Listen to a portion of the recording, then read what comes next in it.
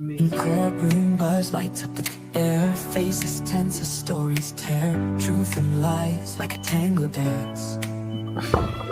Justice here takes no chance. Love you. Gavel strikes, hearts beat fast. Witness takes stand, shadows cast. Whispers loud like wildfire spread. In this game, none's ahead. International eyes on the scene. Lines of right blurred and lean.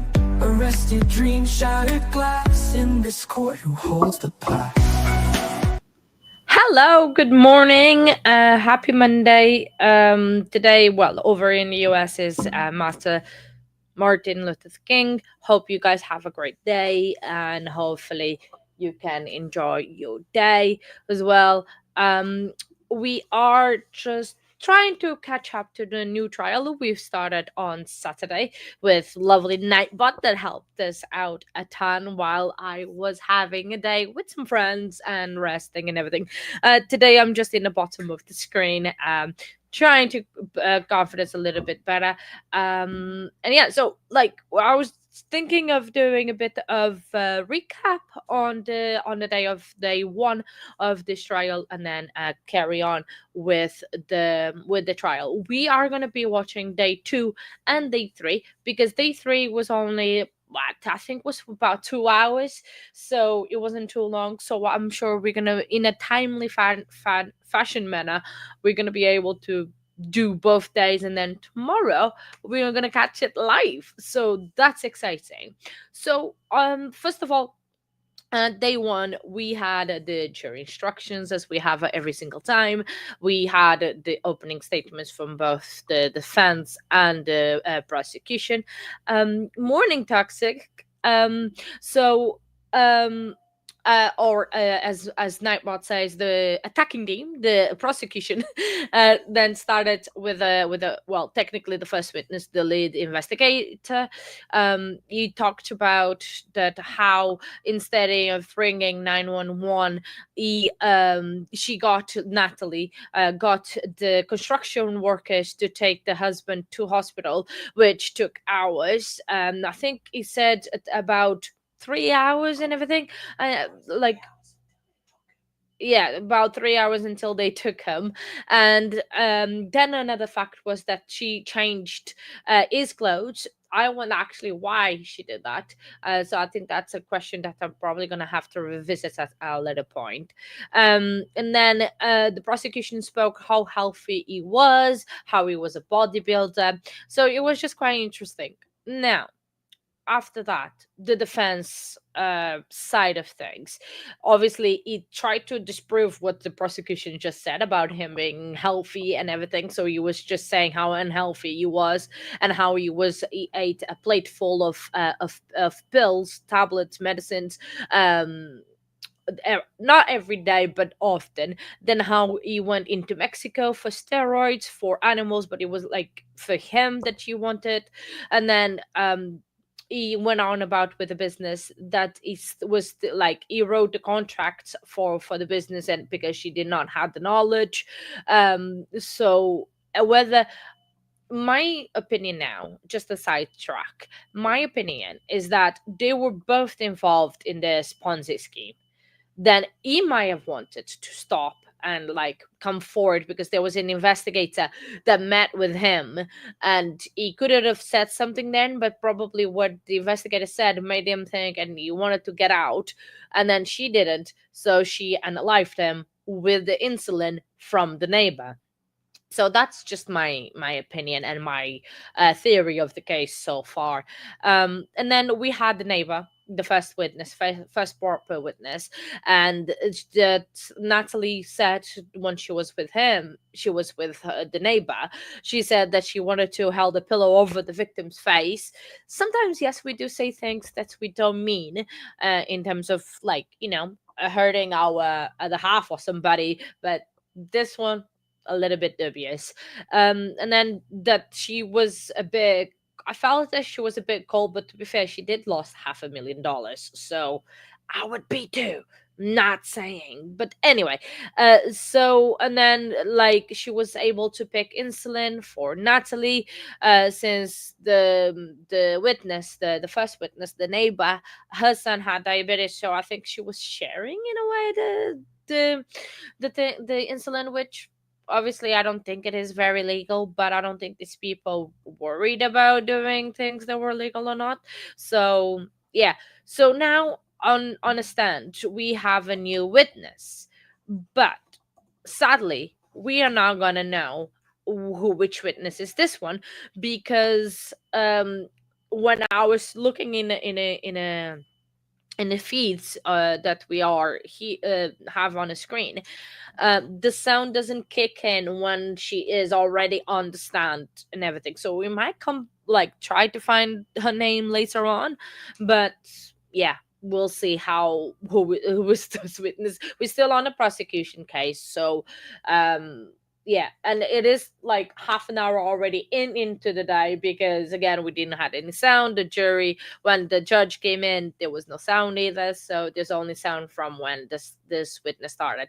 We are watching in a sped up version of the feed because we can, and we're going to be skipping breaks and skipping lunch breaks, but I'll still talk here and there about the case and like what has happened so far in my opinion, and you guys can also always share your opinion on in chat.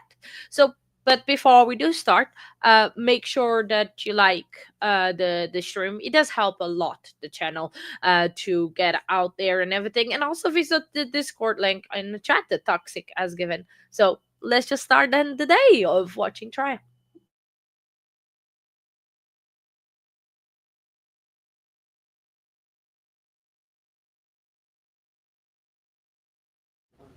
College of West Virginia, College of West Virginia. That later morphed into a, Mountain State University, and it's now, West Virginia Tech. okay, all same place, Yes. different name. Now tell us a little bit about your role as a physician's assistant. What's a physician's assistant do? So a physician's assistant is a layman term, was a mid-level practitioner.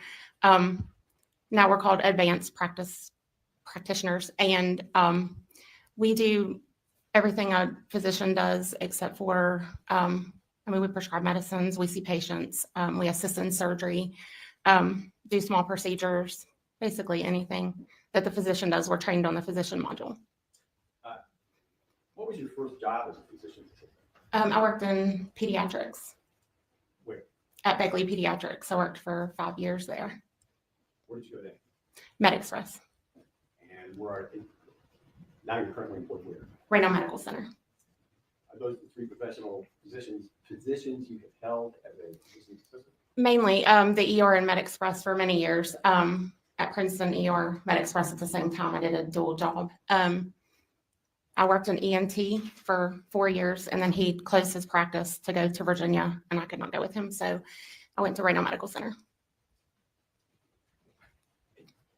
You're familiar with the Cochran family? Yes.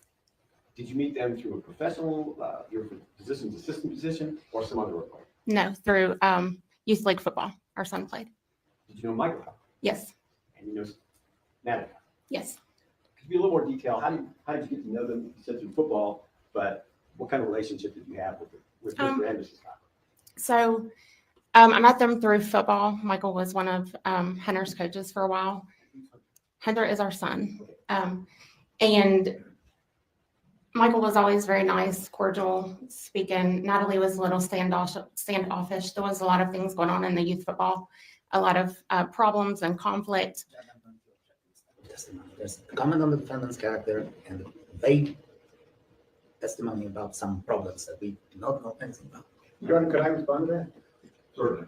You didn't mention anything about this was somehow the defendant's fault. No, I did not. I just said there was conflict in the youth football program in general. The objection's overruled. Continue, please, Mr. Cruz. Thank you. Do you have a time frame as to when Hunter and Mr. Cochran were involved in youth football, and that's how you got to know the Cochrans? Hunter started playing in 2015. I think Michael was his coach around, 2015, 2016 is when we got to know Michael a little bit. So it's been a fairly long-standing relationship with the Cochran. Right. How did you generally communicate with the defendant? Through text. Was that the primary means? Yes, sir. You're going to ask if this binder be marked as states 3. All right.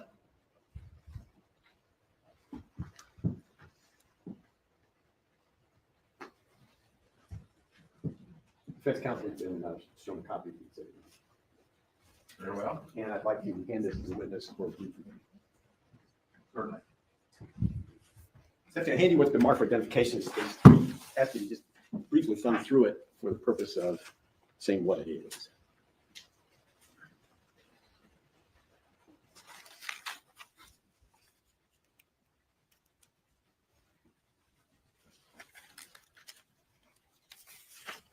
It's text messages between me and Natalie Cochran. How do you know you were texting Natalie Cochran? Because in my text, these are my text messages, but it's Natalie, it's the contact. She's speaking about Michael, we're speaking about money. So you're confident that these are, in fact, are these screenshots from your phone? Yes. I'd ask that the states 3 be admitted. Any objection? No, Your Honor. State 3 is admitted into evidence.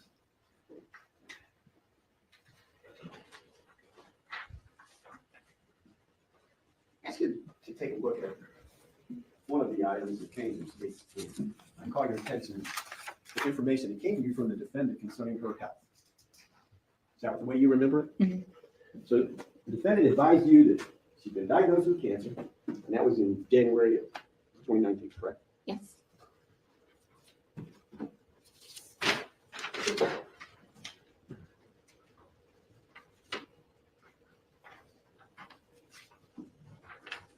Also from states 3, I ask you to take a look at this.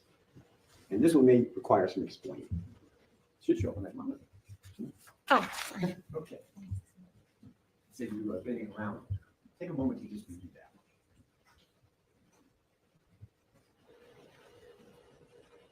Your Honor, could we have a date? It has timestamps, but we have no idea when this was occurred. That's fair. It was January. So, back up. Tell us when that conversation. That one should have been in February, the 4th. We're talking about February the 4th, 2019. Yes, sir.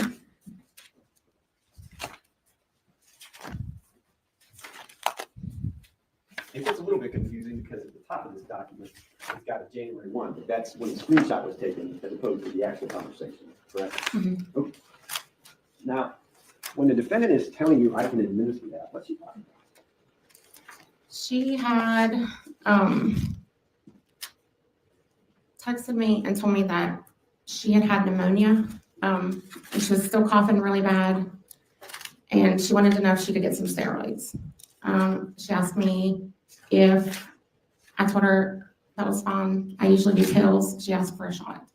So I was gonna give her that, send it in for her to the pharmacy, and I asked her if she wanted me to come by and give it to her. She said no, that she could administer it. And what did you prescribe for her pneumonia? Solumedrol, Generally speaking, what is that? that is a steroid. And that's the medication you offered to in pill form, but she wanted an injectable. Prednisone pill form, but she wanted an injection. She asked for solumedrol. Okay. And an injection, is there any way to use the item you prescribed, the specific item, without needles? No.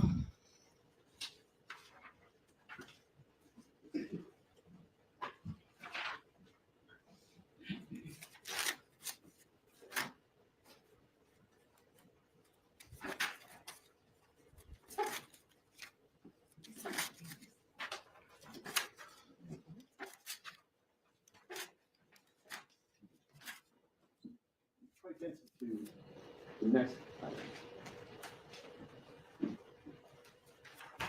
The defendant's telling you about the morning of February 6th. Yes. From a physician's assistant's perspective, is there any significance to her? Oh, you're pretty sick, probably. Okay. It seems like such a stupid question, but I gotta ask it anyhow. How would anybody determine your precise temperature to 100 degrees? By taking it with a thermometer.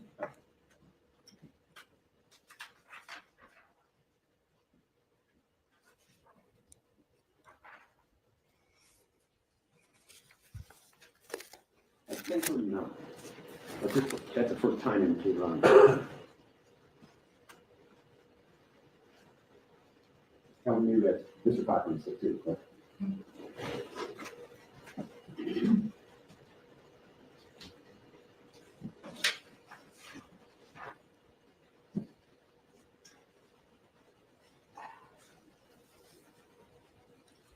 Just a moment.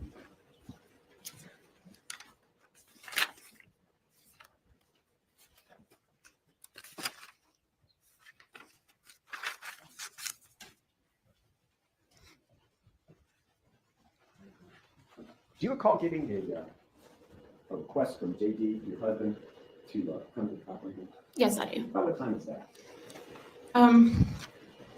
About, he had came, and told me that Natalie had texted him and said she needed help.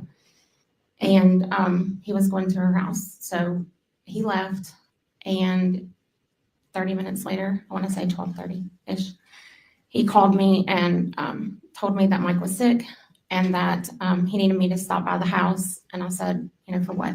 And he said, because, I cannot get her to take him to the hospital. And I'm hoping that if you come here, that you can convince her to take him to the hospital. Did you go to the Cochran house? I did. I was headed to a meeting at the Board of Education, so I said I would stop on my way. And I think I got there at like 1:11 is what my timestamp said. When you got there, what did you see? Michael was laying on the couch. John, one thing on the phone that John had asked me to do was to bring a thermometer, that Natalie didn't have one. So when I got there, he was laying on the couch sleeping. Michael was laying on the couch sleeping. She had the blood pressure cuff on his arm. There was numbers on it as if it had just been taken. She had the pulse ox on his finger, which monitors like oxygen rate and pulse rate. And that all looked normal. Nothing alarmed me when I saw the numbers. The only thing I had with me was the thermometer that they had asked me to bring, which was a ear scan. I walked over to him and Walked over to Michael? to Michael. He was laying on the couch, and went to take his temperature and told him, Michael, this is Stephanie, because I knew how Michael was. If he had just woke up and saw me standing there, he might punch me. So I said, Michael, it's Stephanie. Don't hit me. I'm going to take your temperature. And he turned his head towards me. I took his temperature. It was fine. And then he was laying on the couch. They had a recliner that kind of sat behind the couch. And I sat down in the recliner. So his head was behind. I was behind his head. He was in there. And talked to Natalie and John for a few minutes to see what had happened and what was going on. What were you told that happened? I was told that, I knew. Unless it's a statement of the defendant, I object to hear. Fair enough. Did the defendant tell you what happened? Did Natalie Cochran tell you what happened? Yes. What did she say? She told me that they had been sick that morning, which she had said through text. She said he was throwing up and he had a seizure or something in the kitchen and fell on the floor. Did anyone tell you that, did the defendant tell you he hit his head at all? No. I asked her 3 times if he hit his head, and she said no. Okay. When you were able to physically see Michael Cochran, could you see any evidence that he hit his head? No. Did you look for that? I was sitting behind him. He was laying on the couch, and as we were talking and her explaining how it went, I was, looking at his. I didn't see any scratches or bumps or any bleeding or anything from his head at all. Did you talk back and forth with Michael Cochran that morning? Not that, just at the house when I said I was going to take his temperature. That's all I said to him. Did he say anything in response to No, that? he turned his head to me. Did you ever hear Michael Cochran say anything during the time you were there? No. Was he awake or asleep? Sleep. Total time, if you were estimating that you were in the house, would be what? 28 minutes. Of the 28 minutes, during that period of time, Michael Cochran was on the couch. Mhm. The defendant was present. Yes. Was John there too? Yes. Jake, your husband? Mhm. Was anybody else there? No. Did you get a picture of Michael on the floor in the kitchen at any time? Or did that just go to? I did not get the picture by text. Did you ever see that picture? Yes. When did you see it? Natalie showed it to me at the house. While you were there? Mhm.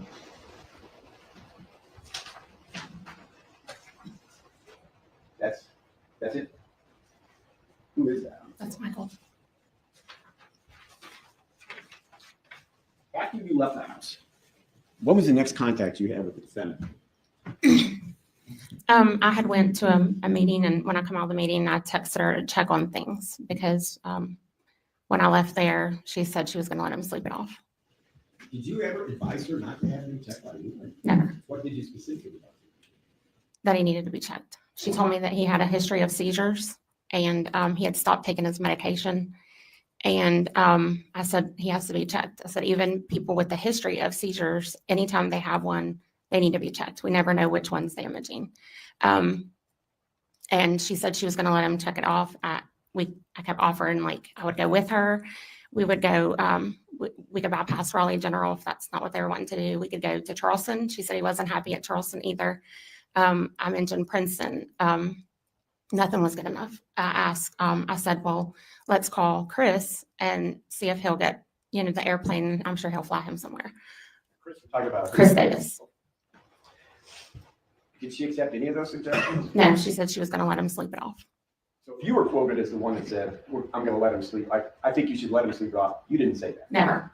That came from her, not Yes. you.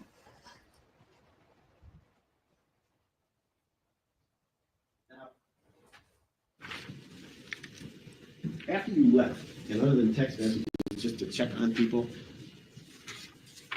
were you ever made aware that the defendant's sister was at her house? Yes. She told me in text message her sister was there and they had changed his clothes. Did you find out why it was necessary to change Michael's clothes?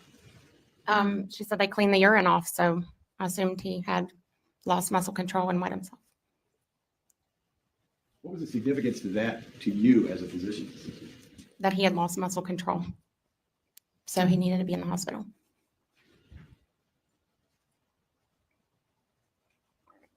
Around that same time, the defendant reported some vital signs to you, correct? Yes. What's the significance of any of those?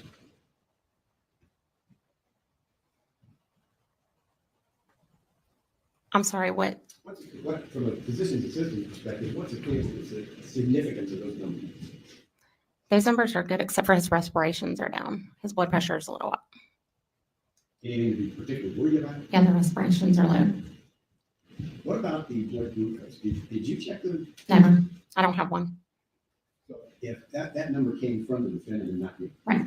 Did you ever check his blood glucose? No, I don't have one. And blood glucose is another word for what? Blood sugar.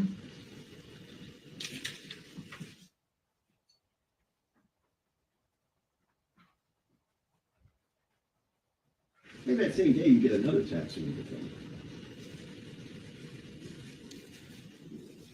From your perspective, what does she mean by that first line? Just like, He was in the hospital in November. He was sick. He had gotten sick. They went to Charleston, and she had told us that night that he was in Charleston that they thought he had a brain tumor. So at 10 o'clock that night, John and I left to go down there to be with her. He was out of it at the hospital, but he kept waking up like combative, but they were giving him like benzodiazepines at the hospital to sedate him. So I took it. She was saying that he was sick like he was in the hospital. from your perspective, was it the same on February 6th of 2019 as it had been in fall of 2018? Yes, and the fact that he was given medicine for sedation, it was different. I mean, they were sedating him at the hospital to try to calm him down so they could do the tests on him. And of course, he woke up from that. Yes. Did you ever wake up from this one?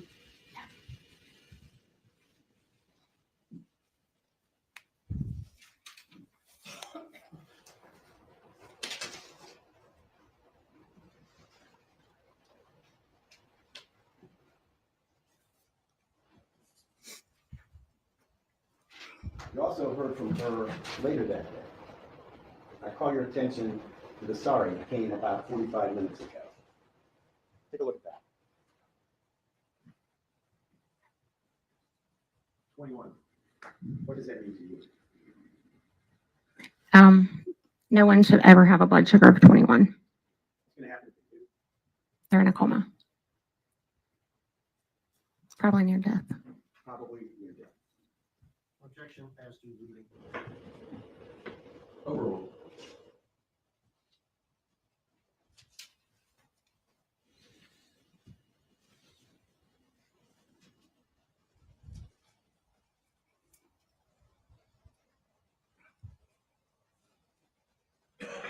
Saturday the 9th. Take a look at that.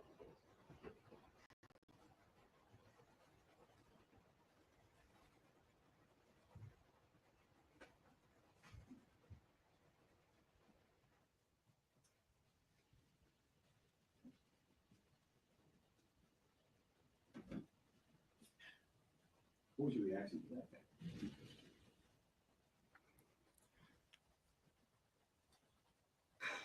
It was, that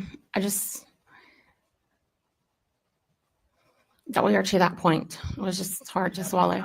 I'm going to object it right now. First of all, we don't know what's the reaction to what. Second of all, Perhaps you can ask another question. That's all right. If you could speak up a little bit, I'm having trouble. Oh, I'm hearing. sorry. I beg your pardon. The jury has sonic ears, probably, and they can hear you, but my old ears aren't working well. I relate and I understand. Despite the imminent death of the defendant, or of the victim, Mr. Cochran, were you still making plans, or was the defendant trying to still make plans with you to do other stuff? Are you asking while he was at the hospital or after? At the hospital. At the hospital, I don't remember that. We only communicated through text at the hospital because we weren't able to go and see him at the hospital. Did your relationship with the defendant go on after Michael died? Yes. That little bit. I mean, just relevancy. Overruled. Go ahead, Ms. Anderson. we would meet for lunch. We tried to be supportive for her and the kids. Everybody reacts differently when they lose someone, so we just tried to be there for her and the kids. So you didn't feel any animosity toward her at all? No. This came up yesterday, and I'll ask you about it today. Did you invest some money? with the We bank? did. Did you get it back? No.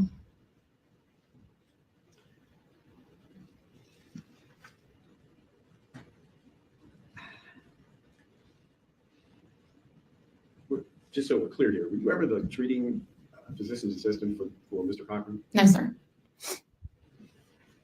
Has your testimony been tainted by? I'm going to object to this question. It's vouching the witness. I think I have to sustain it. Did the loss of the money from Mrs. Cochran cause you to change your testimony today? No. Same thing. I'll allow that. I'll allow that. No, it did not. Well, I just said that because the defense kind of implied from time to time that could happen. Did you? move to strike that comment, Judge? Oh, we've given both sides some leeway in that. I'll deny the motion. Overruled. Were you aware that the defendant's house was searched? I was. She actually called me from her mother's phone that same day and told me that they were there and they were taking things. Did you say anything else about the search? Later, I went to her house because I felt like there were so many conflicting stories that I wanted her to look at me and tell me what was going on, the truth. What'd you say? She told me that they had taken everything from the house. I asked her what was going on. She said she didn't know. And she told me that they had taken everything. They had even taken insulin that she had in the refrigerator. Got just a moment, please. Sure.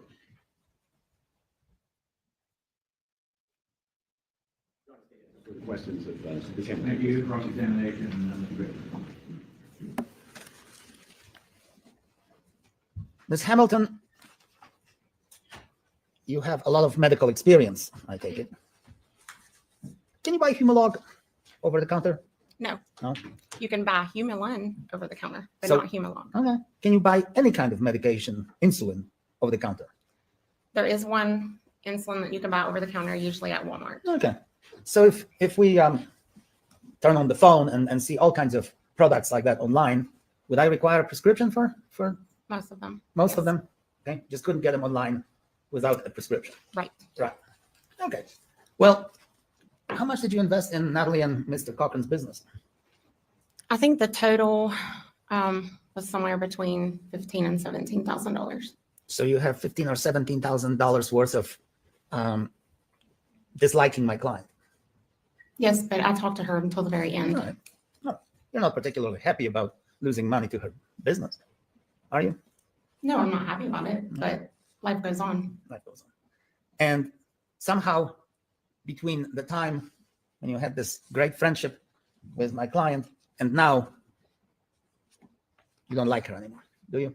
Yes or no, ma'am? I don't dislike her. Or you don't dislike I her? always try to find the No, good no, in no, no, everyone. ma'am, please, yes or no? You don't like her anymore, do you? I don't like the actions that she did. All right. All right. Now, let's start with Michael. Is it true, ma'am, that Michael, well, you've known them for years, right? That Michael went to the hospital on at least 3 prior occasions between December of 2017 and November 2018. I only know one time. That was November 2018. Okay. All right. And during that time, do you know that he had a seizure-like activity? Natalie told me that he had a seizure. Do you have from any? I do not know that for a fact. No. Well, I didn't ask you that. Hold on, listen to my question, please. You don't She know. did answer his question. Yes, that's right. I said, do you know from any independent sources? No. Okay. Her. Ma'am, please. Yes or no will suffice. What do you mean independent? Do you sources? know from any sources, such as review of the documents? No, I And- didn't have his medical records. All right. Is it true, ma'am, from the medical standpoint, that people who have seizure tend to urinate on themselves? Yes, if they lose muscle control. So the fact that Mr. Cochran may have urinated on himself if he had a seizure would not be abnormal. No. But, all right. A man of, how much did he weigh approximately? You know, I don't know. Maybe 180. I don't know. how tall was he? Maybe 5'7", 5'8". All right. How much Humalog would he have to be injected to cause an immediate collapse? I'm not sure. Well, let's say a vial. How much of that vial, a standard vial of Humalog, as you probably know as a physician assistant, what that is, right? Sir, everyone's different Right. and how their body reacts to it. I may take 2 units and bottom out, but you may take 1 and bottom out. Entire units, right? No, 2 units is what we measure the little bit. insulin by. A little Not bit. millimeters, it's units. A vial may have 12 milliliters. How many milliliters would it take for somebody to collapse immediately? I don't- Of that weight? I don't That's know. right. It's whatever his body can handle. So you have no idea whether he was injected with any type of Humalog at all. I do not know. You don't know, ma'am, whether any type of insulin bottle or vial that may have been found in my client's house 4 months after February, that would be June, had anything to do with any type of injection of insulin into the alleged victim. I do not know. You have no idea. But you know that Michael was sick before, right? The one time. That one time. Well, did you know that seizure-like activity, that's a pretty serious condition, isn't it? If he has seizures. Yes? Yes. He also had urinary retention. That can be a pretty serious condition if he was diagnosed with that. Okay. Serious condition? Could be. Not really. No, It's more of an really? inconvenience than anything. Inconvenience. You cannot urinate and get toxic. You can. That can be very serious, man. Right. Right. Toxic effects of any type of medication, reaction to medication. Could that be serious? Yes. Okay. he was diagnosed at first with a brain mass. Now, that could be very serious, Right. wouldn't it? Then it was changed to encephalopathy. Do I pronounce it correctly? Yes, What is that, man? that's infection or swelling of the brain. So brain swelling. And that is a pretty serious diagnosis, Yes. isn't it? When he went to the hospital in November, he was also confused, right? Right. He was belligerent and fighting, right? Yes. Well, I didn't see that part. Okay. I saw him sedated and he was, Okay. But you knew from him and from anybody else for that matter that he hated being in hospitals. he never told me that. He never told you. Okay. Well, did you know from my client that Michael? Yes, Hated she you. said it that day at the house, that's why she didn't want to take him to the hospital, as he would be mad. And I told her to blame me. Okay. Now, I want to ask you one more thing about this Humalog. Humalog, if injected, takes about 15 minutes of delayed reaction, right? Yes, And then it reacts insulin reacts in the human body, right? After Right. about 15 minutes, and then it subsides, right? Right. So if I'm jabbed with the needle and somebody injects a couple of milliliters of this Humalog in me, I'm not gonna just not react, right? And the medication itself will not react in my body yet, right? right, So I will have about 15 minutes to call for help. right. That's I- if you knew you were injected, right? Well, if right. Well, would you agree with me that if somebody comes and injects you in a certain part of your body, or maybe somewhere else on your body, that you will know that you got injected, right? Right, Once you know you're injected, you have about 15 minutes or so to ask the person who injected you, what the heck did you do that for, right? true. Or what the heck is happening here, right? And maybe get the daylight out of the person who injected you, right? Right, And then to call 911 doesn't take that long and say, hey, I've been injected with something by my dear wife. I need help. Desperately. She won't tell me what it is.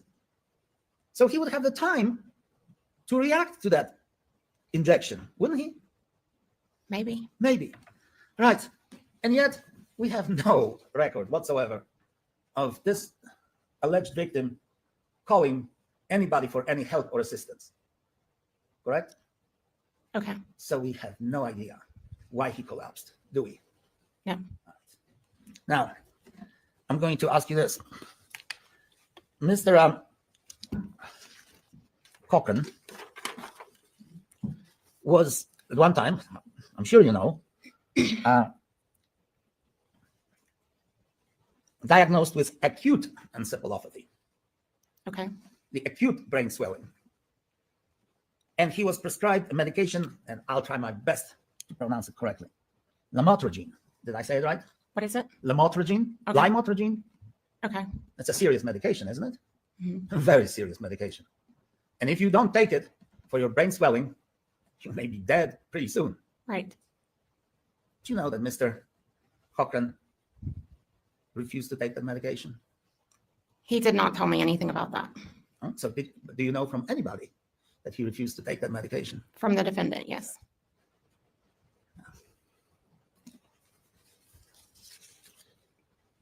No. Did you also know that he was prescribed a medication called Keppra? What is Keppra? Keppra is a seizure medication. Anticonvulsive medication. Yes, Treats epilepsy, treats seizures, can also treat hemorrhaging, right? Subdural hemorrhaging, sometimes, yes. sometimes. Did you know that he refused to take that medication? I did not. The way you knew Mr. Cochran, he always appeared a model of health to you, Yes, didn't he? He was a man's man, yes, right? yes. Very fit, healthy. Very fit, healthy, pumped iron, right? Yes, Wanted to be Arnold Schwarzenegger, wanted to be, Mr. Universe. True? I don't know about that. I think he liked to be fit because he coached a lot of sports. Did he ever express the desire to participate in any bodybuilding competitions? No, sir. No. Okay. For that, he was using a certain amount of steroids, wasn't he? I did not know that. You didn't know that he was using supplements? Not from him. It's just the defendant? The defendant told me the day at the house when he got sick that he had been taking some kind of supplements from Mexico that she had found. Okay. Later, she sent me a link to those supplements. And did you look at those supplements? Yes, the link that she sent me, they were not from Mexico. All right. Those supplements, quote unquote, some of them were not for human consumption, were they? I only knew of one. Which was what? I don't remember the name of it, but she sent me a link. Okay. And actually, did you know that Mr. Cochran used all kinds of links on his computer to purchase substances that may have been less than medically approved by our American standards? No, I did not. Okay. Did you know whether he was getting any shipments of any medication directly to his home? Only what she had said that day. Okay. Now, you were so well acquainted with the family that you ever, I'm sure you talked to the children about. No. No, did you not. never talked to the children about that? No. About, okay. Okay.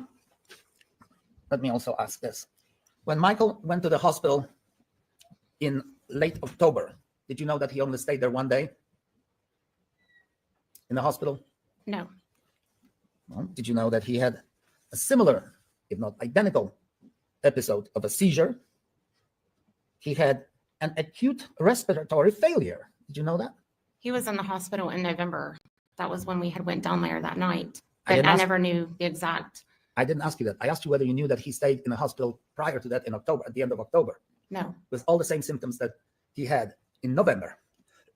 No, I only know about the November one. Well, what do you know about his mold exposure? She told me later that they thought it was mold. That was like a month later. She told me they thought it was mold from a house that he was remodeling. Did you have any mold in your house? Do I? Did you at that time? No. You said that it was from the mold in your house?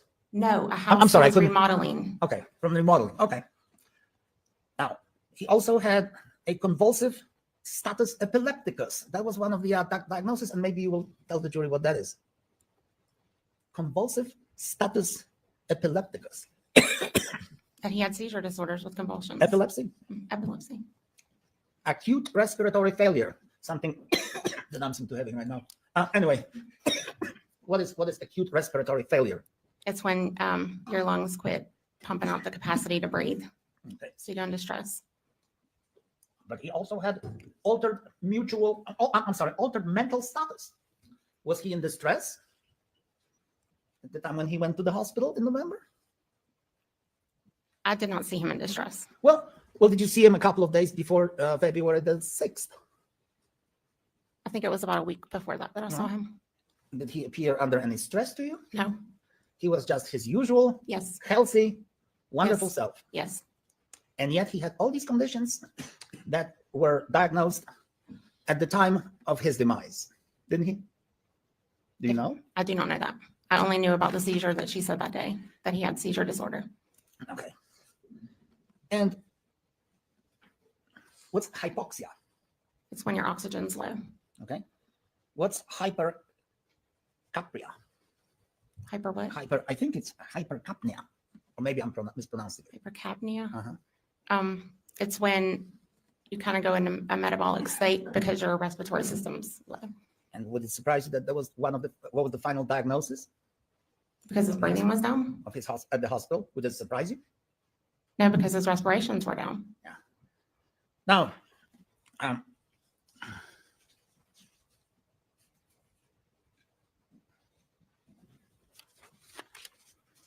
want to ask you this.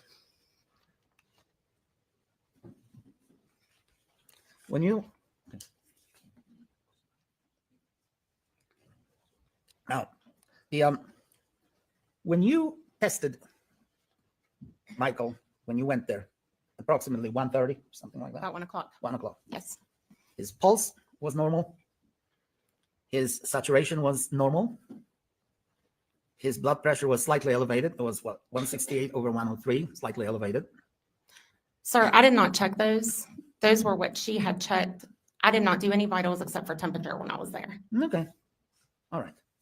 Now, will the brain swelling cause any sugar reaction? in your body?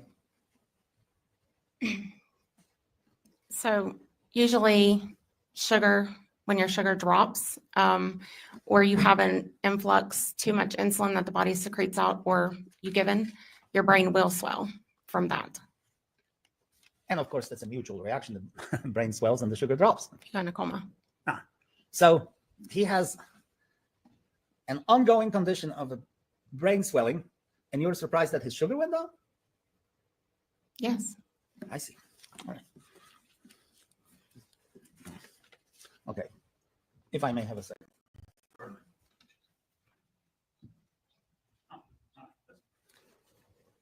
Did you see any other individuals in the house of Natalie Cochran when Michael was already on the couch? No, just Natalie and my husband were there. Natalie and your husband, a police officer. Yes. What is his rank? Sergeant? Lieutenant? Corporal. Corporal, I'm sorry. And you were aware of the fact that there were two employees of TSG who moved Michael from the floor to the couch, right? Yes, I did ask who moved him, and that's what they told me, but they were not there. when Well, I they was were there. not. They're already left, right? And that at some point, Mr. Davis showed up, right? Not while I was there. Not you were there.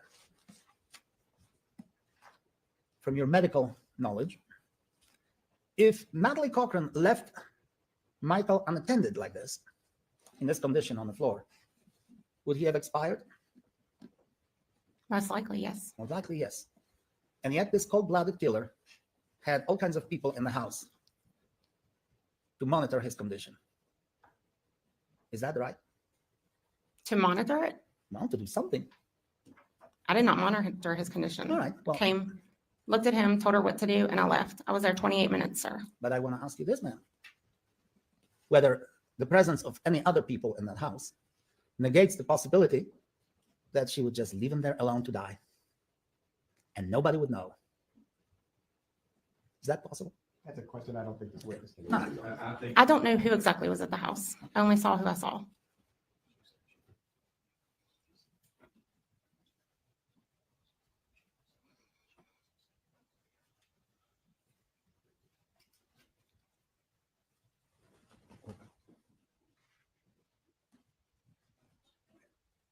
You testified on direct that Michael reacted to your suggestion to take his temperature, right? He turned his head. Turn his head.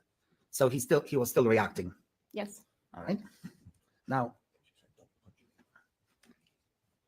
did you say something to the effect that there were some words like "don't punch me"? Yes. Who said that? I said that because if he's asleep and he wakes up and I'm just standing over top of him and he startles, Okay. could be his first reaction. Okay. It would be anybody. So the sum total of your testimony, ma'am, is that you have no idea what kind of substances were in Michael's body on February the 6th, right? I do not know what was in his body on February 6th. Well, did you find any syringe in? No, Did you see any syringe in? I did not see anything. Okay. I only stayed right there in that chair. Okay. And you don't know what kind of medication Michael was on prior to, I do not. and you don't know what medication he refused to take or didn't take. The only thing she said was that he refused to take his seizure medicine they had given him. Yes.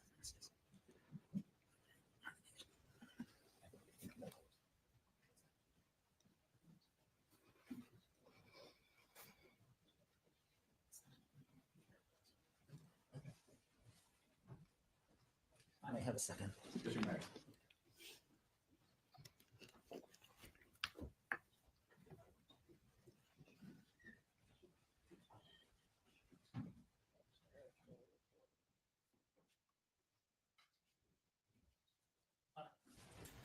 Was there a glucose meter in the Cochran's residence? I did not see one. Okay.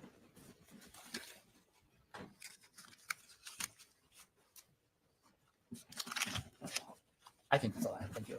all right, redirect Mr. Truman. Thank you. The defense asked you if it would be reasonable that someone injected would have a few minutes, like 15 minutes, to call 911. There's an underlying assumption, isn't there, that the victim was awake? I'm going to object. Oh, Prosecutor's Go ahead. Let me answer, please. Mr. Cochran was awake when he was injected. Wouldn't that be part of what the defense was asking you? That's what I'm gathering. So if Michael Cochran had been sedated or was not awake, he wouldn't necessarily follow the defense theory that he'd have 15 minutes to call 911. Right. Judge, that calls for utter speculation. Well, I'm going to have to overrule the objection, but I'll preserve your exception. Also, the defense asked you about circumstances where a blood sugar level of 21 would cause brain swelling, and you agree, correct? Yes. Does it work that way in reverse? Would a swollen brain cause blood sugar to drop to 21? I would have to really research that, but I can't imagine why. It would be the opposite. I'm going to object to that answer. Move to strike it. The witness doesn't know. In fairness to the defendant, you don't know. I don't know. You also responded to a question concerning like or dislike of the defendant, and you stated that you didn't like her actions. Right. What did you mean by that? Well, what she had done was, with the money. Now, there is, I'm objection. That's comment on the defendant's character. Lying? I'm going to overrule the objection. You may continue. When you said lying, you felt that the defendant was being less than truthful with you. Is that just on one occasion? Just several conflicting stories. Okay, just a moment, please. Yes. You responded that you told the defendant to blame you. And what was that in reference to? When I kept telling her he needed to go to the hospital, she said that he would be mad if he come to and was at the hospital. And he would be very upset because he didn't want to be at the hospital. So I told her to tell him that I had been there, and I said he had to go. Blame me. I didn't care if he talked to me again or not. Why did you what? Why did you reach that?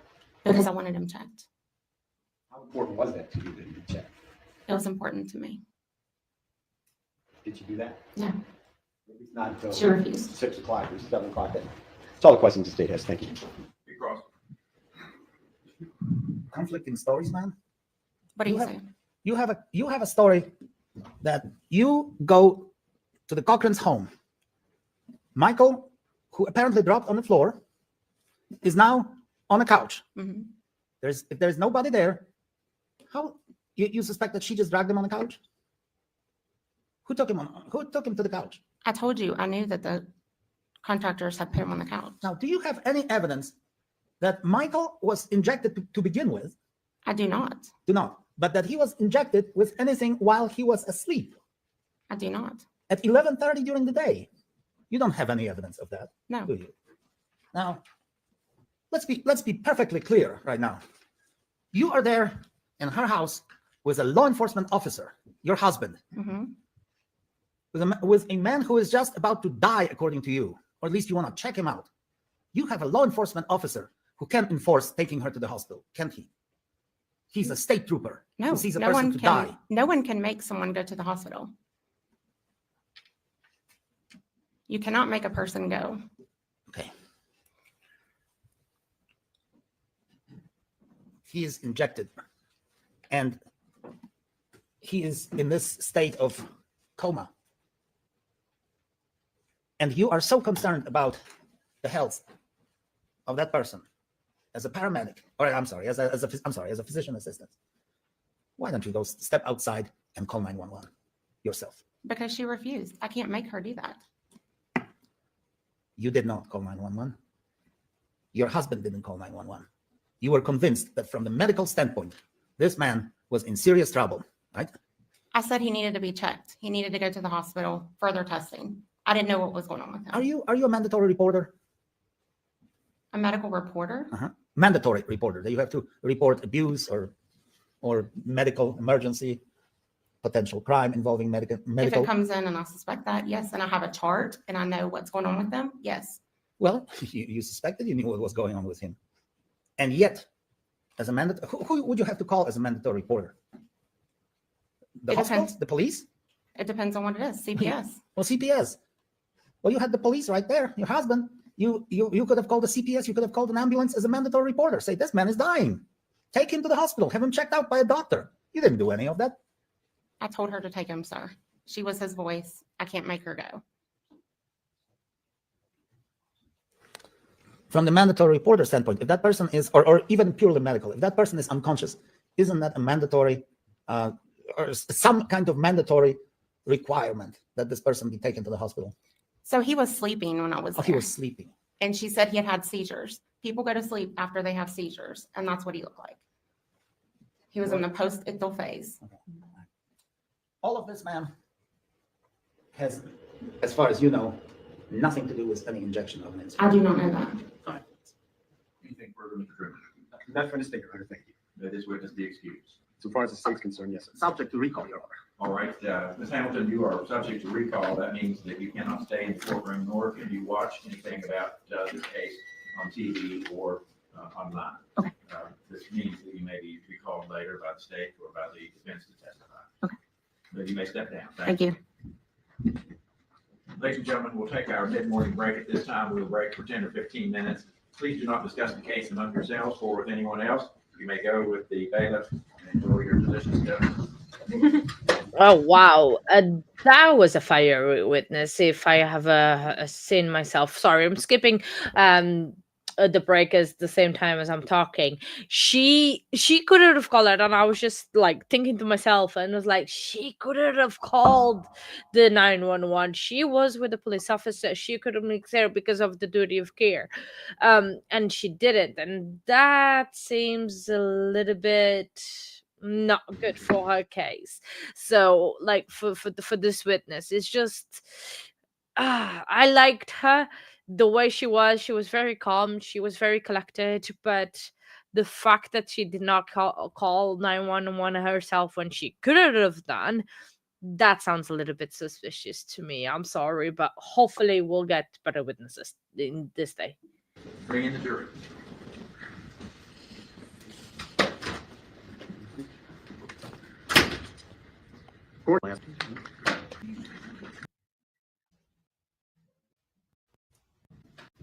We had 2 or 3 channels.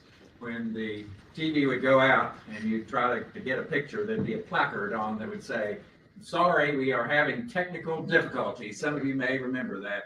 And my heart as a child would always sink whenever I saw that sign. This is what's happened to us. I even thought about getting a sign and holding it up for you folks. I am a curse when it comes to technology, and things just don't seem to work right around me. I'm so old-fashioned that I still write my checks out by hand and put them in an envelope and get a stamp and send in the bill. But we've straightened it out. Now, you can see that we're close to the lunch hour. The witness is here with just a kind of a short window of time, and we want to accommodate him. So we're going to work through the traditional lunch break, but never fear. We will take a break for lunch. It's just that we'll be a little bit later than usual. If your stomach begins to growl, we'll overlook that. We won't pay any attention to that. And I apologize that we're not taking our lunch break on time. But I know you folks have been patient and you've had to wait, and we need to make some progress in this case. So if you'll please bear with us. We are still, of course, on the state's case in chief. You may call your next witness, please, Mr. Truman. Your Honor, the gentleman that appears on the screen is Mr. Court Nexon. All right. Sir, I can't tell whether you are seated or standing. Are you standing? I am standing, Judge. I have a stand-up desk, and I don't even have a chair, so I am in a standing position. All right. Well, would you please raise your right hand, sir? Do you swear or affirm to tell the truth, the whole truth, and nothing but the truth, so help you God? Yes, sir. All right. I would normally say you may be seated, but you're standing at your desk, and so you can remain so. Before we get started, let me explain to the jury. Ladies and gentlemen, you are watching this next witness on video. You should regard his testimony in the same manner as you would if he were right here in the courtroom amongst us. So assess his testimony and the credibility thereof, just like you would any other witness that is called to appear to the witness stand here. With that, Mr. Truman, you may proceed. Thank you, Your Honor. Mr. Nexon, would you please spell both your first and last name for the court reporter? Yes, sir. So legal first name is Michael, Michael. Last name is Nexon, Nexsen. Middle name is Cortland, hence the name Court. How do you spell Cortland? Court. Oh, I'm sorry. I thought it was Cortland. I beg your pardon. Mr. Nexon, could you tell us your background, please, and specifically your employment and education? Yes, sir. If it's helpful, I am loud by nature. If I need to talk louder or quieter, Mr. Truman, please just tell me. And first and foremost, the judge and jury, I truly appreciate you all letting me do this virtually. Grew up in the state of Virginia, Washington and Lee University in Lexington, Virginia for undergrad. Started my career in New York City in finance. Came back to business school at the University of Virginia in Charlottesville, Virginia. Have stayed put there ever since to raise a family. And for 6 years worked for what was U.S. Trust, and that became Bank of America's private bank. I currently own and run a farm estate and residential real estate company in Charlottesville, Virginia, called McLean Faulkner Incorporated. Thank you. Could you tell us your initial involvement with Natalie and Michael Cochran? Yes, sir. So my job at the time it was U.S. Trust at Bank of America's private bank was I led a team that dealt with high net worth individuals and families, from investing money to banking to helping kind of oversee their assets. And so in Charlottesville, I was tasked with new business development and kind of being the face of the team for potential new clients. And so somewhat out of the blue, the Cochrans were routed to my team, which came to my desk to interact and speak with them. In terms of the division of your time with the Cochrans, did you spend more time involved with Natalie Cochran or Michael? The bulk of it was with Natalie. The only thing I recall is one time there was a gentleman on the phone there in the car who said it was Michael Cochran. The rest was pretty much exclusively with Mrs. Cochran. How did you communicate with the defendant? So it was interesting. If my memory serves, it was almost like a phone call out of the blue, and kind of listen to the story and kind of how they got routed. And then primary conversations were email driven as well as some phone conversations. Do you remember your first, or have a recollection of your first phone call conversation with Natalie Cochran? High level at a macro point, essentially it was someone talking about very large sums of money, talking about business interests. And I get the sense because of the level or the amount of money they were discussing, and even though it was involved with businesses, it all tied back to an individual. And that's what U.S. Trust or a private bank deals with. And so not exactly sure how, but it makes sense that if the Cochrans were talking to the business banking world of Bank of America, that entity would have flagged and said, you need to speak with U.S. Trust. And given the West Virginia location, I believe the Charlottesville, Virginia office would have been the closest in proximity, and that's how things kind of got routed to me. All right, sir. You indicated phone calls, but your primary means of communication was through email. Is that correct? I would say starting with a phone call, and while there were some calls initially, it would have been very email driven, and I don't want to jump ahead. As things kind of played out, the bulk of it was driven through email. Your Honor, the defense has reviewed the document with the statement marked as states. Yes, number 4. All right. Can I see it again? I'm sorry. Yeah. I beg your pardon. Can I please have a good please? It's it. It's it. I'm sorry. Let's see. Yeah.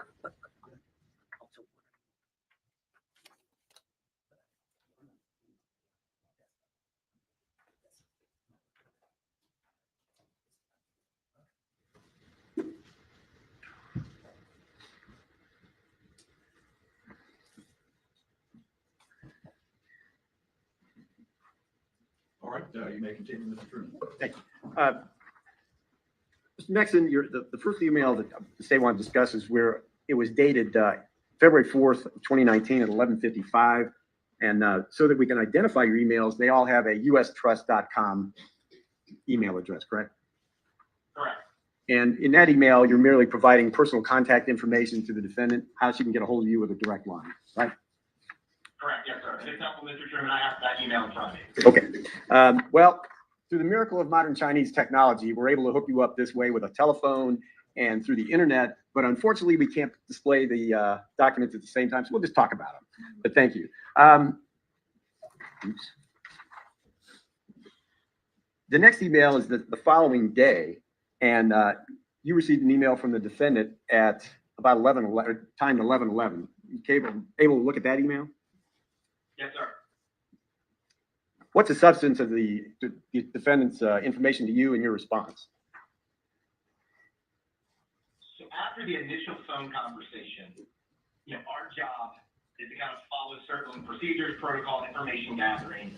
And so in order to do anything with our team, we have to document certain pieces of information. And so we kind of asked Mrs. Cochran for certain pieces of information that would help us slowly start to effectively build a relationship and establish the accounts. And so that's what we had asked her for after that initial phone call in order to start slowly moving forward. Your Honor, may we approach on all of this? Sure.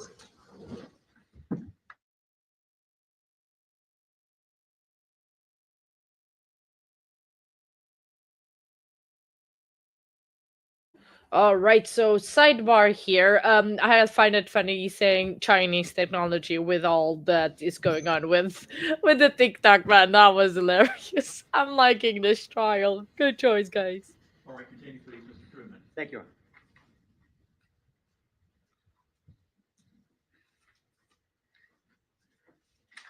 Bear with me just a moment, Your Honor. We had to kind of adjust here on the fly. Okay.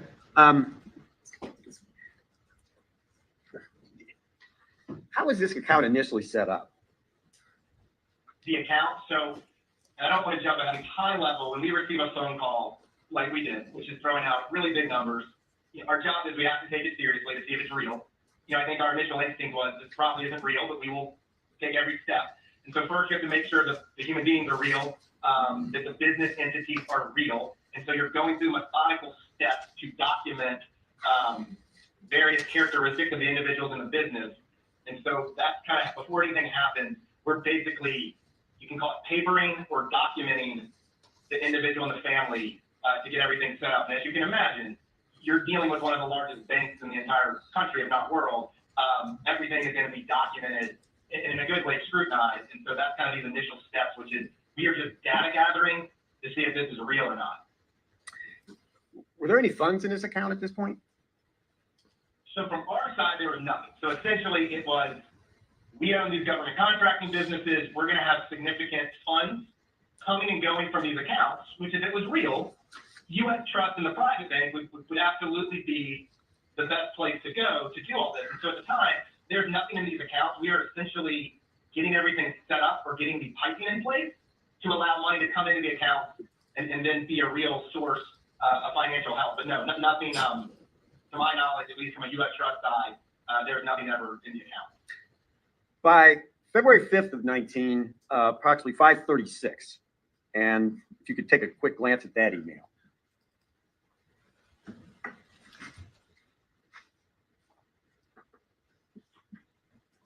Okay, I have that, Mr. Truman. Okay. Now, at this point, what was your understanding of the Cochran's intentions for the following day? So, high level, if this was real, you have Judge, I'm going to object to this answer. Already the beginning of this answer is non-responsive.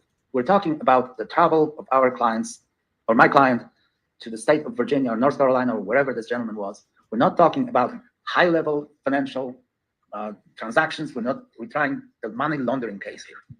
We're not trying the money laundering case, but okay. Let's ask the question this way. Did you have a meeting set up with the Cochrans for February 6th of 2019? So my understanding is they implied they were going to go to Lynchburg, Virginia. In order to set up these accounts, you have to physically sign a signature card. You have to have certain people witness this signature card. And I don't remember why they said they were going to Lynchburg. It could have been because of personnel or just certain requirements. But they had implied that they were going to go to Lynchburg. And again, a private bank or U.S. Trust job is to white glove, handhold service.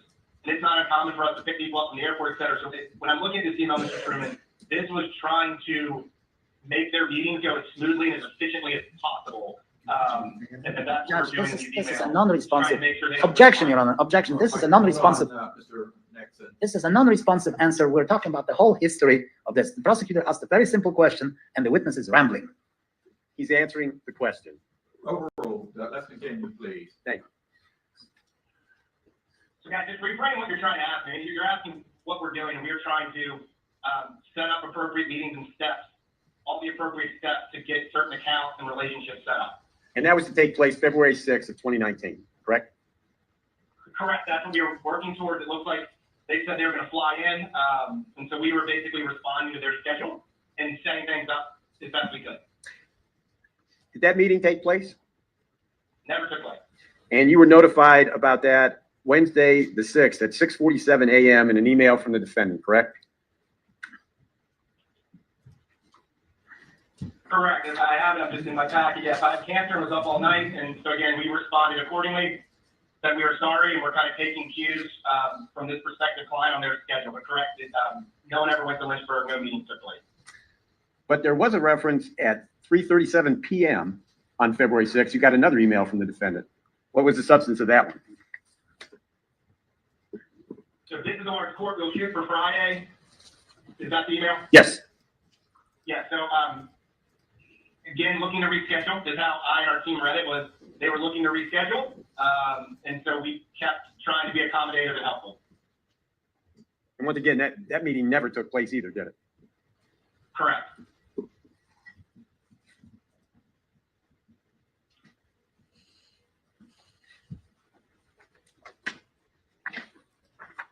And I realize you're operating under somewhat of a handicap, but there's an email from the defendant of March 14th of 2019. Would you take a look at that one? I have that in front of me, correct. And what did the defendant indicate to you was going to happen then? So rereading this email, they are asking for wiring information for their account.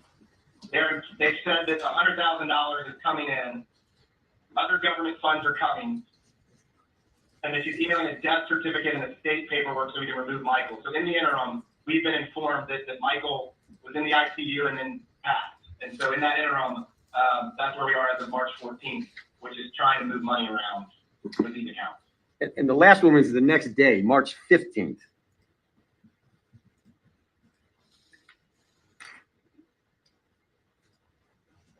The defendant indicates to you that she can't log into her account. Is that a reference to a U.S. bank account, or am I missing something? I'm reading her email. She very easily could have had a Bank of America account. I'm going to object to Hold this. on, Mr. Nixon. I'm going to object to the answer that has already been preceded with she could have easily done something. Either she did something or she didn't. So All this right. is assuming facts in the evidence. I think that's appropriate. I pose the question again, please, Mr. Truman, and I'll instruct the witness to please answer. Court, this phrase in that email, I can't even log into my account. It was all set up by him. Did you take that as a reference to a U.S. bank or Bank of America account, or is she talking about something else? I don't know if she even had an account. That's all the questions the state has. Thank you. All right, cross-examination. Did you ever talk to Michael Cochran about any of these transactions? There was a gentleman on the phone at one time who would have been implied he's Michael Cochran. That's the only interaction I ever had with him. He was on the phone, supposedly in the car with Natalie, and this was early in the process. This would have been in February. Okay. How many times did you talk to the prosecuting attorney's office in this case? Can you repeat that? How many times did you talk to the prosecuting attorney's office in this case? Lawyers in the prosecuting attorney's office. If I remember, I think one time, maybe twice, and it was more to figure out if I could testify virtually, given kind of my location to the court. Among many, I would imagine thousands of transactions, you remember Natalie Cochran and you remember Michael Cochran. I absolutely remember this, just given the nature of it, correct? All right. Now, was Michael Cochran CC'd on all the communications that you had with Natalie Cochran?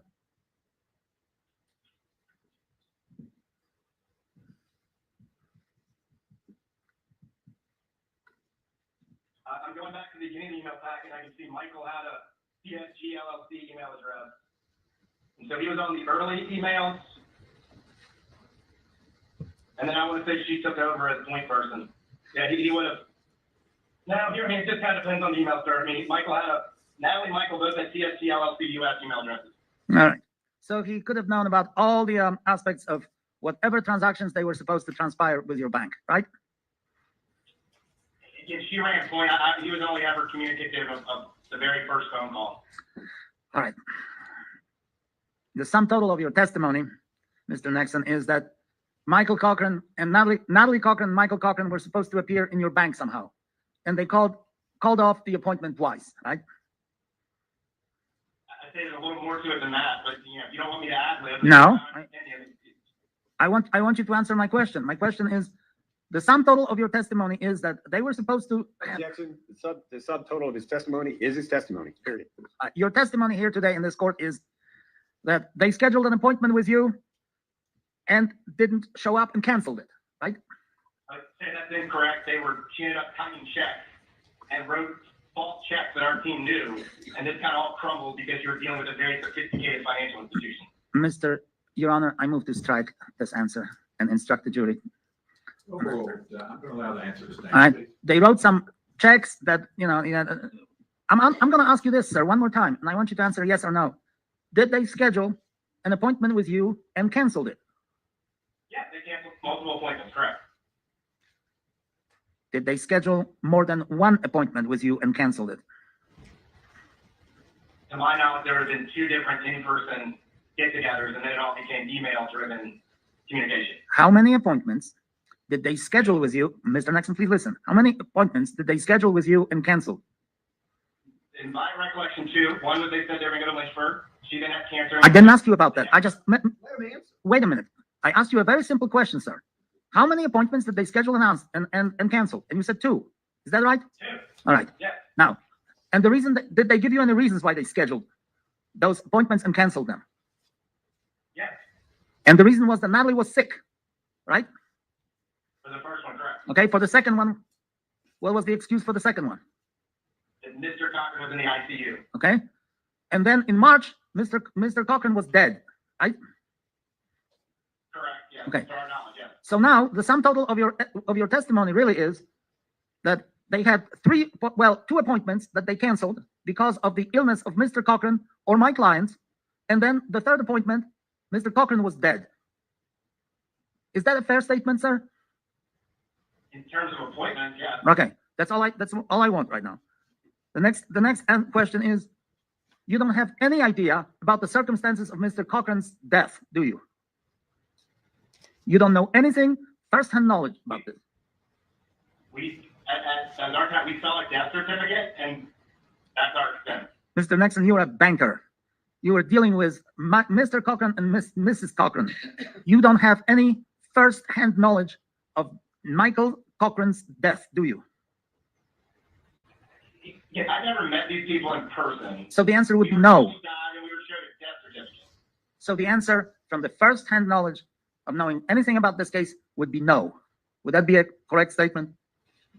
In terms of his death, Right. I don't know how it died. I have a pretty damn good guess. I move to strike this, Your Honor. All right, I am going to grant that or sustain that objection. Ladies and gentlemen, please disregard the last answer given by the witness. Continue, please, Mr. Victor. Mr. Nixon, you apparently don't like my client, do you? I think it's been a colossal waste of my time and many others' times in terms of months of going through this. That's my honest answer. But a lot of time, resources, yes. And that's why you're so belligerent right now, aren't you?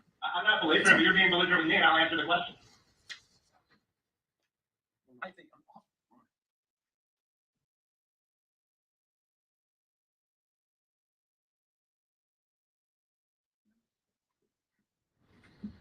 I think I'm done with this witness. All right, redirect, Mr. Truman. As a banker, would you be belligerent to the people that wrote a bunch of hot checks? Judge, I'm going to object. Wait, hold on, Mr. Nixon, objection has been raised. I'm going to object. This is back to money laundering, money that has nothing to do with murder. Well, I think we've extended the circumstances a little bit and opened a door, so I'm going to allow the question. You can pose it again, please, Mr. Truman. From a banker's perspective, people that write bad checks, is that something that would cause you some irritation? And now this is a comment on my client's character, and I objected. Well, I'm going to overrule the objection. Answer if you can, please, Mr. Nixon. I'm happy to. The only thing we would do is we would properly flag what happened. We did flag it internally, and then we kind of shut down conversations. And so in a way, we literally just follow our procedures and guidelines. And that's what we did here when the bad checks were written, is that we stopped communicating and we flagged it to our fraud department. The bad checks were written in March of 2019? Correct, yeah. That's all the questions the state asked. Thank you. And no account was ever open with your bank, right? So again, I'm not in the operations side. I just can't answer that confidently, given I just don't have the full scope of everything in Bank of America. She could have opened an account and never funded it. So yes, there were checks written against an account. All right, anything further, Mr. Truman? That's for the state, Your Honor. Thank Mr. you. Victor? Mercifully, no, Your May Honor. this Thank you. witness be excused. So far as the state's concerned, yes. Oh, yes, Your Honor. Thank you very much, Mr. Nixon, and we appreciate your cooperation. You are excused, sir. Thank you, Judge. All right, we'll have to turn off the machine.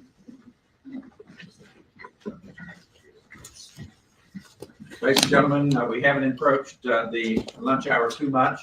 And so if you could be back in your jury room at 1:30, I'll give you a little extra time because we're behind the eight ball, so to speak, in terms of getting our lunch. So at 1:30, if you'll be back in your jury room, that's when we'll start back up. Please do not discuss the case with anyone at all, not among yourselves and not with anyone else. Enjoy your lunch, and we'll be ready to go again at 1:30.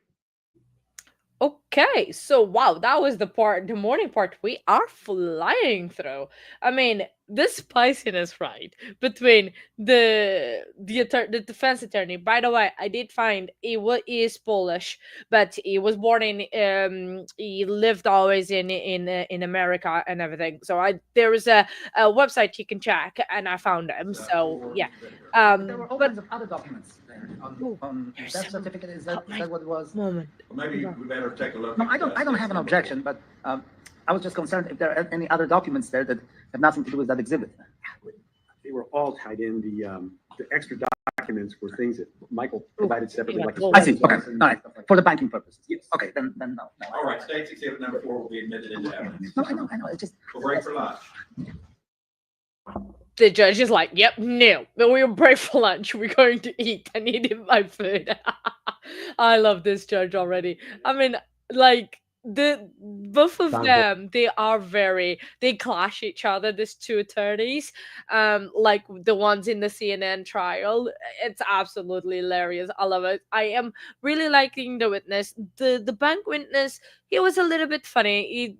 Because obviously it was a colossal waste of time that they made the Bank of America or the company that he works for to lose. He was not very happy, so he was a little bit spicy but so far, I mean, I do not have doubts that she did it, but so far there is a bit of reasonable doubt, in my opinion, of actually the actions. But we are on day 2 of the trial, so we're still very early on the process of things and everything, so can't really say for sure, but yeah. So okay, Over the witness just- under those circumstances. Counsel Yep. for the defense have been provided. we are with that back. matter. You've seen this? Victor? yes, Your Honor. All right.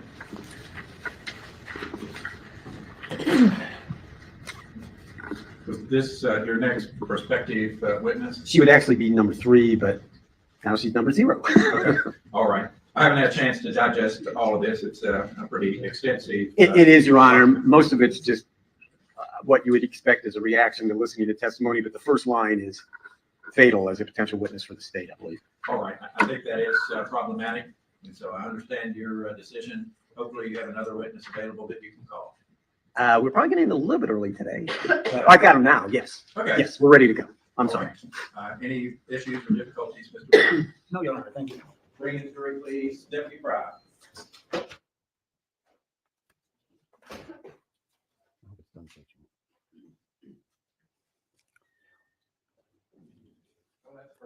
Yes.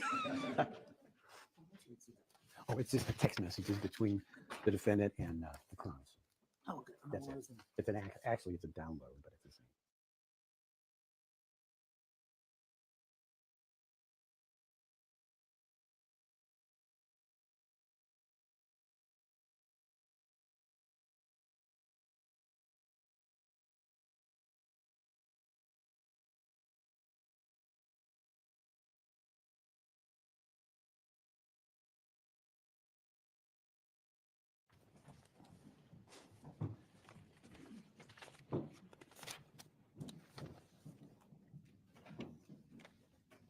This is the actual.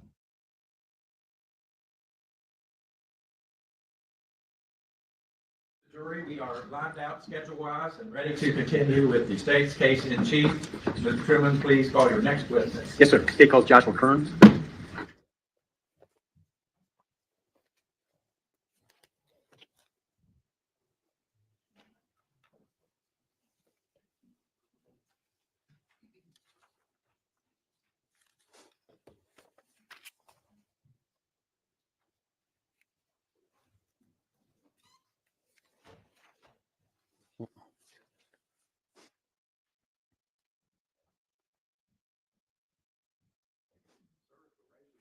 Please, do you swear or affirm to tell the truth, the whole truth, and nothing but the truth, so help you God? I do. You may have a seat right there.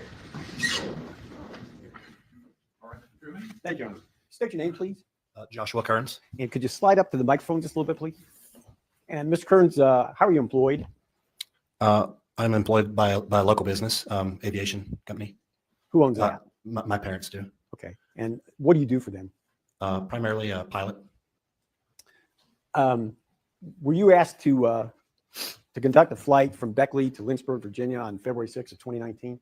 Yes, sir, I was. Who asked you to do that? Well, directly my father, but through Natalie, my father, who owns the company, and then me. So Natalie being the defendant? yes, sir. Okay. Oops, not that. Your Honor, I'd ask that this be marked as States 5, please. Very well. And it's a number 1 in your heart.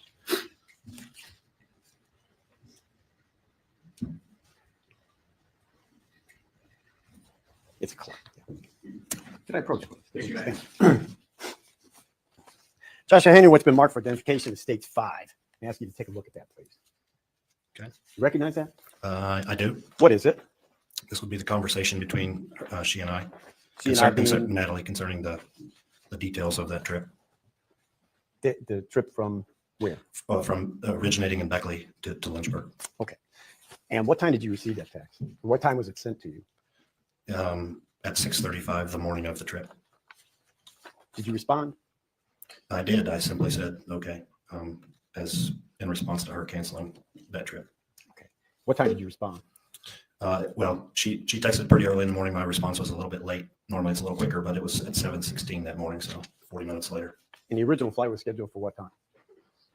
I believe, and according to this, at 9 a.m. was the departure time. Okay. Was there an attempt to reschedule that for another day?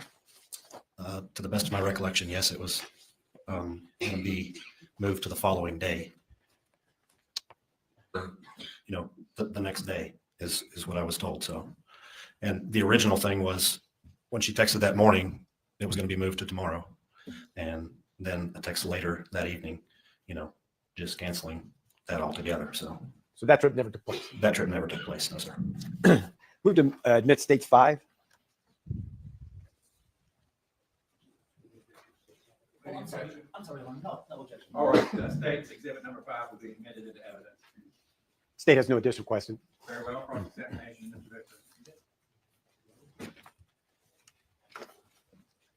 If I may have a second, Your Honor. Sure.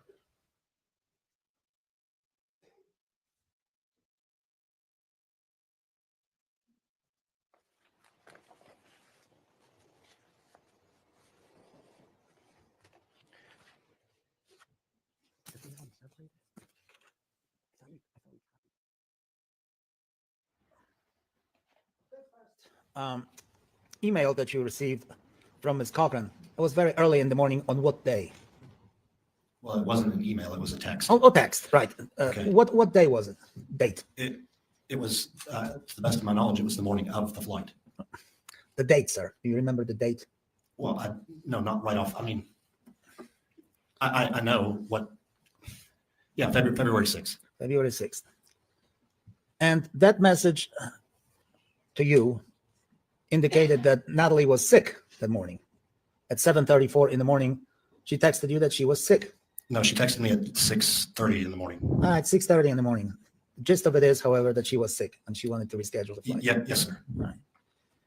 And that evening, however, you received a message concerning Mr. Cochran being in the hospital, right? No, sir. No? You don't know anything about whether Mr. Cochran went to the hospital that day or any other day? I'm not sure how to answer that. Okay, well, did you learn from anybody? Well, from Natalie. At that time or now? No, at that time, No, during the day no. on the 6th. All right. So the next day, you received the message asking for yet another rescheduling? No, sir. No. Okay. It was the same day. All right, on the same day. So she communicated with you twice, rescheduling a flight to Lynchburg, Yes, sir. because, as you know, as far as you know, she was sick. Correct. All right. Let me ask you this, maybe outside of the scope of the direct, but you seem to be in a tremendous shape, physical shape. Well, thank you. You were a bodybuilder, sir, right? Yeah, I've been a weightlifter, sure. And you worked out with Mr. Cochran. I've never met him in my life. No, sir. No, you never had any contact with her with him whatsoever. No, sir. Did you know about his bodybuilding? I never met him, so I didn't Okay, know. okay. And you had no contact with him in any way, shape, or any shape? I had never seen him, never talked to him. All right, that's all I have. Thank you. Correct, Mr. Truman. State has no additional questions, Your Honor. All right, Mr. Burns, you are excused. You may step down. Call your next witness, Mr. Truman. State calls Christopher Davis.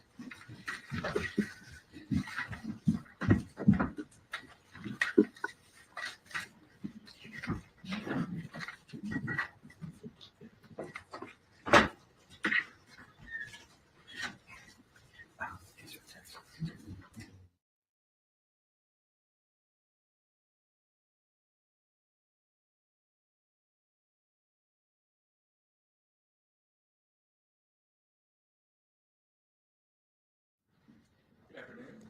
If you'll raise your right hand, you swear or affirm to tell the truth, the whole truth, and nothing but the truth, so help you God. I do. Have a seat right there. Thank you, Your Honor. All right, Mr. Truman. Thank you, Your Honor. Tell us who you are, please, what you do. Chris Davis. I'm the Chief Legal Officer for Access Health, and I'm also an of-counsel partner in the firm of Wooten Davis, Hustle & Johnson. So by profession, what do you do? I'm a lawyer by profession, yes. Okay. Can you tell us your relationship between you and Michael Cochran? Mike and I became friends around 2011, I believe. Lived in the same proximity. We shared the same interest, coaching. My youngest son was about the same age as his children, was right in between his children. And so we would always see each other, whether it be sporting events and things like that. And so through that, we became, he was one of my best friends because we would coach baseball together, take vacations, really hang out just a lot. Were you also friends with the defendant? Yes. Was that on the same level, or would you describe that differently than your relationship with Michael Cochran? I mean, it would be a different relationship because Natalie and Jennifer were closer friends, just as Mike and I were closer friends. And I would assume that would be the same. On the other side, Jennifer was closer to Natalie than she was with Mike. We would obviously do things together as a family, but Mike and I would do things separately, whether it be games, et cetera. And Jennifer and Natalie would do the same.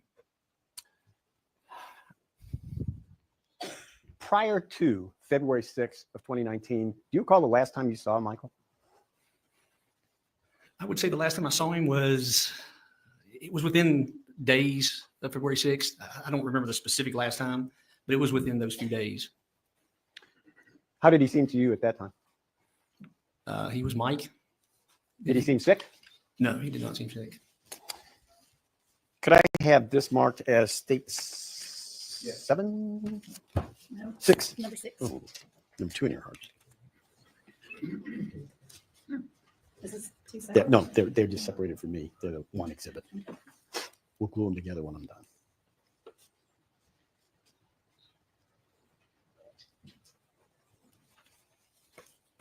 Thank you. Steve, was on February 5th of 2019. Did you and Michael Cochran exchange text messages? I'm sure we did. You're sure you did? Why? Because we would probably text each other about every day.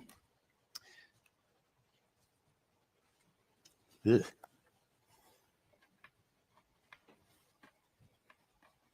Is that showing up on your screen? It is. It is now. Thank you. Take a moment and review that, please. Okay. How do you know that that's a text from Michael's phone to your phone? Well, I recall the conversation, but it also says Michael at the top, and it has the picture that was assigned to his number.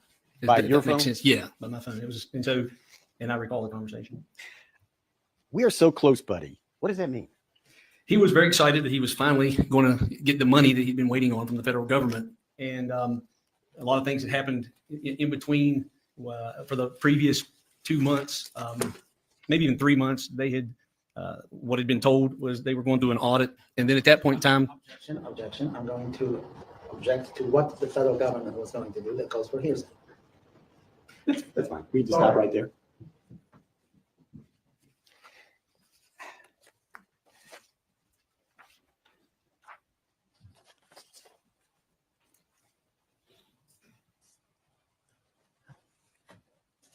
Now, this is a text with you and somebody else. Who else is involved in this text? it says Natalie Cochran on the text that I'm reading.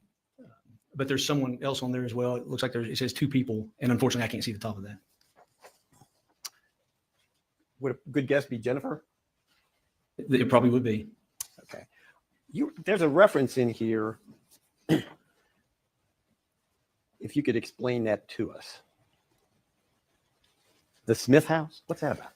Yes, they, Your Honor, I'm going to object, but this so far seems to be the financial case of tried.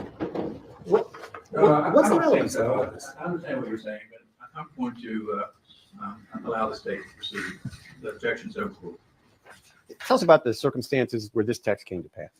So what had happened the year before in 2018, I don't know the exact dates of when they purchased or were attempting to purchase homes at Flat Top Lake, but Mike and Natalie were, because I was not a part of that transaction until the gist of what happened in the text, but they were purchasing homes at Flat Top Lake from the Smiths. I'm not sure both homes were from the Smiths. My understanding, they bought a home for themselves and a home for Natalie's parents.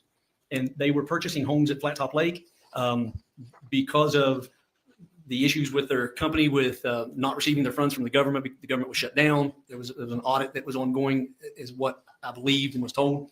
But because they weren't getting any money, what was happening? To any testimony based on hearsay, Your Honor. All right. Well, he said that's what he believed, and I think that's good enough. And perhaps we can stray from what he was told, but he indicated what he believed, and I'm going to allow that. The objection's overruled. For our purposes today, what was your involvement in the Smith? They were going to let the houses go back. It's not necessarily a repossession, but ultimately because the contract wasn't fulfilled and they weren't buying the homes, these pieces of real estate, they were going to let the Smiths take the homes back. And the idea was, what will it take for them just to take the homes back, because she didn't want the houses anymore. And you helped with that? Yes, Robert Dunlap represented the Smiths, and there was a resolution document that I believe he prepared. Not really for sure who prepared it, but there was a resolution document that ultimately got resolved. It didn't happen at that point in time. It happened later after Michael passed, but that's what that's referencing. And you were part of negotiating for that or resolving it? Resolving it, yes. Okay. Let's go to the 6th of February.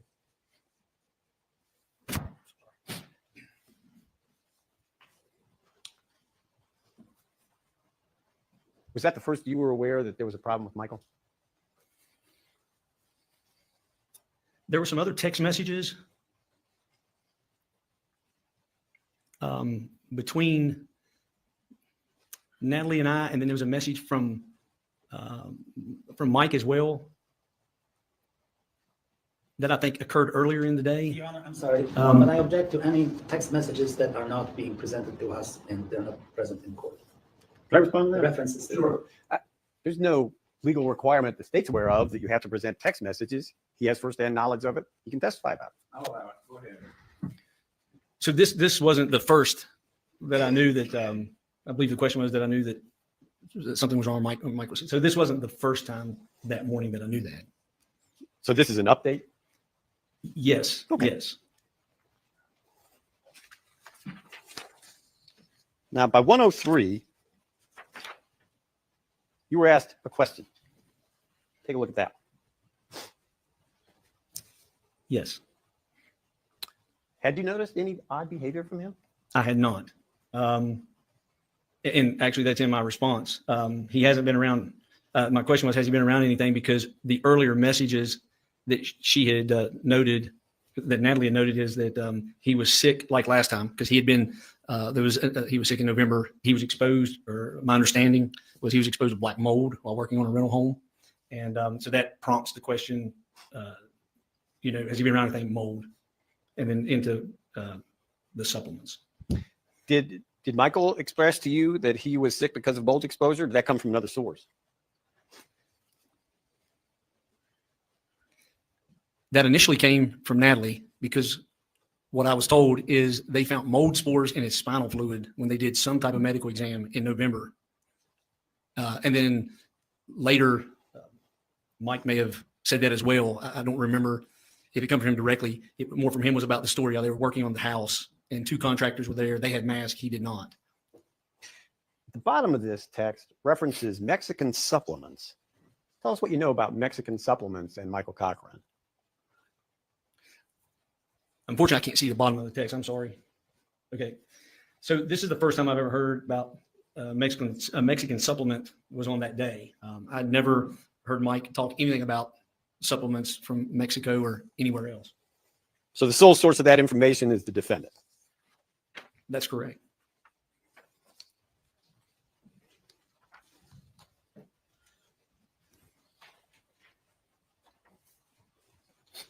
Excuse me. Take a look at this one from about 1:15.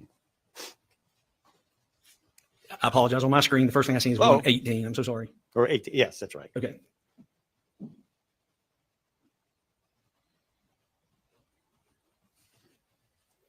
And we'll just...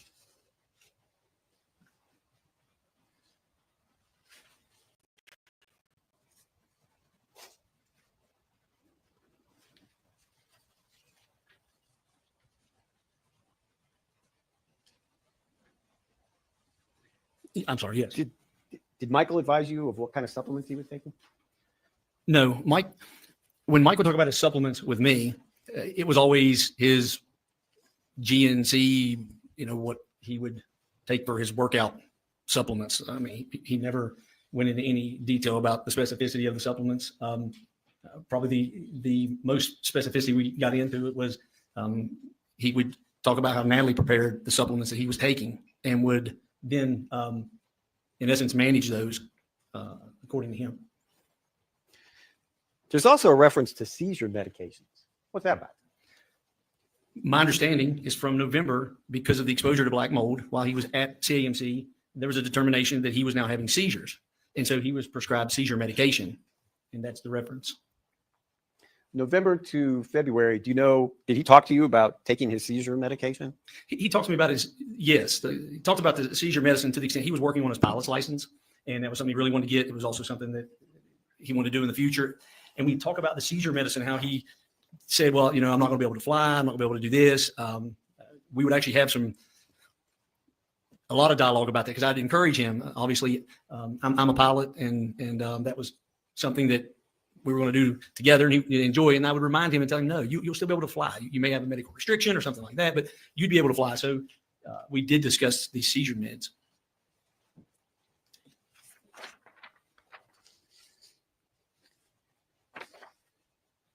The last message I want you to review is this.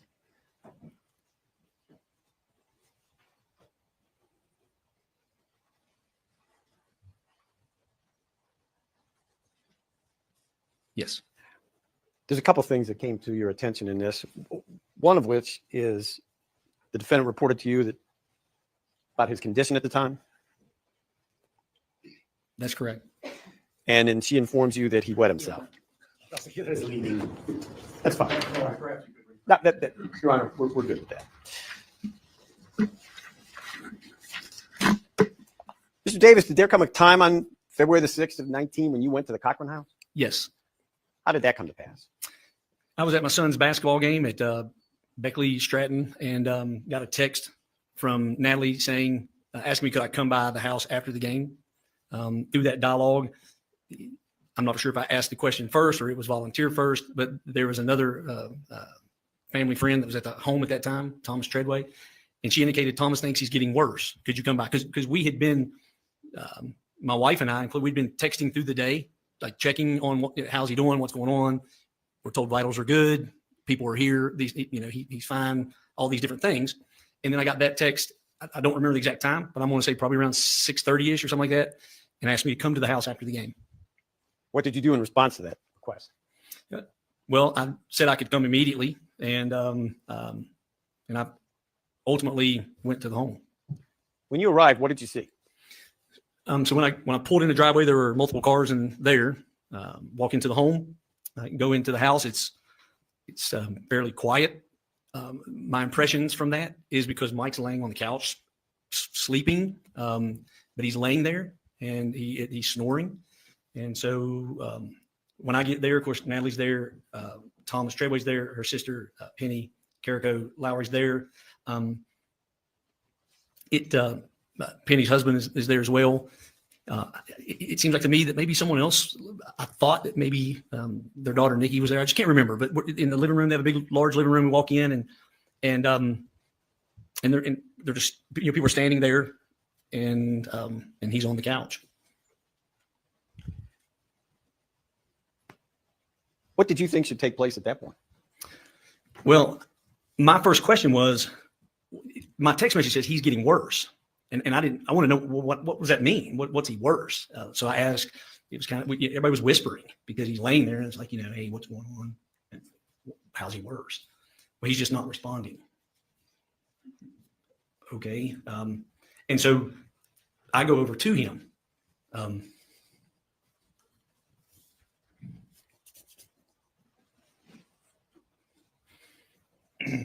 Take a moment. You're okay.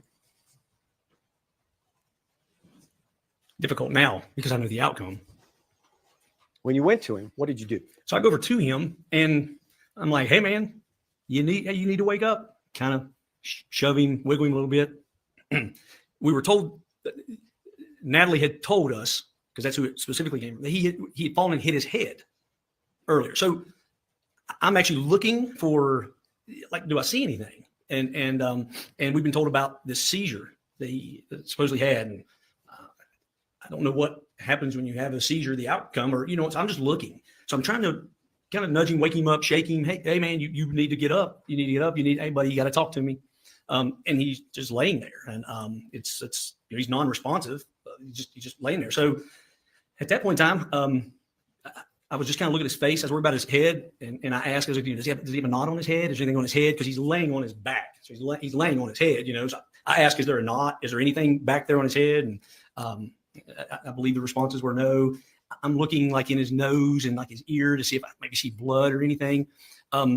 Mike didn't like anybody to touch his face, and not that I'd have any time to touch his face, but I knew he didn't like people touching his face. And my understanding was that when he was younger, there was a fire and whatever the case. But so I tell him, and I'm like, hey man, I'm going to touch your head. If don't hit me, because his arm, I'm like, don't hit me. And it was almost like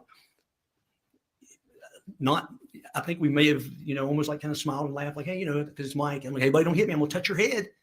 And so I reached down and I looked in his eyes. I'm not really for sure what I was even looking for, to be honest. I was really looking for like maybe trauma, blood or something. And his eyes, they were fine. They weren't rolled back or anything like that. But anyway, and so after that, Thomas is standing there too, and Thomas does a sternum rub on him, where he took his knuckle, rubbed his sternum, and I just remember saying, man, hey buddy, we'll take you to the hospital. We'll take you to the hospital. So you gotta help me here. Are you okay? What's going on? Are y'all, And so no response. At that point in time, I went down to his feet. My father had a massive stroke years ago, and I just remember the doctors told us then. About statements by doctors, fathers, I object to that. I'm going to overrule the objection. You can continue. Thank you, Your Honor. So ultimately, I go to his feet and like rub the bottom of his feet, because my understanding, if you were to do that, how the feet respond, the toes respond, can indicate something, brain injury or head or something like that. And I remember that because of what my dad went through. So I did that on both of his feet, and it was clear that something was wrong. And I was like, he's got to go to the hospital, and he's got to go now. Did you enforce that command? He was going to the hospital, and so I don't want to say I enforced that on anyone, but I remember a question is, you really think he should go? Yes, he needs to go, and he's going to go now, and I'm going to take him. And that's exactly what I did. Had you ever taken him to the hospital before? I had. The November incidents that we're referring to, the exposure to black mold, he went to the hospital. It was close, like maybe like a Wednesday, Friday. I can't remember, real close in time. And those 2 times he was sick. He, again, wasn't feeling well and throwing up. And I went to his house, and he you could tell he wasn't feeling good. He was struggling. And those, he said he wanted to go. He said, take me. He said, I want to go to the hospital. Take me to the hospital. And that was in November of 18? Yes. Was there another time you took him to? Those were close. They were twice in the same incident. He went to CAMC at first, and then came home for a few days, and then was still sick, not feeling well, and then went back to CAMC. Can I have just a moment, please? Can I have a moment?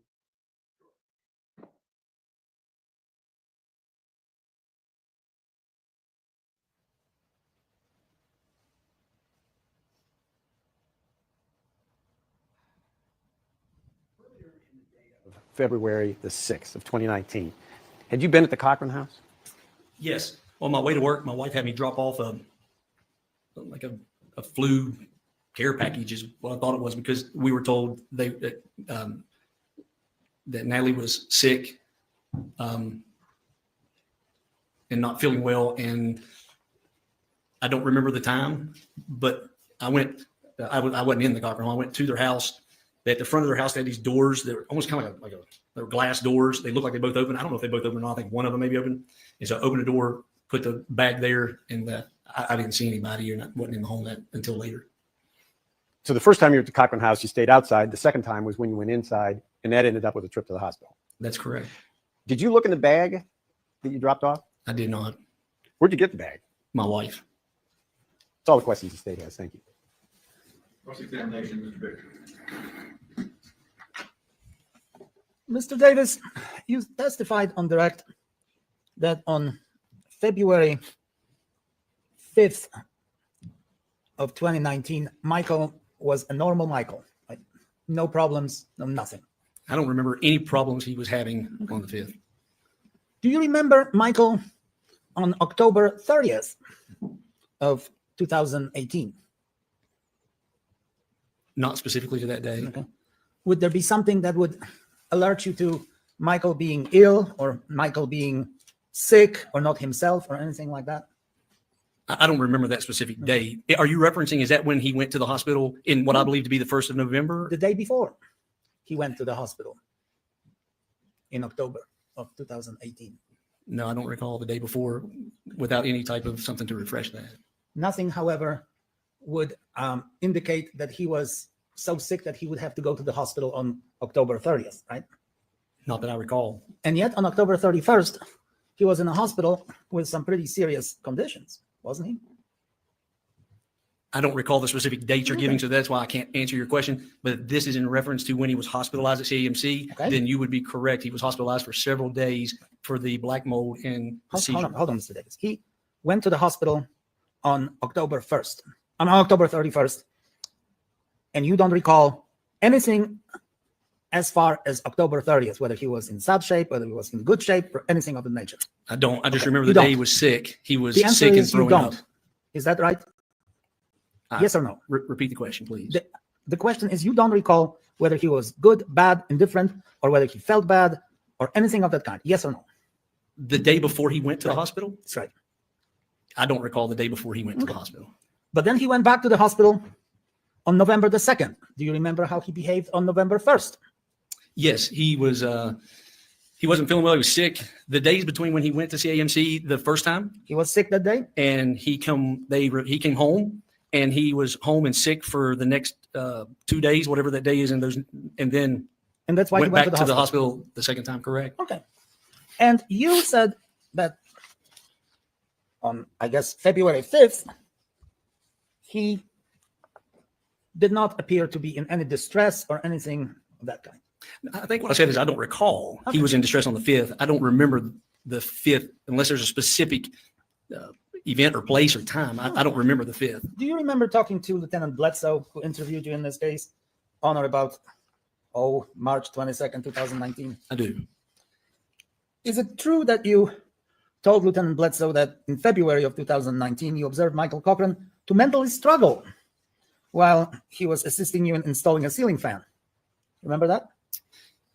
I don't remember the statement specifically, but I do remember the event. We were putting a ceiling fan up in my house, and he would do the wiring. I asked you, Mr. Davis, please listen.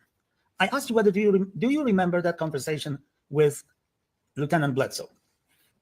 I don't remember the specific conversation with Lieutenant Bledsoe. Do you remember? Well, all right. Is it true that in February of 2019, Michael Cochran was struggling mentally and was not feeling good? He was stressed, waiting on his money. I didn't ask you that. And I asked so you whether I don't. yes or no, sir. Did he act mentally? Did he struggle mentally?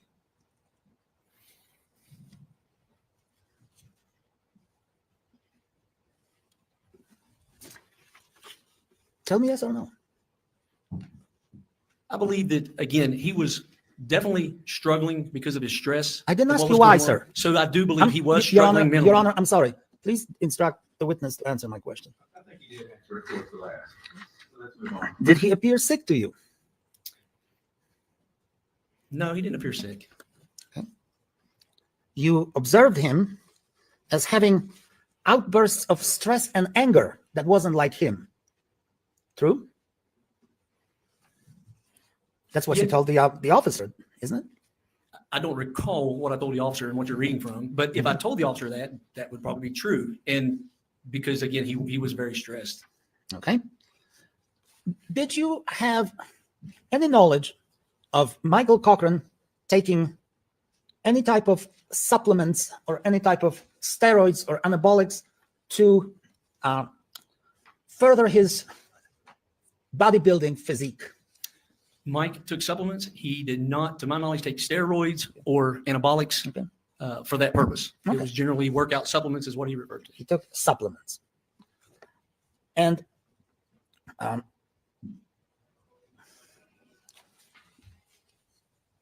did Michael have a seizure either in October of 2018 or November 2018? I don't recall. I don't think so. I was never told that. But on November the 2nd of 2006, he went to the hospital with the conditions eerily similar, if not identical, to the conditions that you saw him in on February the 6th. Would that be the case, sir? I didn't know Mike in 2006. I don't know. I mean, on 2006. I'm sorry, sir. In 2018, on November the 2nd, he went to the hospital with the same or extremely similar conditions that you found him in February of 2019. No, he did not. No, he did not. Because in February of 2019, he was unresponsive. In November of 2018, he was talking to me, vomiting, and participating in wanting to go to the hospital. So they were two different. So if there was testimony that he was sleeping in the hospital, perhaps under some type of anesthesia or some type of medication, that would not be true? Or would that be true? I don't think I understand your question. When is he sleeping in the hospital? In November of 2018, when he is in the hospital, between November the 2nd and the November the 6th, there was a time when he was asleep in the hospital. Do you remember that time? You were there with him, I presume. I'm sure he was asleep when he was in the hospital. I don't remember any particular time that you're referencing. When he went to the hospital, they treated him. And was he in the hospital and treated at some time and sleeping in the hospital? I think that's probably true. Now, was he sleeping in some form of induced coma, or was he in some type of under some type of medication? Do you know? I have no idea. I know that he goes to the hospital, they admit him, and they're treating him, and he is in the hospital. And then they tell you, because you told the police officer, that Michael, well, let's start with that. Michael is combative, right? Michael doesn't want to be in a hospital. Yeah, he doesn't want to be in the hospital. Are we referencing November? Did he want to be in a hospital in November of 2018? He asked me to take him to the hospital while he was in the hospital. Did he want to leave the hospital? Yes. Did he claim that he would never go back to the hospital to you? Over the 10 years I knew him, he probably claimed several times he didn't want to go back to the hospital. Now, you learned that Michael may have had a mass on his brain, didn't you? That's correct. That's what we were told while we were waiting in the hospital in November. Okay. And then the diagnosis was somewhat changed to the swelling of the brain, correct? That's probably correct. I don't remember that specifically. We didn't have interaction with the doctors. We're being told these things. So I just don't remember that specifically. But you learned that Michael had a whole series of extremely serious medical conditions as he was discharged from the hospital. No, my understanding is that he had seizures. He was exposed to black mold, and through that they determined he has seizures, and he was placed on medicine. That's the only medical conditions that we were ever told. All right, let me ask you this. You learned that he had encephalopathy, right? Brain swelling. Did you or did you not? I don't recall that diagnosis, You don't but recall. I would Okay. defer to Do those you- medical records. If you don't and if they recall, say it, then I believe Mr. it Davis, exists. Your Honor, Mr. Davis, I asked you a simple question. Do you recall being told that Michael had encephalopathy? Do you or don't you? I was never told his diagnosis. Okay.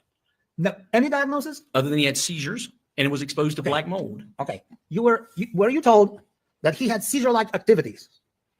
Were you or not? I was told he had seizures. Okay. I wasn't told in your Yes word. or no, he had- sir? I'm answering your question. You Yes said or that no? he has seizure-like Yes or no, Mr. activities. Davis? And I Your never Honor, was told he had please seizure-like instruct the activities. witness to answer my question. Mr. Baker, post question, please. Did you learn that he had seizure-like activity prior to going to the hospital, Mr. Davis? Yes or no? Going to the hospital in November? Yes. No. No. Right? Did you learn that he had conditions such as urinary retention, chronic sinusitis, confusion, brain swelling? Did you learn about these conditions? No. No. Okay. So if you told Lieutenant Bledsoe otherwise, that would not be true, right? Again, I would defer to the medical records. If those medical records said that, and at some point in time I recalled that through the medical record and repeated that, then it would be accurate. I'm saying today I don't recall hearing those specific diagnoses. Did you know that Mr. Cochran was prescribed medication for encephalopathy by Dr. Ward? Did you know that or not? Is that seizure medicine? Did you know? Well, did you know that he was prescribed the medication for brain swelling by Dr. Ward? Did you or not? I don't know if I know. He was prescribed seizure medicine. I don't know if that's what that is, Mr. Vicker. If it is, then yes, I knew it. If it's not seizure medicine, then no, I did not know. Okay. Did you know whether he religiously took that medication as prescribed by the doctor? Did you or did you not? We were told by Natalie that he stopped taking No, the I medicine. didn't ask you about Natalie. Did you know from Mr. Cochran or from anybody else but Natalie that he was taking that medication as ordered by the doctor? Yes, he indicated to me he was taking his seizure medication in December. Okay. How about January? He never specifically told me he was taking it or he was not taking it. And that our conversations were more about flying as it related to the seizure medicine. Prior to February the 6th, you were advised that Natalie Cochran had a flu and she was sick. Yes or no? On February, yes, prior to February 6th, she was sick with flu-like symptoms. Flu-like symptoms. And you were also advised that Mr. Cochran was sick that day. Yes or no? On February 6th? Yes. Okay. As you sit here today, you do not know what caused Mr. Cochran's condition on February the 6th. You have no personal knowledge of that. I have no personal knowledge. Now, did you know that he was taking a whole slew of medications, other such as, for example, Keppra? Do you know what Keppra is? I have no clue. And I knew no medicine that he was taking other than when he would reference seizure medicine. Outside of that, I didn't know of any other medicine he was taking. Did you know that he was diagnosed with an acute respiratory failure, sir, when he was in the hospital? I think we were told by Natalie he had that. How about convulsive status epilepticus, epilepsy, perhaps? Did you know that? I don't recall ever hearing that from anyone.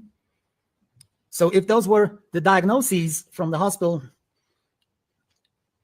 in February of 2019, you wouldn't have any reason to debate the knowledge of the medical experts. You're correct. I don't know what the diagnosis was. Okay. Now, and I'm very sorry to hear that, but your son, I understand, was afflicted with diabetes 1, right? That's correct. Is he an adult now, sir? I mean, he thinks he is. Okay. He's 19, and yes, he's as much of an adult, I guess, he can be. Okay.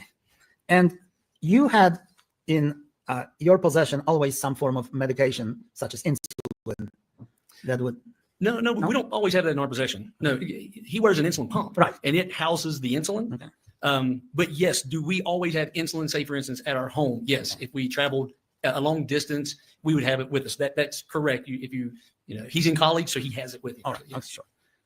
Were you ever tasked, sir, with injecting your son with the Humalog insulin so as to maintain his life and his Yes. regular condition? Yes. How much of that Humalog would you inject, sir? It was situation specific. So what would happen is you would only inject the insulin necessary to combat the carbs to which he was ingesting. Right. So you may inject 1 unit. My wife was much better at this, but if he ate 20 carbs, the ratio may be 1 to 20. So it depends on what he ate, how much you inject. And we're talking about a little vial or less than a vial? For a 1 injection, it could be, if he, like I said, if he ate crackers, you may only give him 3 units, and 3 units would be, I'm holding my hand up because I'm envisioning the needle. Right. 3 units would be small. How about, did he ever need more than 3 units? Oh, absolutely. And Again, that's how much? situational specific. Well, all right. What was the largest amount of Humalog that you ever injected, you or your wife ever injected into your son's body? Well, show us. This much, that much? I couldn't answer that because 10 units, 12 units? I think those are possible. You got to remember when you're injecting him with insulin and he was dependent upon using needles, he would get anywhere from 5 to 6 to 10 injections a day. Right. So if you take that and multiply that by a year and a half or 2 years or whatever it is, I couldn't tell you the max we ever gave him. Nor can I tell you the minimum we ever gave. Tell me what a unit is, just for. It is it in milligrams? Is it in nanograms? Is it in decagrams? What is it? I have no clue. Okay. It's a little line on a needle. Okay. And so okay. I have no clue how it's and how did that Humalog react after about 15 minutes? After about 20 minutes? It would, I don't know the reaction time. Uh-huh. I know that what we tried to do was to determine what insulin he was going to need and try to give him a shot 15 to 20 minutes before he would eat. Right. Because it was the fast acting insulin. Mm-hmm. And so, I really don't know the specifics of how it metabolizes or what it does. I can tell you that in our son now, even with the pump, that he can eat 100 carbs, his 2 Big Macs, and his blood sugar will go up. And as it's reacting to the insulin, it'll then level itself out, come down. It could be hours. So he never dropped on the floor or dropped unconscious after you injected him with a Humalog, did he? Oh, praise the Lord, no, he did not, because it was administered to him correctly. Right. I note, like with the other gentleman who testified here earlier, that you were in phenomenal physical shape. Flattery gets you nowhere, Mr. Victor. You must be working out, Mr. Davis. I don't work out, but I appreciate the compliment. Have you ever worked out with Michael Cochran? No. You've never participated in any sports events that would require pumping iron or? No, we never pumped iron together. Okay, but you know that Michael Cochran was a bodybuilder. Did you know that? He was in great physical shape and took care of his body. I didn't know him to ever participate in bodybuilding. Okay. So to say he's a bodybuilder, but Mike was in great shape. But he participated in the Toughman contest? Yes, he did. And won. And winning. Yes. He also participated in what is it, track pulling competitions or something like that? Where great physical strength was required? Oh yeah, he would participate in those things. I don't remember him ever doing a truck pull, but I know he would participate in those type of I think like a Spartan event, like Spartan events. What year would he participate in those? Like 2018, 2019, or 2017? I don't remember the years. Would it be at the time when his heart was about to burst because he had a mass on his heart, or mass on his, I mean, when his brain was about to burst because he had a mass on his brain, or he has brain swollen? I don't remember what year he participated in those events. If he had that medical condition at some time in the past, I'm unaware of that. Did he ever tell you that he had any heart condition? No, he did not. Did you ever know about his heart condition? Not that I recall. Have you ever seen him in a seizure type of a situation? I've never seen him in a seizure. Okay.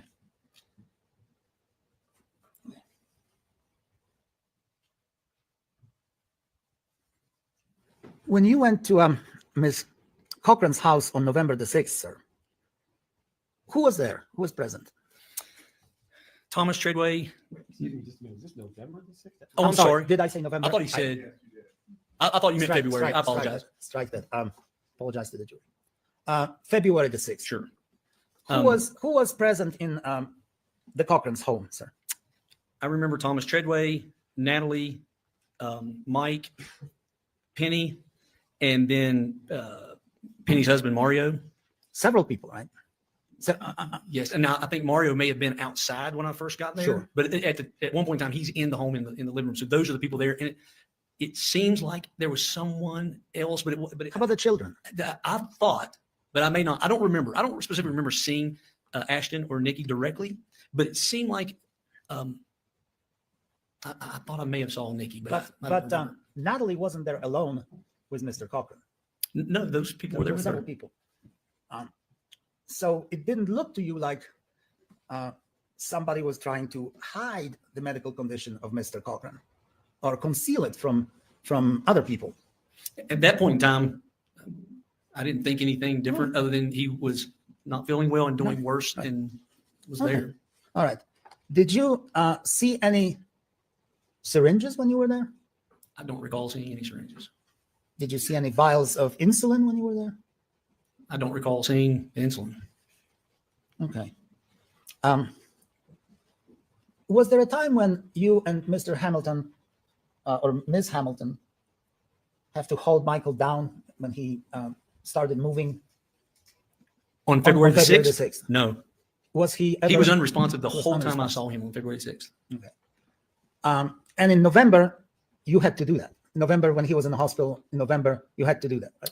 There was a time in the November events that, yes, when he was in the hospital, he was in the bed, and it wasn't just me and Mr. Hamilton. I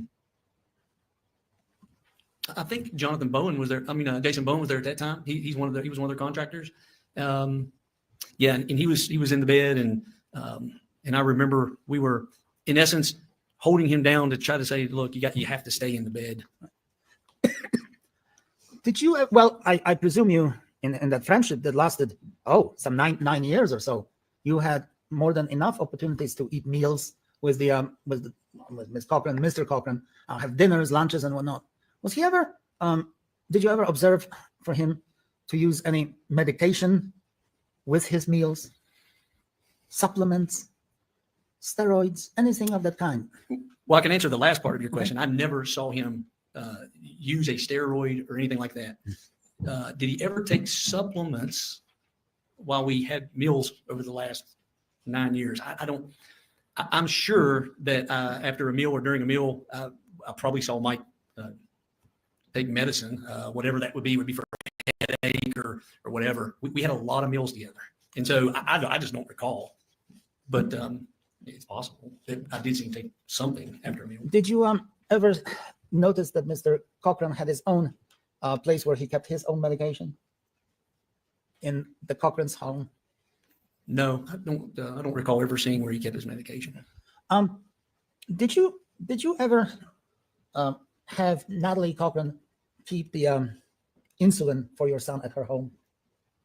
No, there'd be no reason for her to keep my son's insulin. I understand that she was allowed to pick up her insulin for your son because your wife and I presume you, trusted her so much with the insulin that she could give to your son. Well, she never gave, to my knowledge, insulin to my son. Whether or not she could pick up the medicine, that my wife would know that more than I would know that. I don't know. I mean, if there's an authorization that says she's allowed to pick it up, then that'd be true. Okay. But So she never gave, I don't recall any time where Natalie ever gave Gavin insulin. what was the, well, and again, I'm not going to say absolutely anything negative about your son or anything like that. I'm I just going appreciate to ask you whether your son and your family had a plan for treatment of the diabetes if you and your wife were not capable or not able to give him the medication that he needed. Well, the plan was that one of us would always do that. So there was no plan outside of my wife and I. So there was never any indication that Natalie Cochran would be allowed to do anything with the insulin and your son. I don't think I quite understand your question. I mean, if you and your wife could not give your son the medicine, insulin, that he Correct. obviously would need, was Natalie Cochran ever entitled or ever given the right by you to treat him with insulin? No, I never asked her to treat him with insulin. Okay. All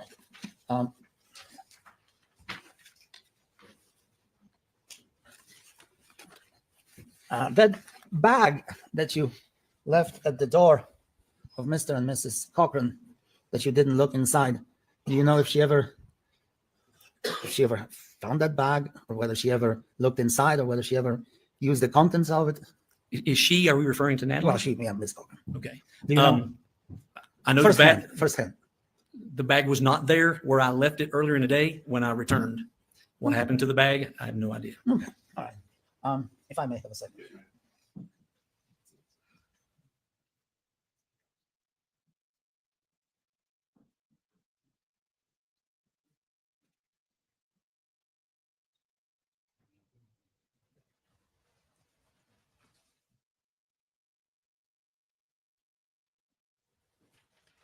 That's all the questions I have, Your Honor. Thank you.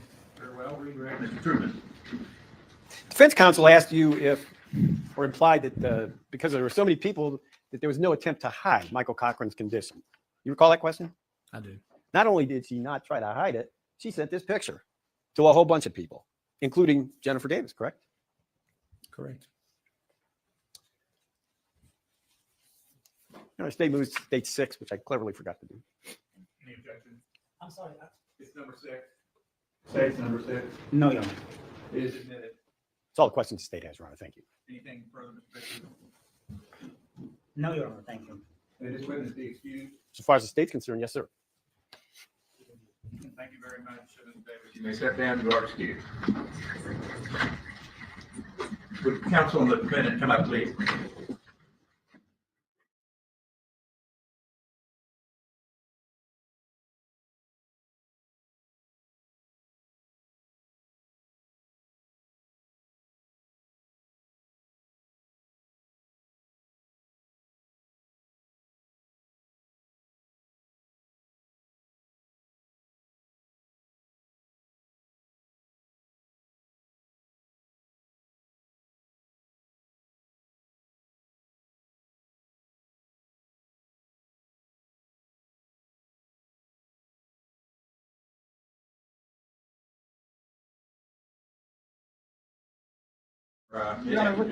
Your Honor, I'm sorry. We need to.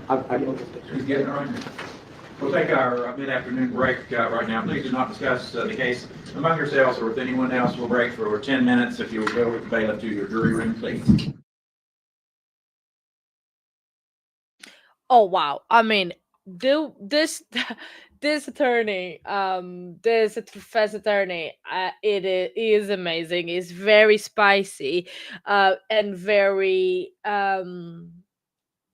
he's good. He asks good questions at times, but it's just the way he talks. You know, is very blunt, very direct, and he's very specific. He just wants that answer and not like a whole story of, you know, what happened to the whole situation.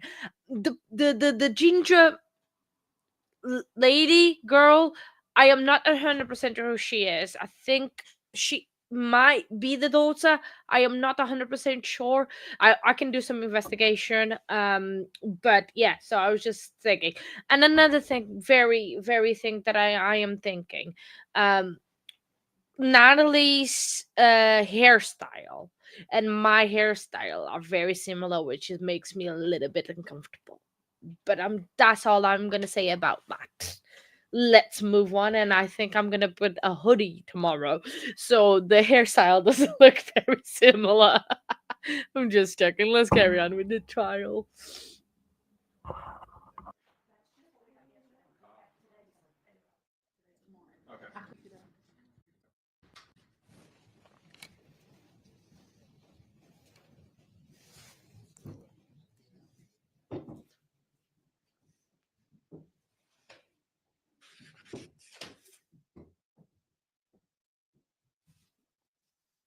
Very well, we continue with the state's case. Please call the next witness, Mr. Truman. Your Honor, the state calls Glenda Epperly.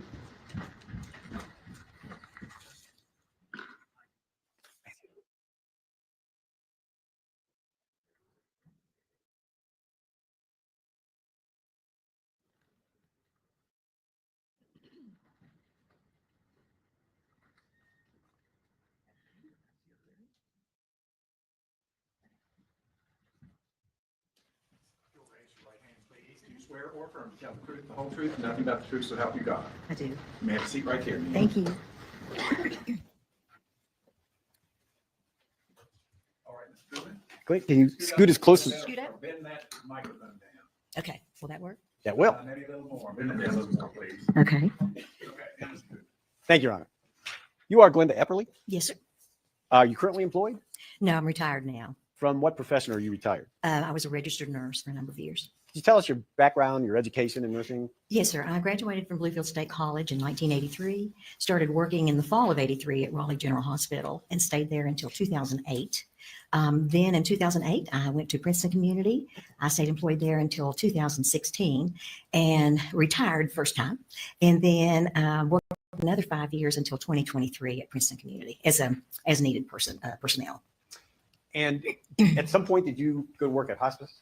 Yes, in 2008, the hospice opened around that time, I think a year before maybe, and I started working as an as-needed person, a staff member there then. And I stayed there until 2013, I think, 13 or 16. 19 maybe? What is it, 19? Yeah, okay, I'm sorry. Tell us a little bit about just a brief overview of hospice philosophy. What do you do at hospice? Hospice is set up to provide holistic care for a patient, meaning not only do we look at the physical care of the patient, but we look at the mental care, the social care, and the spiritual care of the patient and his family or her family. So it's a palliative care, which means we're not trying to cure anything or heal anybody. We're trying to make you comfortable and live a good life until it's the end of life. Your Honor, I'd like this marked as state 7, please, for identification. Very well. Oh.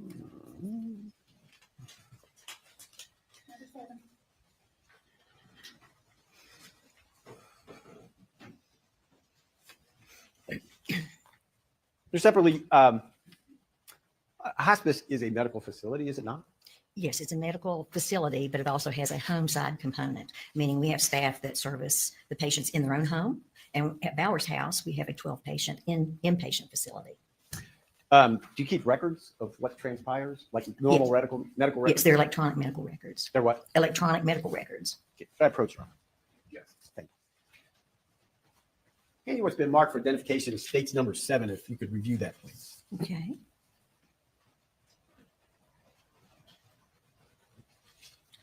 Okay.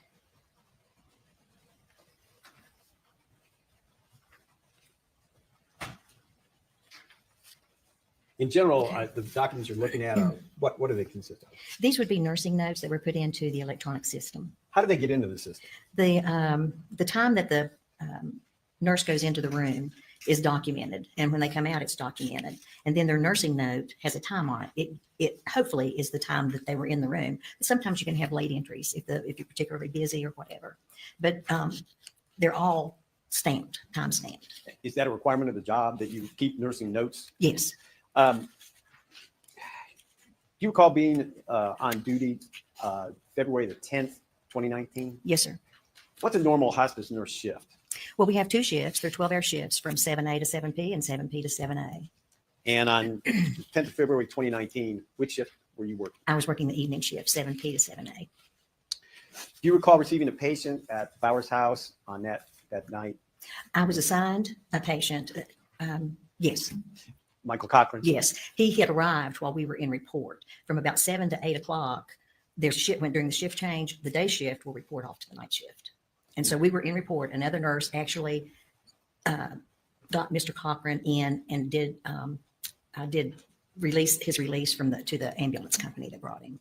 And then at 8 o'clock, I made my first entry into the room. And when you say there was a report that the day shift was bringing you up information on patients who were there, is that what you mean? Yeah, in report, I was told that we were going to get a transfer from Charleston Area Medical Center. The patient was a younger man, I forget the age. And what I was told was he had fallen at home, had head injury, and was not able to be treated, and there was nothing else they could do. And he was coming to hospice to pass away.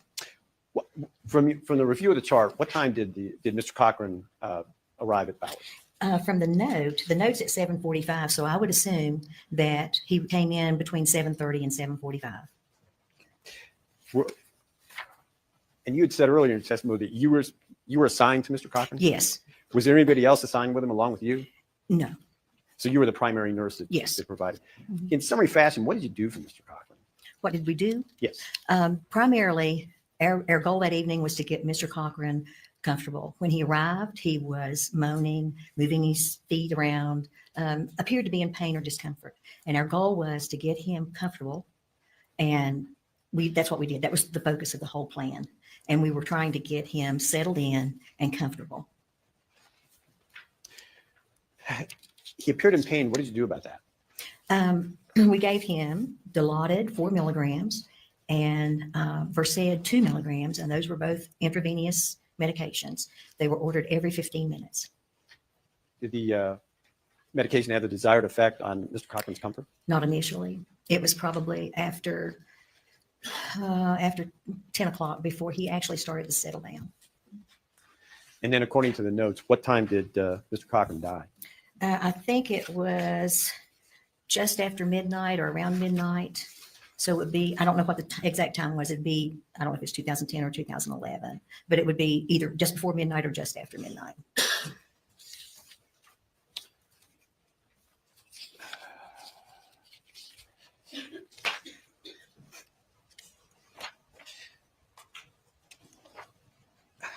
Separately, as I understood your testimony earlier, there was nothing anybody could do for Michael Cochran by the time he got to Bowers. Correct. Our goal was to keep him comfortable. Your Honor, State would move State 7 into evidence. Any objection? No objection, Your Honor. Very well. It is admitted into evidence. I didn't see that in the note. For the questions in there separately. All right, cross-examination. Thank you, Your Honor.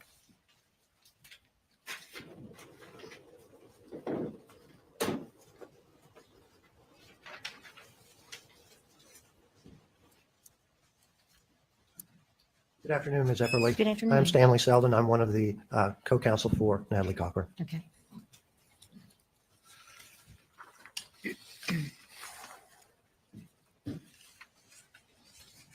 Ms. Epperly, you're familiar with the procedures in hospice as to admitting a patient, isn't that correct? Yes. And part of that admitting procedure is that there are a number of forms to be filled out in guiding the patient, his care in terms of whether he's to be put on life-sustaining equipment or if he's to be resuscitated or things along those lines. Is that correct? It is.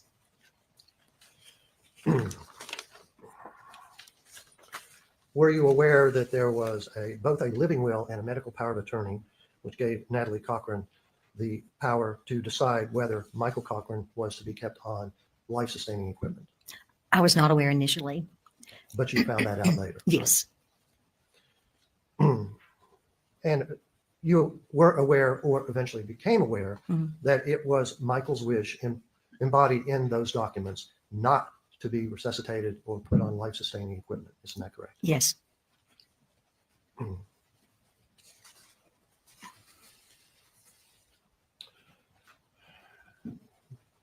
Did you catalog, or do you recall that Natalie Cochran came in with Michael and also their daughter, Nicole? At 8 o'clock, when I assumed care of Mr. Cochran, Mrs. Could you speak up just a little Okay. bit? I'm having a hard time. Okay. Thank you. When I went in the room at 8 o'clock and assumed care of Mr. Cochran, Mrs. Cochran was at his bedside. There was a younger man and his wife. I initially thought was a brother, but came to find out was a friend. And I believe their pastor was there. Just outside the room in the way, it's like a common area. The hospice is divided into 3 different pods with 4 rooms in each pod and a common area that has sofas and TV and that kind of thing. Okay. The daughter, with her grandmother, I believe, was there at that time with Mrs. Cochran's mother. Right.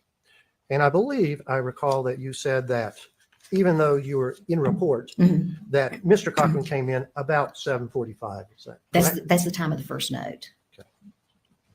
And you went on duty and started making notes about 8 o'clock. Is that Yes, right? yes, sir. Okay.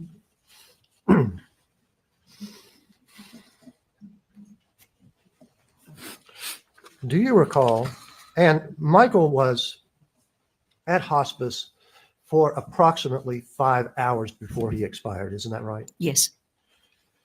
Do you recall that Natalie Cochran stayed with him the entire 5 hours? Yes.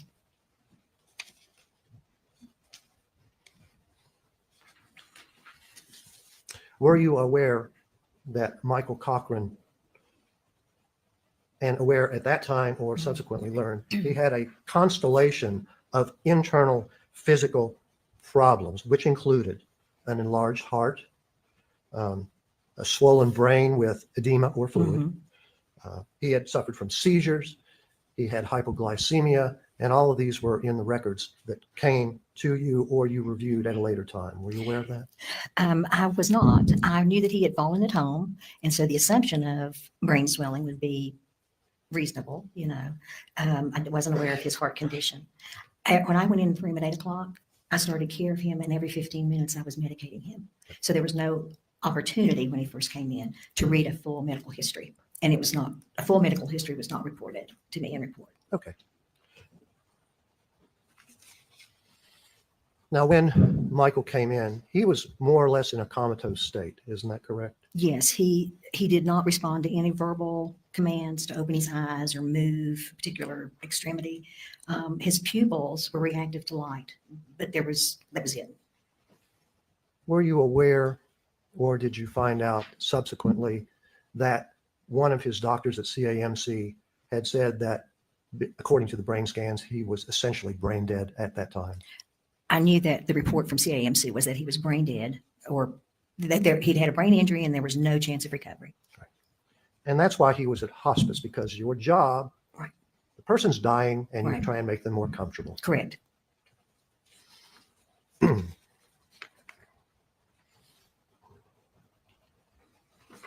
Give me just a moment. Which is fine. Thank you.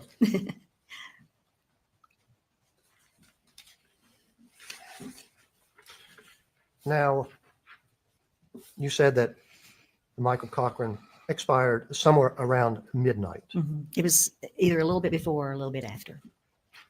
And the death certificate, which was filled out around that time, Okay.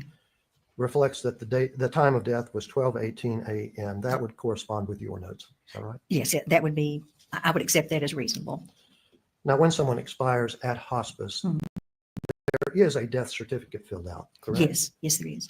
And who would be responsible for that? Would it be Dr. Pitzenbarger, who was the physician on staff? The nurse, myself, would Right. sign it, would fill it out and sign it, and he would then sign it the next day or whenever he came in next.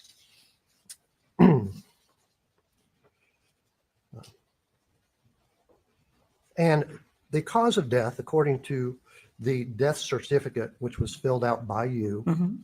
says acute respiratory failure and due to cerebral edema. Okay.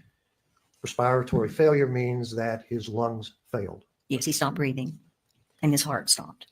And cerebral edema is a buildup of fluid on the brain. Correct.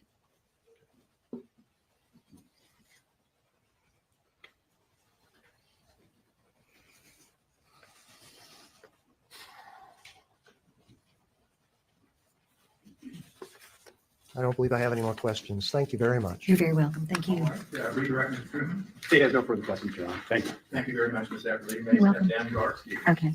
Who does this go to? Yes, if you'll just leave it right there on the shelf. We're Okay. good. All right. Thank you. Call your next witness, Mr. Truman. Your Honor, that's all we have for today, given the prior circumstances. All right, members of the jury, you're getting a little break here today. We will close out the day at this time. Of course, we will continue with the trial, and I'll meet you back in the morning at 9 a.m. So get a good night's rest so that we can start back in. We'll continue presumably with the state's case in the morning. Please do not discuss the case among yourselves or with anyone else. Have a good meal this evening and be ready and energetic to start out the day tomorrow. You may go with the bailiff to your jury room and then depart for the day.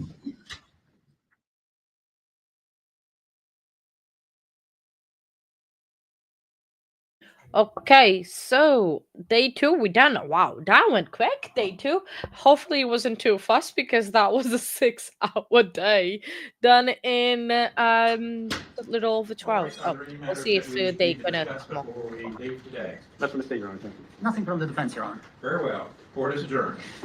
Right. So while I swap feet, that was a very interesting testimony. I used to work in the care home, also in England and also in Portugal. I've like for quite a few years, so I have a little bit of experience. And in terms of hospice, it is funny interesting that the things work exactly the same way. They work very similar and they have the same routines as we have over here in the UK and also Portugal. Obviously, like hospice is something sadly universal that you do have in common with every country, but the procedures and everything, but even the schedules of the 7 a.m. to 7 p.m., it is exactly the same hours we have over here in Portugal. So it is very interesting to know. I love the fast forward. But tomorrow we are gonna be live, so suddenly we're not gonna be able to do it. But I am finding this trial very interesting. I like the medical side of things. I like the way that they are trying to prove that she did it, even though that we probably all know that she did it. But it is this, and this is why I like covering trials and to know exactly what went on and create my own theory, share with you guys, and you guys sharing your theory as well about the case and everything. So it's just really interesting. So day 3 was actually a short day for them, was like 2 hours 49. So yeah, it's just interesting to see. I wonder who she the daughter is on the side of. I actually do wonder that. So it's actually quite interesting. I'm like I love true crime. I love trials. I am really enjoying doing this. It's a lot of fun. The situation is sad. I'm not gonna lie, but it is very interesting to know the whole side of things and everything, and something that actually happened. Good morning, all. Oh, judge is back. We continue in the jury trial of State of West Virginia versus Natalie Cochran. This is case number 23-F-343K. All parties are present, including the defendant. Are there matters that we need to take up at this time out of the presence of the jury? No, Your Honor. Thank you. Very well. Bailiff, bring in the jury.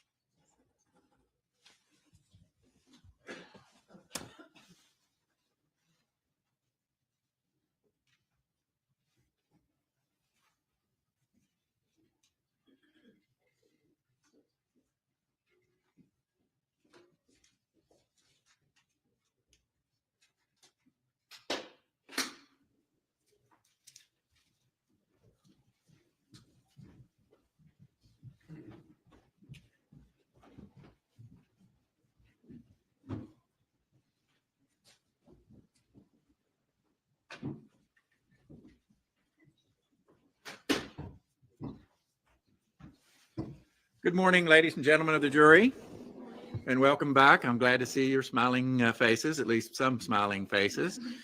I hope you rested well and you are ready to continue. Today is Friday, and so that's a happy thing. We are still on the state's case in chief, and we will get started right away. Mr. Truman, you may call your next witness. Thank you, Your Honor. State calls Jason Bowen.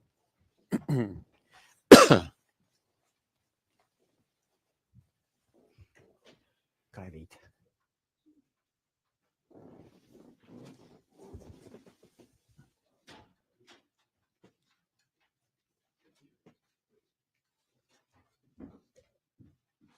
If you'll raise your right hand, please, sir. Do you swear or affirm to tell the truth, the whole truth, and nothing but the truth, so help you God? I do. You may be seated right there.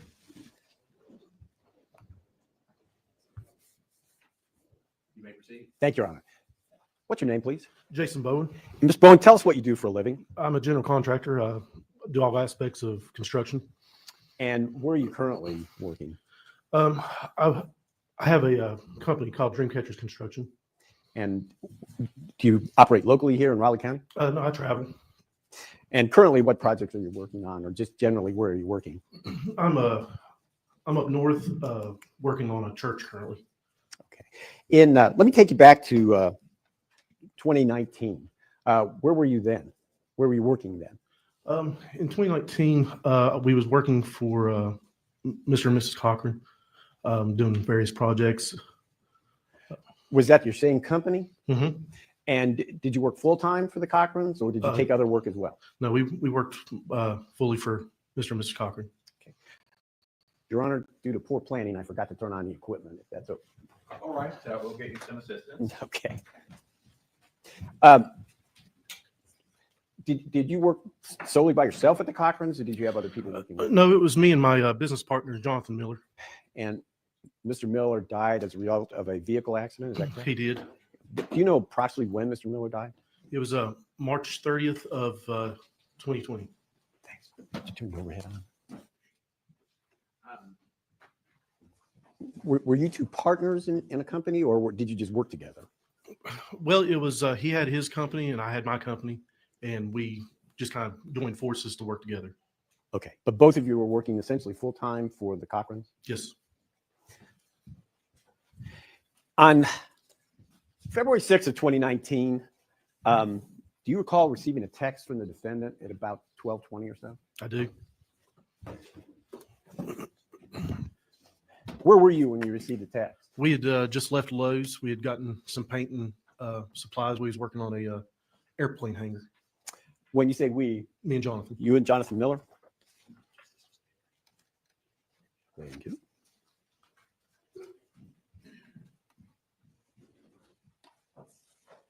Yeah, that doesn't show up very well, does it?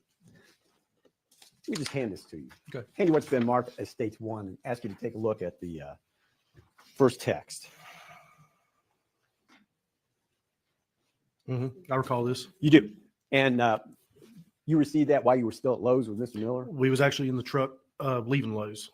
What time did that text come in? A little bit before 12. Actually, if it shows right there, it's 12:21. Unfortunately, it's uniform time, so you have to adjust by 5 hours. Yes. Okay. And when you got that text, what did it ask you to do? She was asking to come to the house that Mike had gotten sick and was laying in the kitchen floor.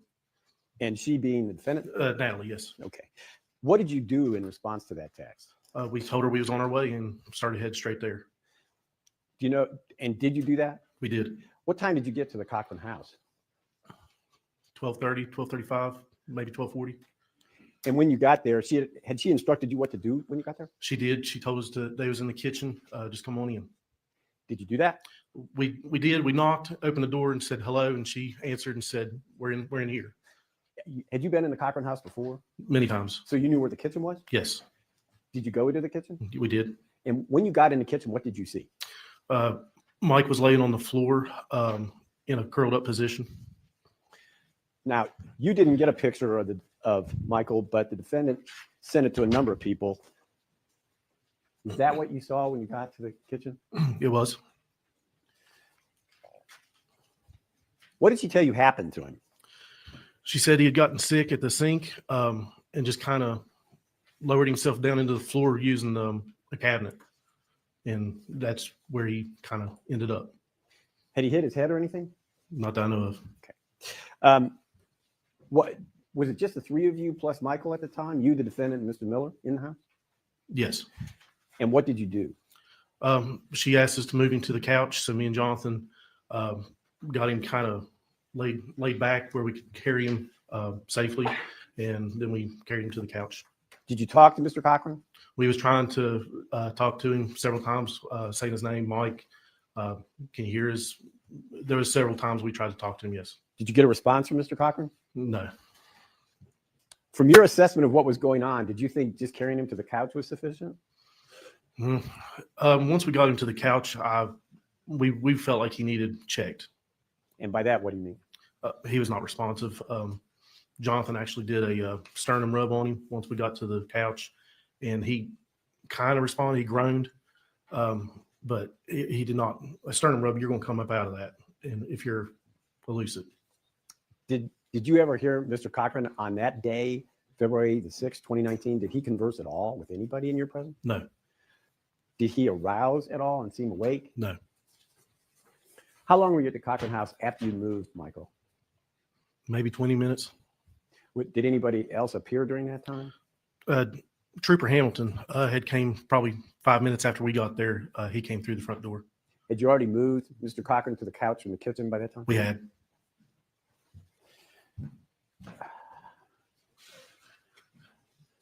If I could have that one back, please.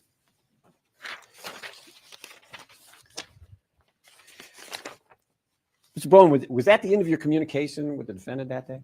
No, no, we had texted a few times back and forth trying to find out how he was. And what were the reports in response to your questions? That he was sleeping it off, or that no change. And he never woke up while you were there? No. State move states 8 into evidence, please.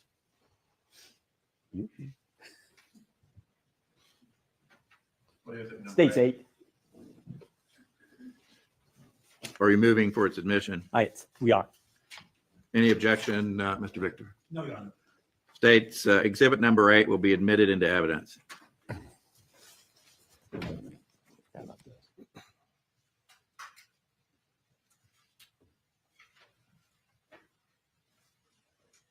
That concludes the questioning of this witness on behalf of the state. I did have one more. Did the defendant tell you her understanding of what Michael Cochran's plans were that day? No, we was not in any kind of plans for that day. Not after he was sick. I mean, what was his intention before he collapsed? They had mentioned that they was going to Virginia. Do you recall being interviewed by Trooper Bledsoe? I do. Do you remember telling him that you thought that she said Mike was going to hang out with you and Jonathan at the hangar? I do. Okay. So was he going to hang out at the hangar with you or go to Virginia? I don't know. Okay. That's all the questions the state has. Thank you. All right, cross-examination, Mr. Victor. Mr. Bowen, is it true that on February the 6th, early in the morning, you received the message from Michael that he wasn't feeling good and he would not be working on a hangar with you? I do not recall. You don't recall? I don't recall. I can't remember. You and Mr. Miller were actually working on a hangar, right? We was. And as you sit here today, you do not remember that message from Mr. Cochran? I do not. Okay. If you have a printout of the messages or something, I might be able to remember the conversation, but as we stand here, no. You don't recall? I do not. You spent some time with Mr. Cochran while working on various projects. Mm-hmm. Would that be a yes? It would, yes. Okay. And do you remember going with Mr. Cochran to Lowe's to purchase some products or something for one of his construction? Any specific time that he would go with us several times to Lowe's? Well, let's say about a week prior to February the 6th. Well, let me strike. Like I said, there's many times that we've been All there. right. Do you remember the time when you were in Lowe's and Mr. Cochran was not sure who drove the vehicle to Lowe's? No, that's not that time. Okay, what time was that? You're speaking of a time when we was working on the airplane hangar. We had breakfast that morning. Okay, what months could that be? That would have been February. In February. He was so confused that he didn't even remember driving his own car. He remembered driving his truck. He just didn't remember where he parked. He wasn't confused about who drove the truck? Mm-mm. No. Okay. He told you on several occasions that he felt sick. Mm-hmm. How was he sick? What did he tell you? It was after we got finished working on a house that he had gotten into some black mold. He would just complain about dizziness and stuff. Did he complain about dizziness and lightheadedness in January of 2019? I don't recall. Did he complain about feeling sick in February, at the beginning of February of 2019? I don't recall February. I would say more in December. More in December. Well, he told you he had a seizure in, I would imagine, December or January, December of 2018 or January 2019, didn't he? I don't recall him You don't telling me recall. about seizure. No. Okay. And he told you at the beginning of February, didn't he, that he felt another one coming, didn't he? No. Now you're denying that? Okay. What did he complain of, sir, when he was telling you that he didn't feel good? He would complain about just not feeling right, just feeling dizzy. Not feeling right? How? Felt like he said he felt like he'd been poisoned.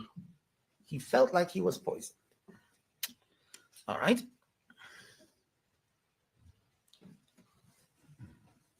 Did you witness Mr. Cochran's illness in November of 2018? I was with him in the hospital. Okay.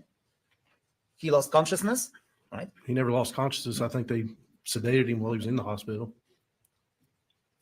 He felt lightheaded. Right? He had a seizure, perhaps? I don't know. Okay. You don't really know the exact problems that Mr. Cochran had that landed him in a hospital in November of 2018, do you? No. Okay. And he complained to you about the same symptoms in December and January, or December 2018 and January 2019, that he had when he went to the hospital in October or November of 2018, didn't he? I wouldn't say it was the same symptoms, no. No? Yeah. You went to the Cochran's home on numerous occasions, you testified. I did. The bedroom in the Cochran's home was upstairs, correct? All the bedrooms was. Okay. And the kitchen was downstairs. And it was not directly, well, and the steps leading to, well, from upstairs to downstairs were not exactly leading straight to the kitchen. The kitchen was still some rooms away from the stairs, right? Correct. So if somebody well, let me strike that. Michael was a pretty big guy, wasn't he? How much did he weigh, to your estimation? Probably 200 pounds. 200 pounds. And so if he was injected with some poison in bed upstairs, a singular person such as Natalie Cochran would have to drag him downstairs, all the way to the stairs, then downstairs, and then through the whole house into the kitchen, right? Do you consider that possible? Assuming that's what happened. Assuming that's what happened. There was nobody else in the house when you arrived, right? Correct. With Mr. Miller, right? Just me, Mr. Miller, yes. And so the only person who would have injected him in the bed and upstairs and who would drag him downstairs would have been Natalie Cochran, right? Brian, this is pretty speculative. Yeah, I think it is. Is that an objection, Okay. Mr. Truman? It is, I'm All sorry. I think I'll sustain the objection. And Mr. Bowen, if you could say yes or no, that would be very helpful. Okay. I'm having a little difficulty understanding your responses. I apologize, Your Honor. No problem. Mr. Go Bowen, ahead. when you were, I'm sorry, Your Honor. Mr. Bowen, when you were in the Cochran's house on February the 6th, Yes, did you observe my client, Natalie Cochran, checking Mr. Cochran's blood sugar? I did. She did that, didn't she? All right. You knew Mr. Cochran as a, well, let's say bodybuilder, an athlete, right? He was definitely an athlete. Yes. Yes. He really cared about his His physique, physique. his health, his body. Yes. But he cared about his health in terms of his outward appearance, right?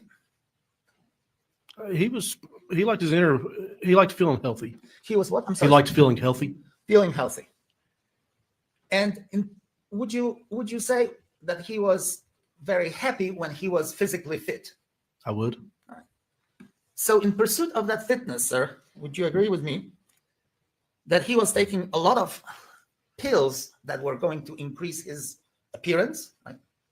I don't know about that. I know he took supplements. There's many kinds of supplements. All kinds of supplements, right? Yes. To increase his vitality, to increase his physicality. Right? Yes. Well, how many of the, well, do you know what those supplements were? I do not. Well, how many of them did he take? I don't know. Well, you were in their home frequently. Did you witness Mr. Cochran taking as many as 30 and 35 pills at a time? I did not. You did not? What did you witness? I never witnessed him taking any supplements. Okay. So how do you know that he was taking supplements? He told you? He told me. All right. Did you also know that he was injecting medicine into his body? I did not. Okay. Did he ever tell you that? No. Right.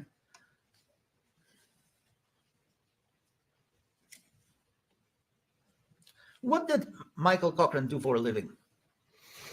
He ran data cable, AV cable. It was his profession. Okay. Well, did he have two businesses that he ran? TSM, TSG, whatever. Yes, CSM. He ran with Natalie.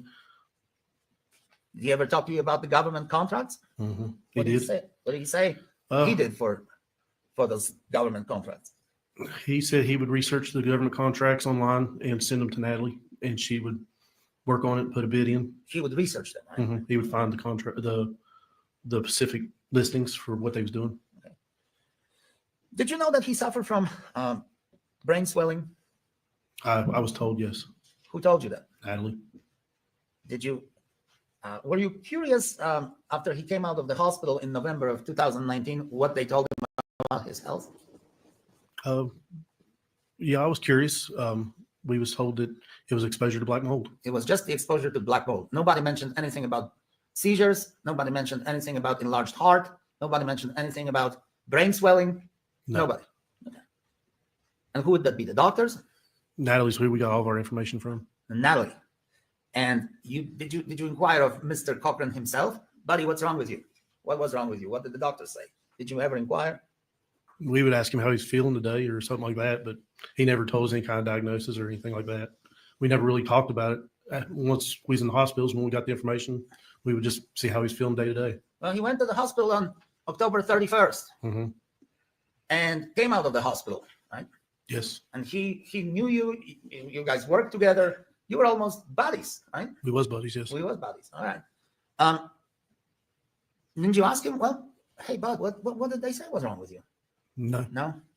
But then he was in the hospital 2 days later with all these horrible symptoms and stayed in the hospital this time for 5 days. 2nd, 3rd, 4th, 5th, 6th. For 5 days. And you were there with him. I was. And then he comes out of the hospital and you do not bother to ask him, buddy, what did the doctor say? What was it? It was always black mold exposure. If I may have a second. Certainly.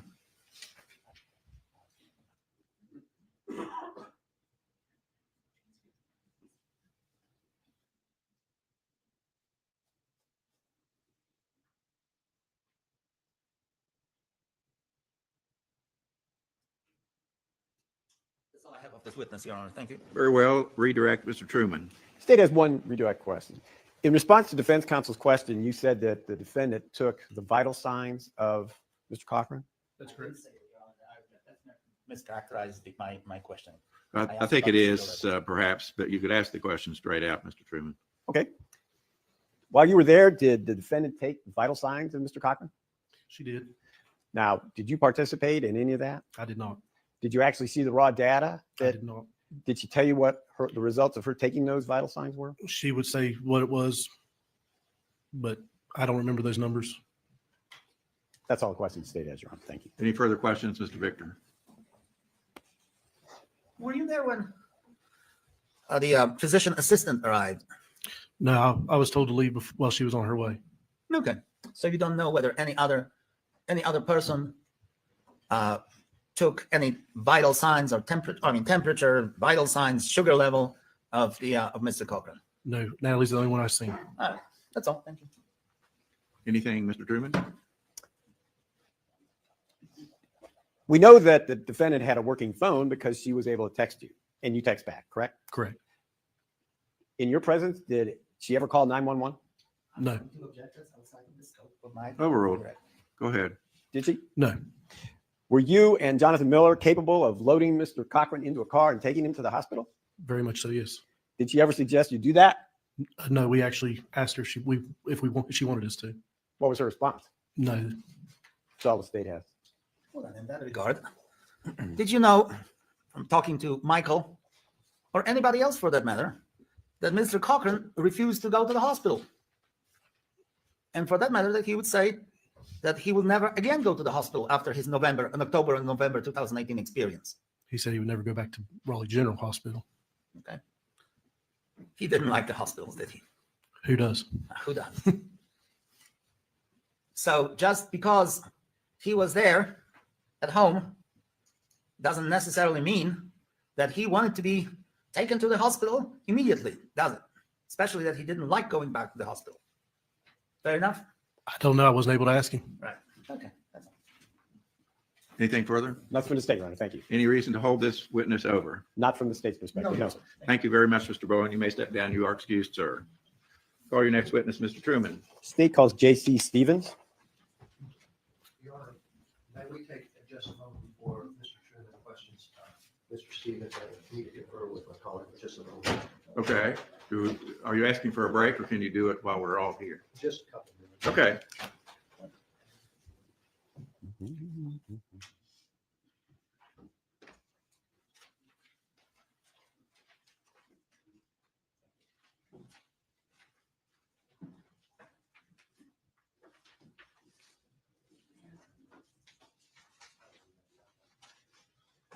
That's all, Your Honor. All right.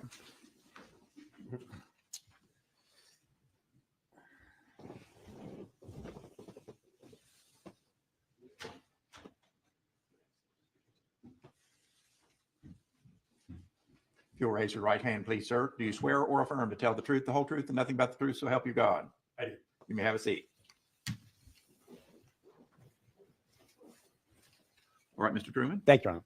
Tell us your name, please. My name is Joseph Stevens. My last name is spelled Stephen's. And are you employed? Yes, I currently work at the FBI laboratory in Quantico, Virginia, FBI being the Federal Bureau of Investigation. And do you have a job title? I do. I'm a chemist, forensic examiner at the lab there in the chemistry unit. And what's your primary duties as a chemist for the FBI? My primary duties are to receive evidence from contributors. Those contributors can be state, local, or federal partners.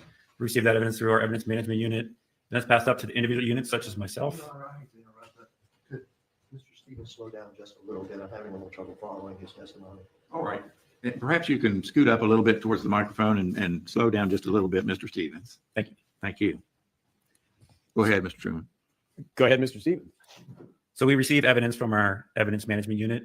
It comes up to our chemistry unit where it's assigned to an examiner, such as myself. I then intake that evidence, check it in, determine what kind of evidence I have, what kind of analyses I need to do. And then I process that evidence and I issue a report. This will be a forensic report or a laboratory report. And then as needed, I testify to those observations and findings that I made. How long have you worked for the FBI? I started working at the FBI in April of 2016, so I've been there for a little more than 8 years. And you started as a forensic chemist, and that's what you do now? That is correct. And, what kind of experience did you have before you went to work for the FBI as a forensic chemist? Before the FBI, I worked at the United States Secret Service in Washington, D.C. They have a forensic document laboratory. There I performed instrumental analysis on inks, papers, and toners. And I did that for about 10 years. I started there in December of 2005 through April of 2016. Would you please share with us your educational background? I earned a Bachelor of Science in Chemistry from Roanoke College in Virginia. After that, I attended Texas A&M University in College Station, Texas. I did not earn a degree from that, but I transferred to the George Washington University, where I earned a Master of Science in Forensic Science in 2007. Did you receive any specialized training in forensic chemistry? Yes. So as part of my training at the United States Secret Service, I completed a 2-year training program there. And upon my arrival at the Federal Bureau of Investigation, I completed another 2-year training program there as well. In this particular case, do you have any specialized training that would qualify you to determine an analysis that would result in a finding of insulin? Yes. So as part of our 2-year training program at the FBI, I conducted practicals, which I work with insulin, putting it on my instrumentation and analyzing it. And then I'm eventually given what's known as a competency test to ensure that I know how to perform the analysis. And I successfully completed that competency test. And then there's also other components of that training, such as oral boards, where a panel of my peers evaluate my knowledge on topics. Your Honor, at this point, the state, subject to defense inquiry, moves that the witness be treated under 702 as an expert. Do you wish to engage in voir dire, Mr. Selden? No, Your Honor. Is there any objection to the state's request? No, Your Honor. This witness will be regarded as an expert in his described field.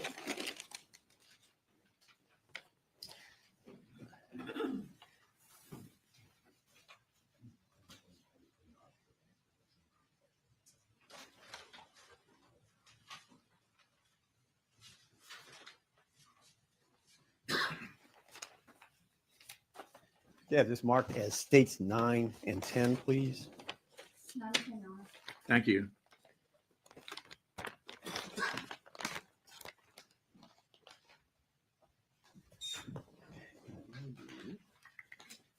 Let's start with 9. Just glue it on there. Thanks. That is a box and a lid. Approach the witness. Yes, you may. Thank you. Stevens, I hand you what's been marked at this point is for identification as states 9, and feel free to open the envelope and review it.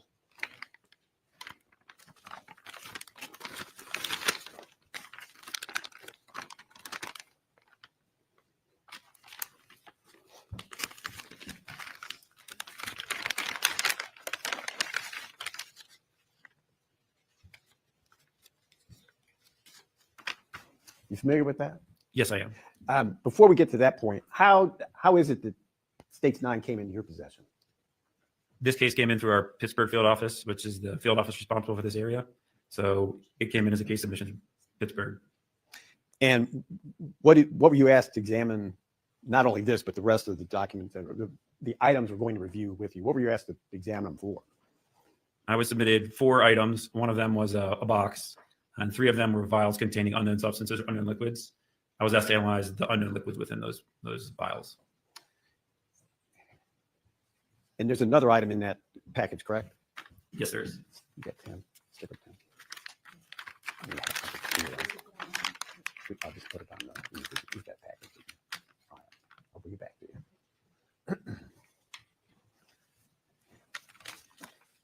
If you could put, probably the easiest way to do it. How do you want to handle the bottle? You can put it right on there. Okay.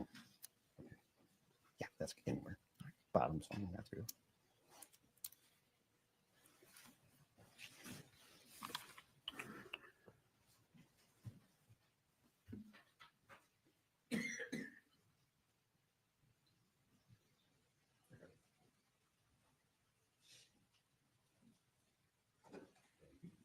Anyway, what's been marked for identification is states 10. You identify that, sir? The item states exhibit number 10 is a vial of methylprednisolone acetate that I received in the lab. Let's go ahead and get all the exhibits in front of you.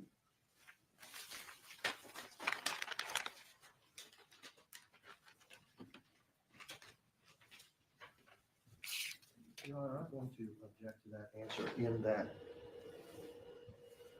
We have not established what was in the vial. The only thing that can be testified to at this junction is that it is a vial with a label marked methylprednisone acetate. Seriously? That's ridiculous. I think that's where we are in the process, and hopefully we'll find out more. I'm going to overrule the objection. Have this marked as 11, please.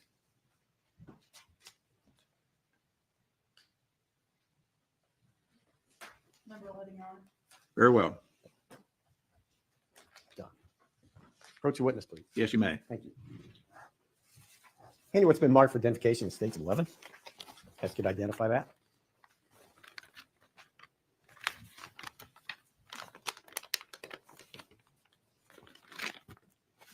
If you happen to have a pair of scissors, this is still sealed. This is the one with scissors. Okay. Don't run with those. Thank you.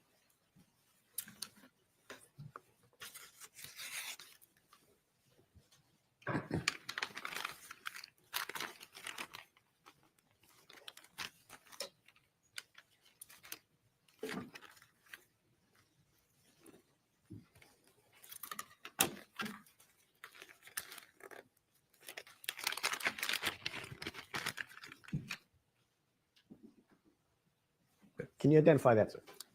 This is a vial of dried material now was labeled in the lab as item 2-1, but it states exhibit number 11 that I generated as a result of my analysis. I'm sorry, I didn't understand any of that. What was that vial? Thought you didn't want him to answer that. I don't think we've gotten to that point yet. I'm going to His overrule the identification, objection. I couldn't understand what he was classifying that as.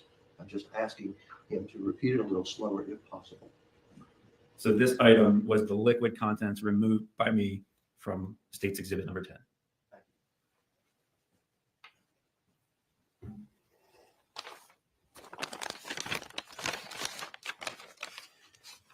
If I could have this marked as states 12, please. Very well. Of course I will.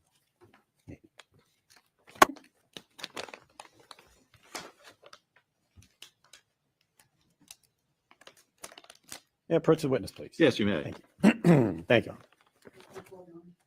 Thank you. Anyway, what's been marked for identification is states 12. Ask you to take a look at that.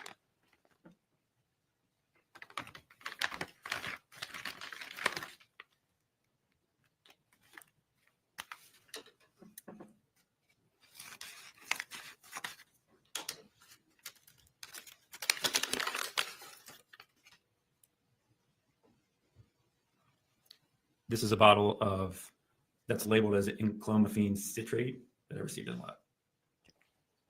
Put it back in the bag if you want to.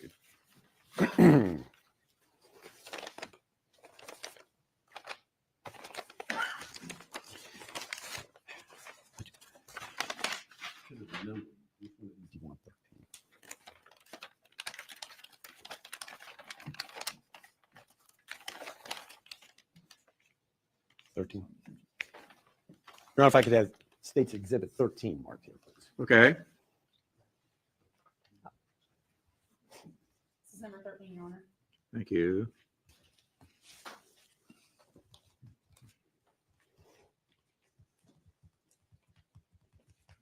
Thank you.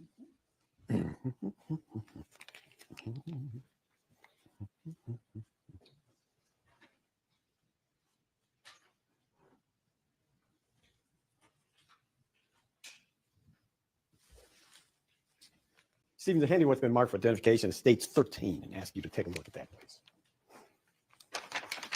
You recognize that? Yes, this is the liquid that I removed from State's Exhibit 12. Okay.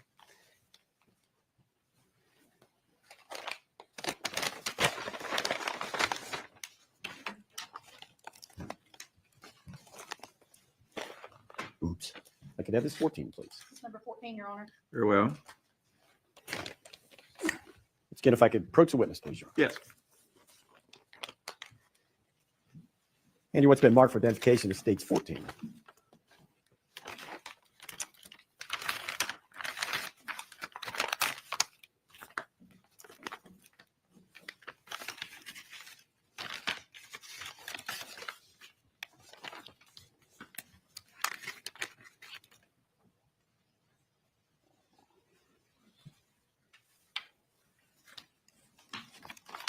It's a little sticker. Oh, right there. Okay.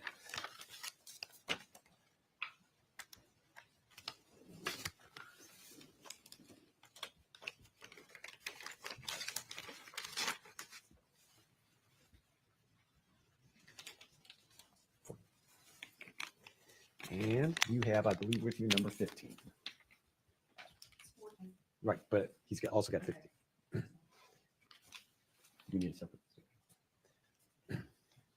15 needs to be marked. Is that right, Mr. Truman? It does, Your Honor. This is 15, Your Honor. Very well. Your Honor, I'll hand this to the witness if that's acceptable. Yes. Thank you. Hand you what's been marked for identification of states 50. Recognize that. Yes, that's the liquid contents I removed from States Exhibit 14.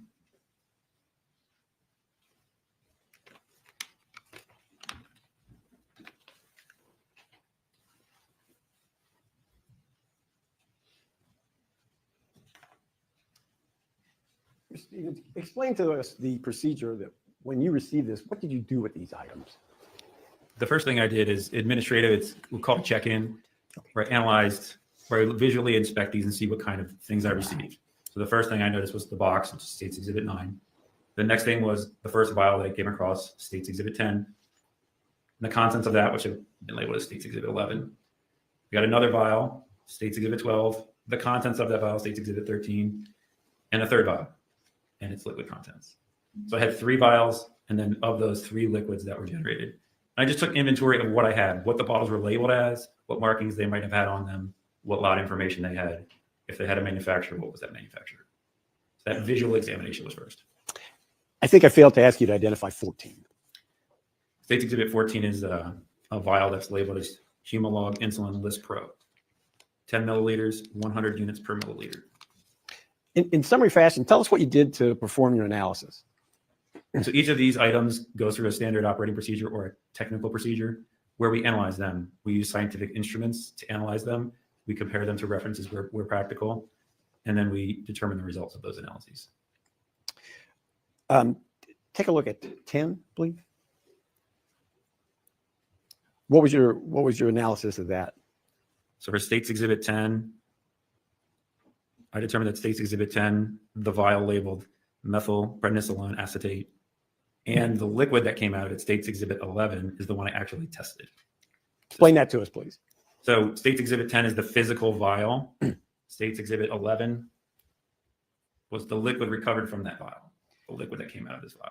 So my analysis was on the liquid. Okay. Now the States 11, that was lab material. You have a inventory of bottles that you use for your analysis. Is that what that is? We have libraries and reference materials that we use, yes. Okay, but the actual container itself, I mean, did that come with the information that came to you, or was that just some kind of testing process that you used? I'm not sure I understand. Well, as I understood what your testimony was, you analyzed the contents of number 10 by putting it into 11. I didn't analyze the contents of 10, the vial. I transferred those contents to States Exhibit 11. That's okay. And then I analyzed States Exhibit 11. We're on the same page now, I think. Go ahead and explain what you did. So visual examination on 10, what were the labels and markings on the bottle? Then chemical analysis on the liquid that was within this bottle. And again, in summary fashion, what did you do to analyze States 11? States Exhibit 11 was subjected to 3 different other kinds of testing. They're all scientific instrumentation. One of them is known as Fourier transform infrared spectroscopy. The next one, gas chromatography, mass spectrometry. And the final one, we call DART-TOF-MS, which stands for direct analysis in real time, time of flight mass spectrometry. All of these are very expensive, complicated instruments. Their primary goal is to determine the chemical composition of the materials within a liquid or a solid.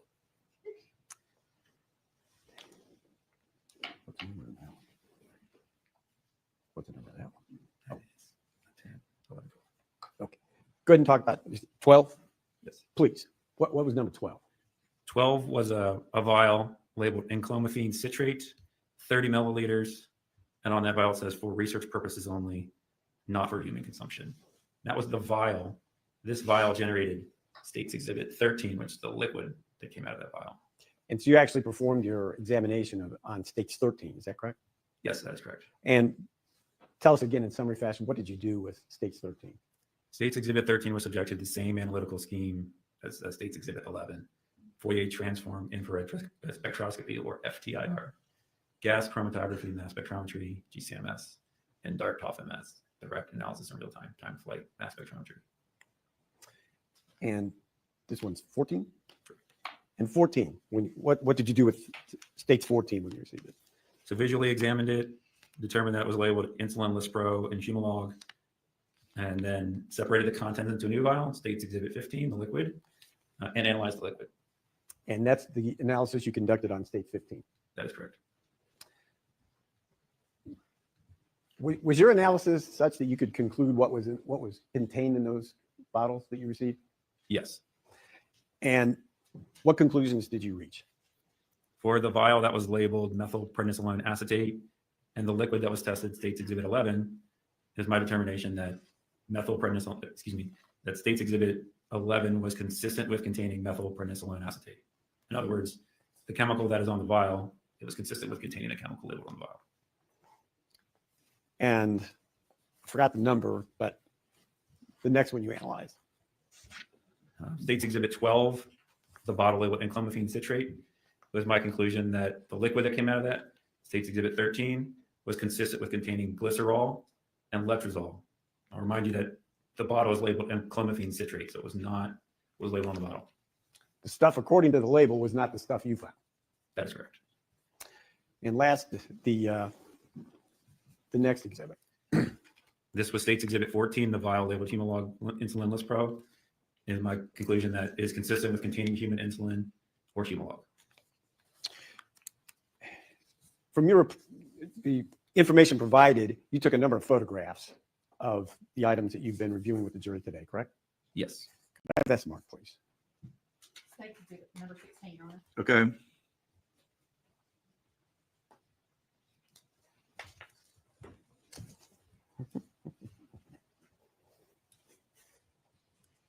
Oops, excuse me. Ran out of arm.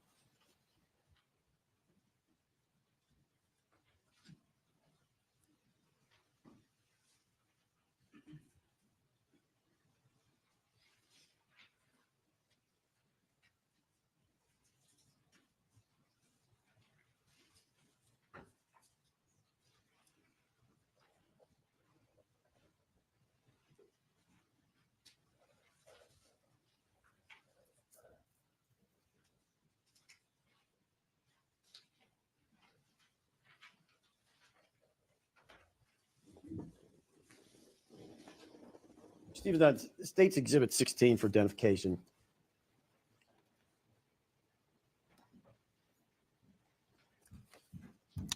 You took that photograph? Yes, I did. What are we looking at? These are photographs that I took of the State's Exhibit 9 as received in the laboratory.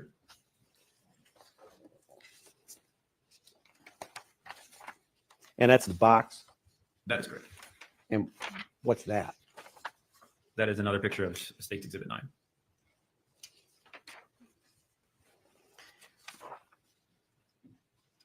You also took that photograph? I did. And what is that depicting? This is State's Exhibit 10 as received, which at the time contained State's Exhibit 11, the liquid. The next photograph you took, what's the significance of the plastic cover? This plastic cover is used as a tamper-evident control so that when the septum that would be expected to be underneath there, and in this case there's a septum, a rubber material within the center, couldn't be inadvertently punctured. Had there been any tampering of the exhibit by the time that you received it? When I visually inspected it and tried to remove that, the force that I was using, which I described as a moderate force, was insufficient to remove that, implying to me that it was probably intact. And the next photograph. These are pictures that I took of State's Exhibit 12 with the liquid being inside State's Exhibit 13. And the next one. These are pictures I took of State's Exhibit 14 with the liquid being inside State's Exhibit 15. The last photograph. These are close-ups of State's Exhibit 14, the vial. At the conclusion of your study of all of these exhibits, did you write a report of your findings? I did. If I could have this last exhibit, Mark, please. State's Exhibit number 17, Your Honor. Thank you. Let me give you that one. I'll show you that Thank you.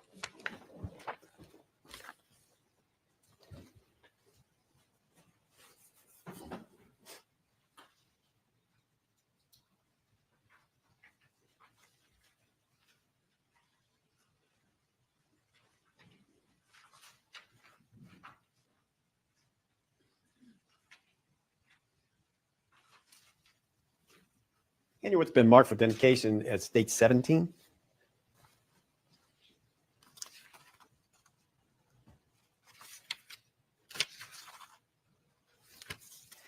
You recognize that?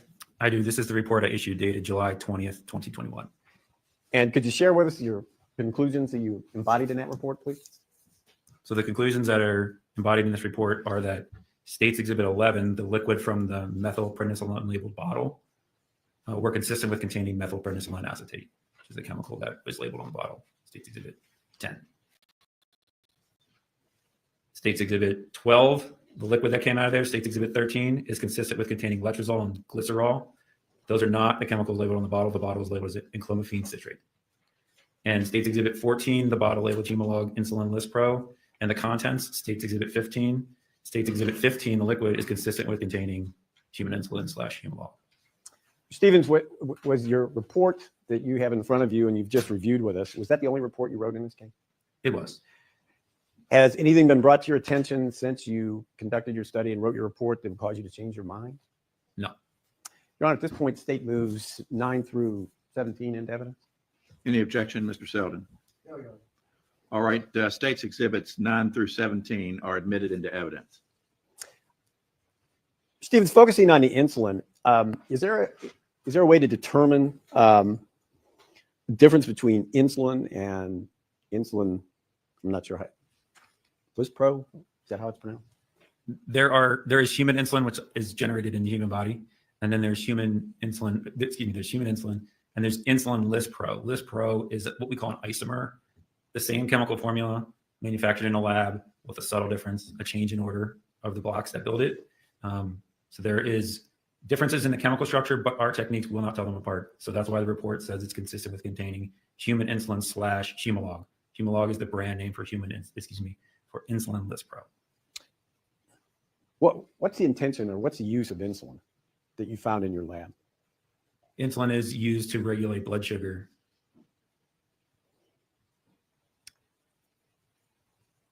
Can I have just a moment, please? Yes, you may.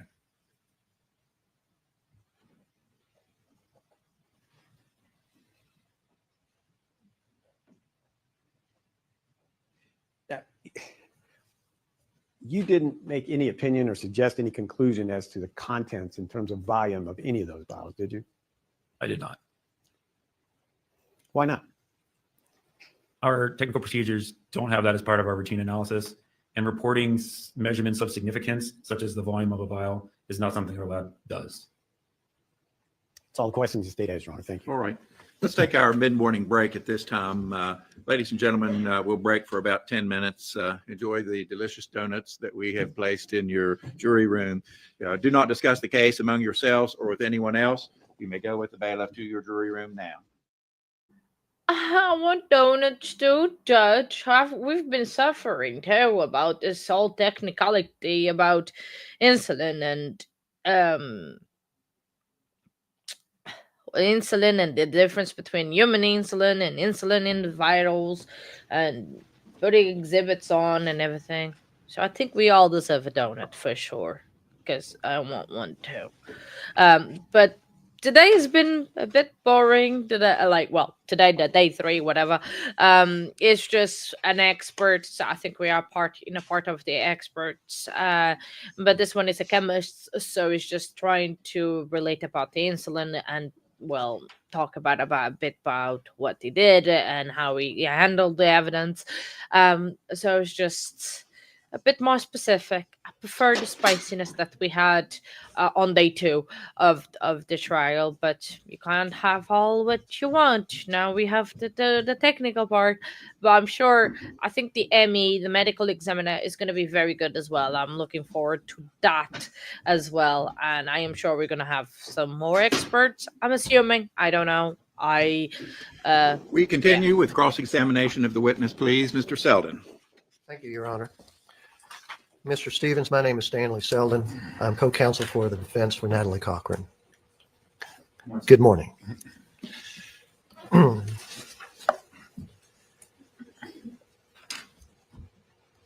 I would like to ask you, you have testified in other trials before, have you not? I have. And in all of those trials, you testified for the prosecution or the state, isn't that correct? I believe that is correct, yes.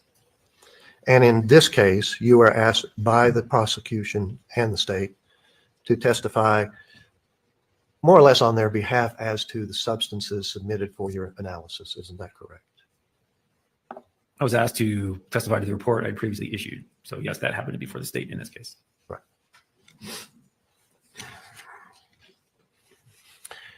I'd like to ask you a few questions about your education and training, not so much to qualify you as an expert, which has already been done, but just general knowledge. Okay. In the course of your education, did you have any courses in toxicology? Yes, I did. I had one course in graduate school. And toxicology is the study of toxins or poisons in the body. Would that be a fair summary? Yes. Did you have courses in biochemistry and organic chemistry? Yes, in undergrad, I had courses in both. And would you tell briefly what biochemistry is? Biochemistry, as I learned it in undergrad, is the interaction of human biology with chemistry. So materials that go into and out of your body. Right. So you have some knowledge of how chemicals introduced in the body react in the body. Would that be a fair statement? No, that's actually outside the scope of my expertise at the FBI. But you have some knowledge through research, especially in the case of Humalog, correct? As part of the training, yes, I have some foundational understanding of what insulin is, but not how it interacts with the body. Okay.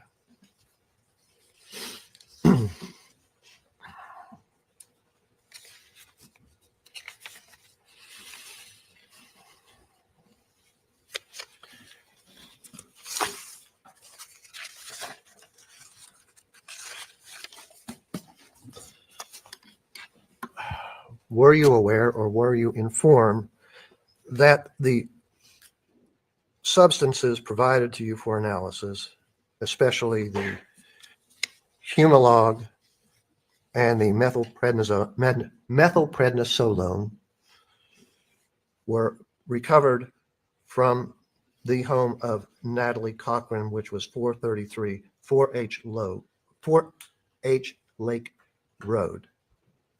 Yes, that probably would have been on the incoming description of evidence provided. Okay.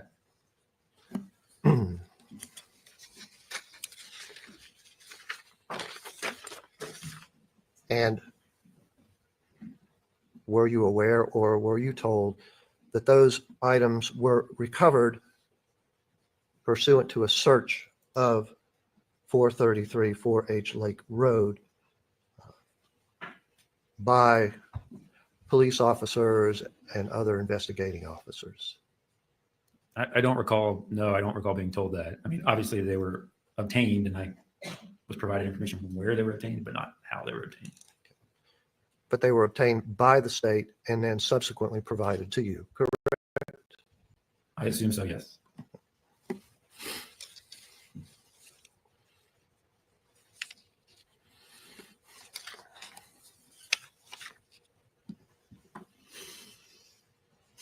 I submit to you that Michael Cochran died around February 11th of 2019.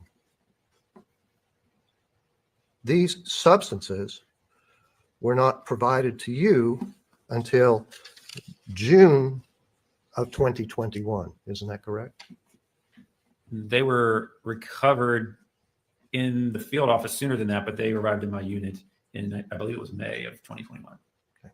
And I started the analysis in June of 2021. So over 2 years subsequent to the death of Michael Cochran. Wouldn't that be a fair statement? If he passed away in February of 2019. Correct.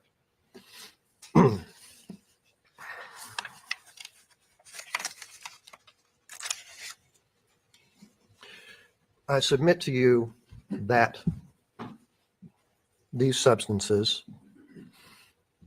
were collected approximately 4 months to 5 months after the death of Michael Cochran in February of 2019. Do you know what was done with these, where they were, how they were stored prior to you receiving them approximately 2 years later? No, I do not.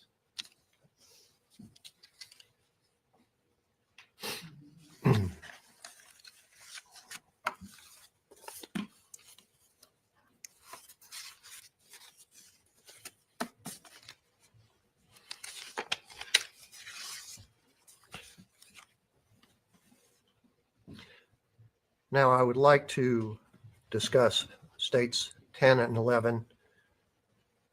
And 10 was a vial marked methylprednisolone acetate.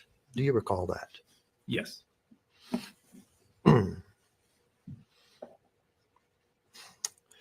And your report states, and it's also confirmed that that particular item was found in a cabinet in the corner of the home of the Cochrans. He's already indicated he doesn't know any of this stuff. I think that's correct. The court will sustain the objection. But this was recovered at 433 4H Lake Road. Sustain, please, Mr. Selden. Okay.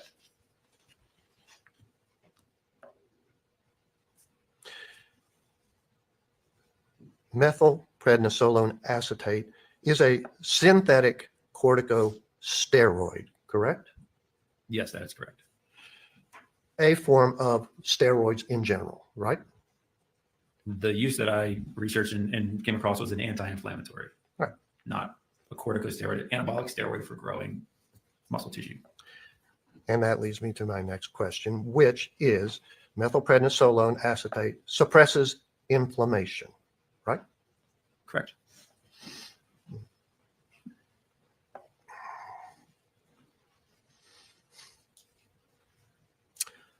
Now, I submit to you that if Natalie Cochran had inflammation of the lungs,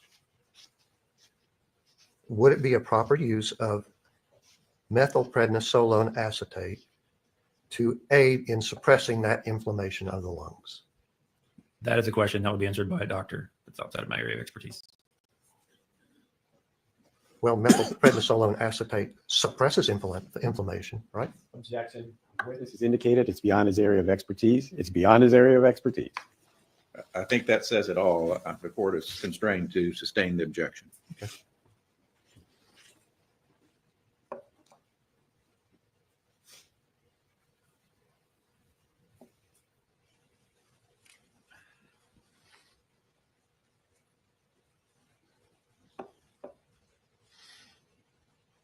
Can steroids increase blood sugar?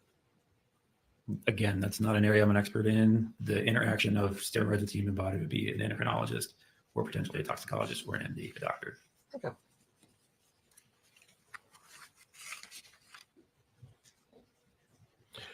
Do you know if an overdose of methylprednisolone acetate is life-threatening or not? I do not know. Okay.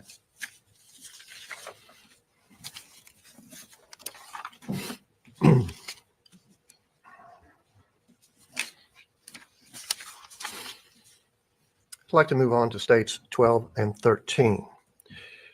That was identified as a vial marked enclophamine citrate. Is that correct? Yes, that's correct. And that particular substance, according to your report, came from 211 Old Grandview Road, which was not the Cochran residence. Isn't it correct as to where it was recovered from? Your Honor, may I refer to the report? Certainly. So that is not listed in the report. Excuse me. Yes, it is. States Exhibit 12 was recovered from 211 Old Grandview. Thank you.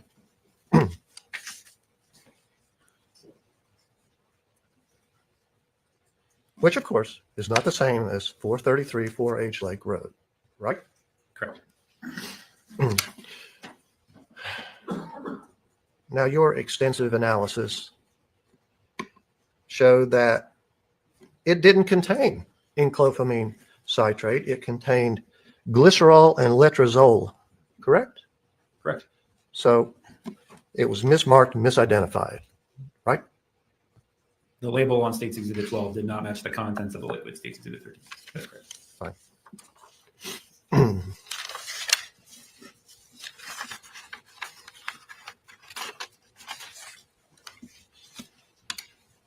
If I submit to you that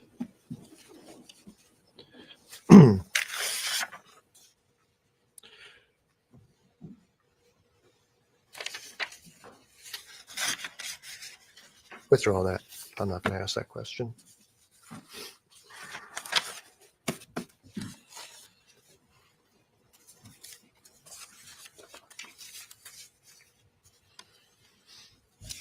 I'd like to move on to states 14 and 15.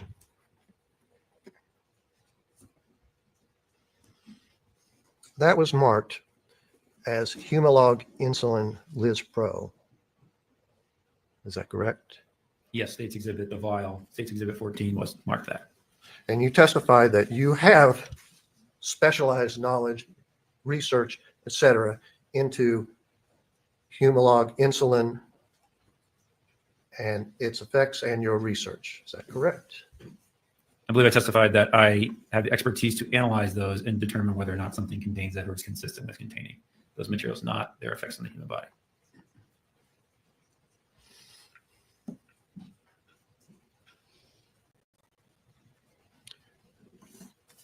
Insulin in general.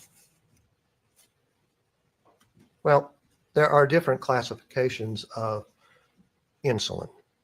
There's insulin produced by the pancreas of the body, which is produced internally by the body, correct? Correct.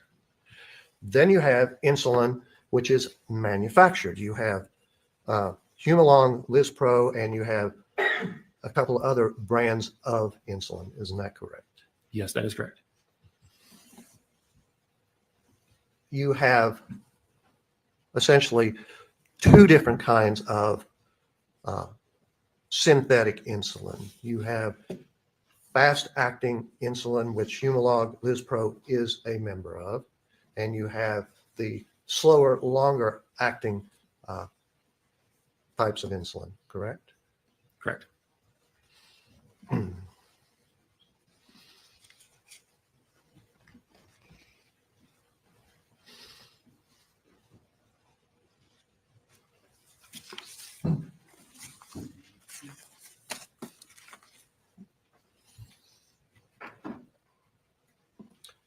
Humalog Liz Pro insulin is termed fast-acting because its effects take approximately 15 minutes to work, correct?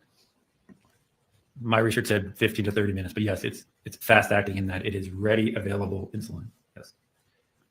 And its workings or effect is to essentially reduce blood sugar, right? The marketed purpose of insulin is to regulate blood sugar. Its effects in the body on any given injection would be something best answered by an endocrinologist or a doctor. But you said you have specialized knowledge of insulin, right? Correct. Yes. Okay. Now, insulin, from your understanding of it, doesn't just wham, it takes effect and that's it. Humalog Liz Pro insulin works over 3 to 4 hours. Isn't that right? Again, that's a question best answered by an endocrinologist or doctor. My expertise is in the analysis of the chemistry of insulin, not its interactions in the human body.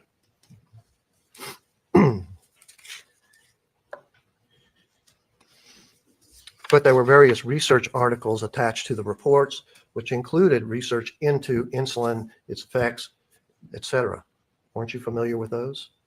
Yes, there are references attached to my report that talk generically. I don't believe there were actual studies there, lists, the references to some studies. But those are not studies that I understood as interacting in a human body. Well, why did you research them then? They're Why did you references- refer to them and why did you say you were familiar with them? If I'm understanding correctly, there's two sources of information that came out of the references that I provided. One was drugs.com, which is a site that we use for generic uses of drugs. And the other one was the Merck Index. And the Merck Index was provided for some of these to show generically what these are used for. And those references may be included in those studies in this pronouns. And the Merck Index and those studies tell you how they work in the body, right? How their chemicals work, right? The references that are included may provide that information, but those are not studies that they're within my scope of expertise.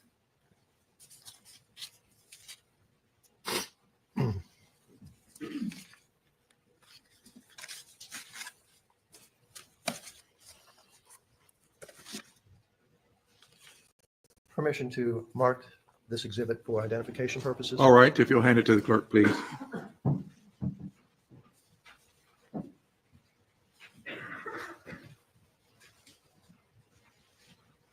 This will be Defendant's Exhibit number 9.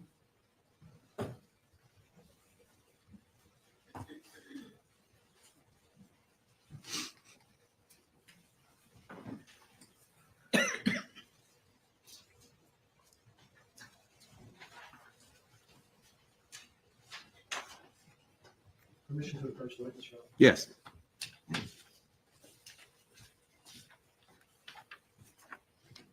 Permission to question the witness from here. You Your may Honor. proceed. Thank you.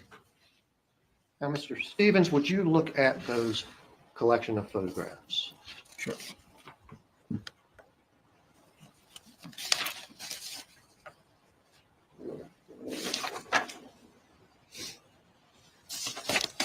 How many photographs are there? There are 4 photographs of what appear to be a vial in different positions. Okay. I'm going to go through them one by one, if that's all right. The top one, would it be a fair representation to say this is a photograph of Humalog Insulin Lispro vial? It's marked U100.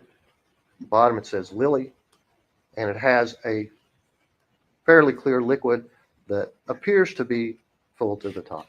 Would that be correct?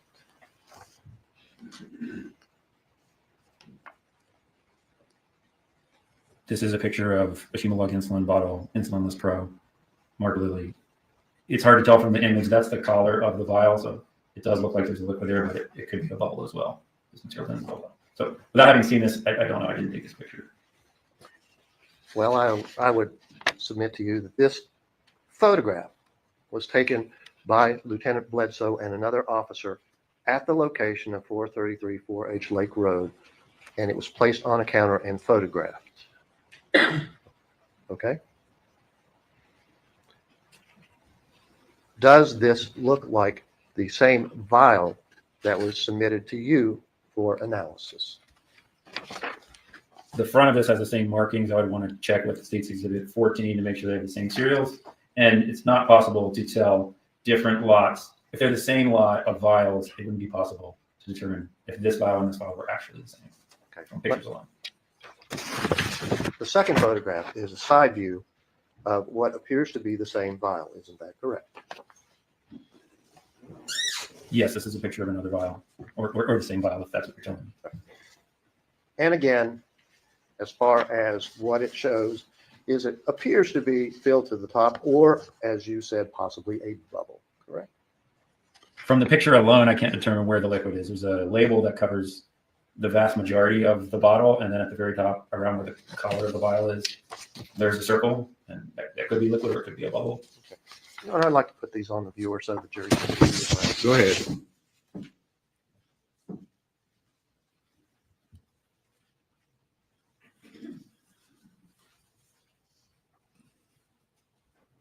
Now, Mr. Stevens, if you look at this viewer, and I don't know if you can see it or not, Okay. this is the first photograph I showed you, which was identified as Humalog Insulin Lispro. Is that right? Correct.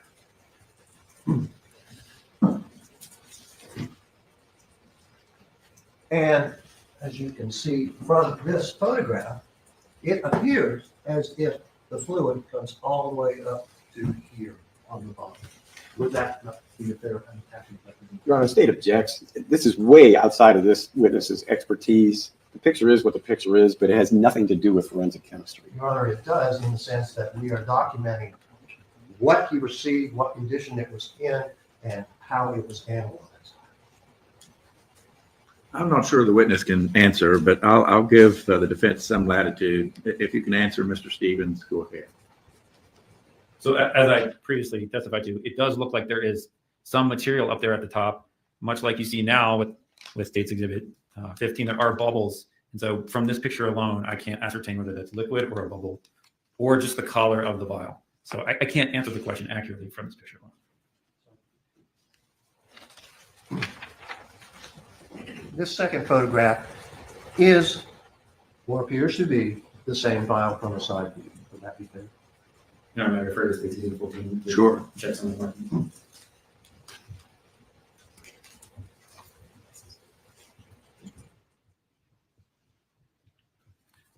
Yes, this has the same markings as State's Exhibit 14. Right, it has the numbers on the side, which are identical to the state's exhibit. Correct.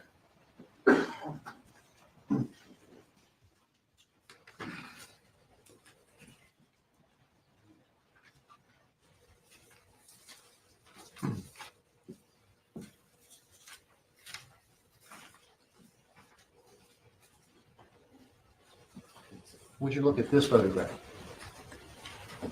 Does this appear to be the same vial with the same contents viewed from the other side? And I call attention to these markings on the side, WG 4171A and X. Is that the same vial as the state's? This picture has the same markings as the vial from the state. I don't know if it's the same vial. Same markings. Appears to be the same. It has the same markings. Yeah.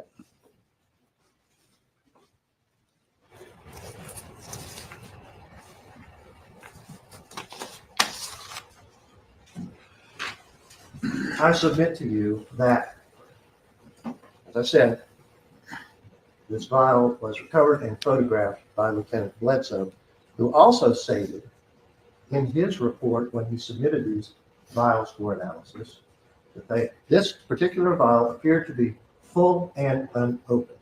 Can you comment on that? This is the first time I've heard that information. So I have no opinion, and it doesn't change my conclusion that item 15 is consistent with containing insulin, human insulin / Lispro.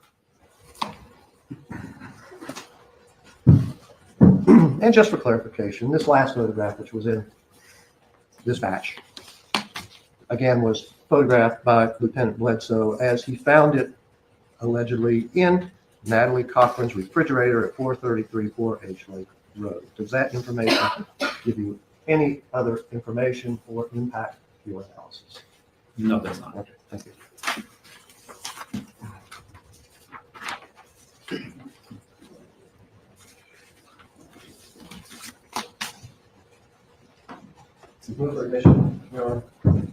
Any objection, Mr. Truman? None.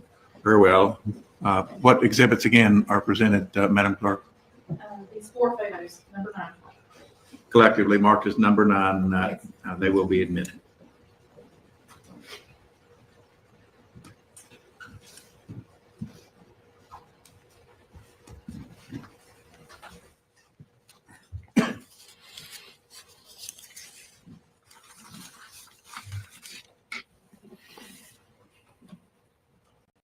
Now, I know you're not an endocrinologist, but in order for synthetic insulin to be used, it has to either be injected directly with a hypodermic needle, or it has to be put into a pump worn by an individual for its use in the body. Isn't that correct? I'm not familiar with the methods of application, if you will, the routes of entry that the drug would, but those sound like things that I've heard in general media. In other words, I don't know how the drug is best administered into the body.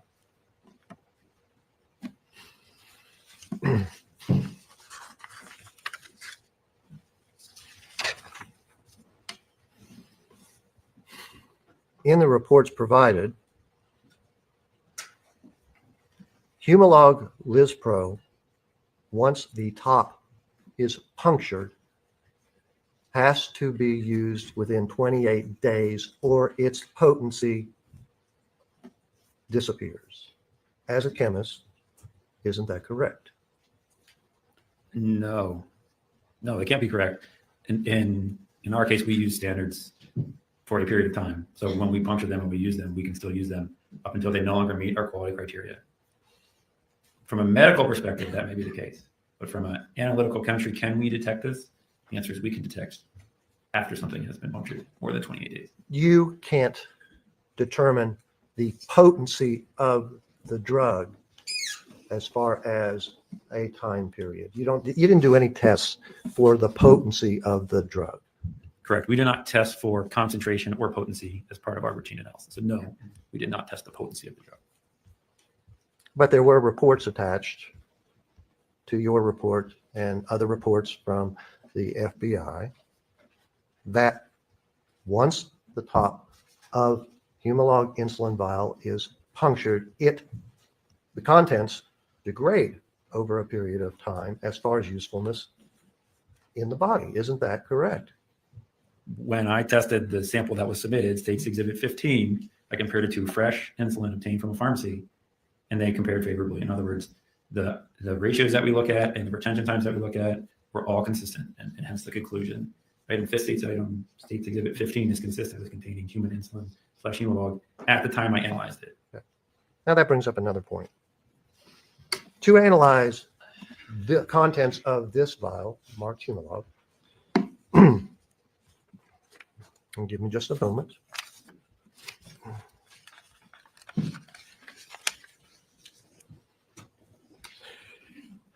You or someone in your lab went out and got a new bottle of Humalog from Dan's Wellness Pharmacy for comparison, correct? Correct.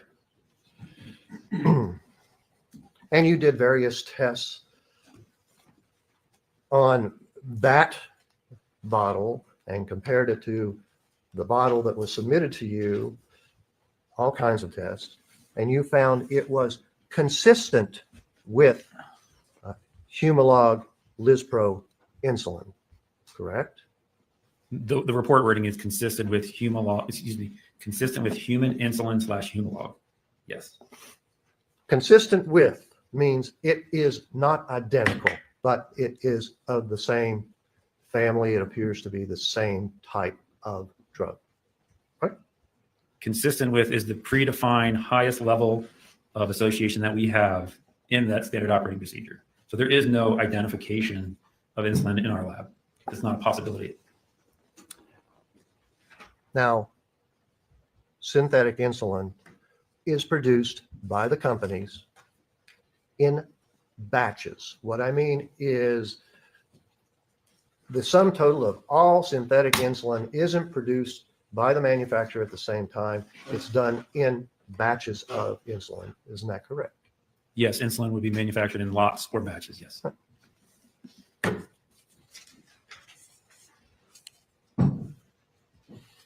Now, it has been put forth or alleged that a vial of Humalog Lispro insulin was provided to Natalie Cochran on or about February 6th of 2019. There is no possible way to say that particular vial is the particular vial that was analyzed by you. Isn't that correct?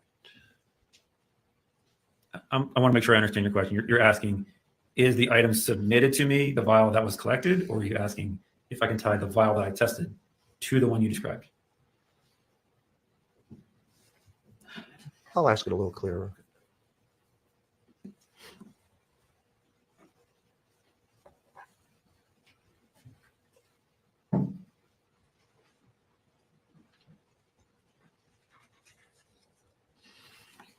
And I want to make sure I don't misstate anything. There have been some suggestions, implications that a vial of Humalog Lispro insulin might have been used by Natalie Cochran to inject her husband, and that vial may have been provided by the Davises, who had a son with diabetes.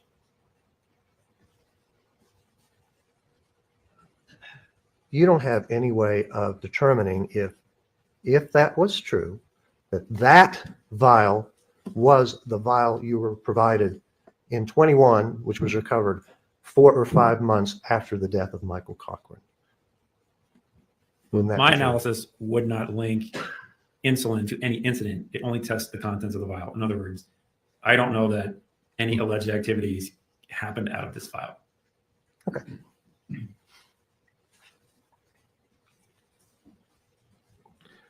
Why didn't you measure the volume of the vial?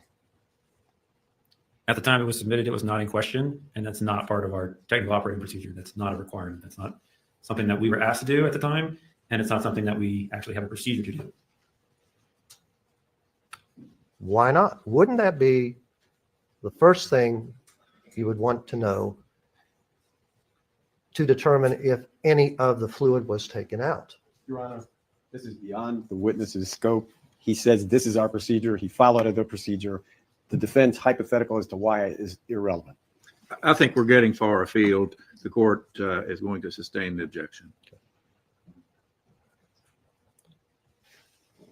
You don't know if any fluid was taken out of this vial or not. That is correct.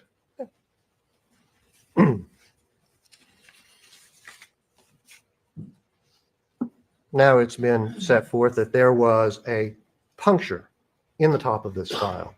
Is that correct? That's outside my scope of expertise. There's a different examiner that examined that. But you examined the bottle when it came in, did you not? I did visually examine the bottle, but it's outside my area of expertise to determine if any markings on there are a result of a tool, like a needle or a syringe. I didn't ask you about markings. I actually asked you about it has like a rubber top. In order to use it, someone has to use a needle to put it in to withdraw the substance. Is that correct? Yes, that's the primary way that a user at home would use insulin. And if there was a puncture in the top of that rubber seal, did you observe that when you looked at the bottle? I'm not talking about markings. I'm talking about a puncture in the top. I captured images, States Exhibit 16, that include an image of the top of that, but I do not have an opinion on whether or not that's a puncture.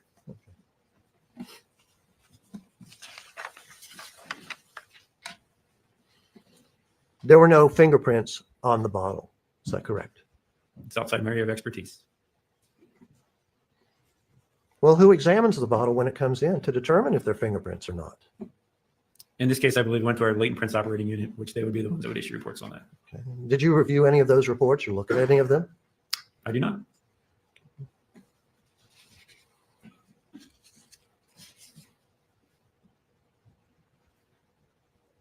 Now, I know it's not your area of expertise, but if the top was punctured, there would be no way to determine when that occurred. Objection. Sustained. Okay.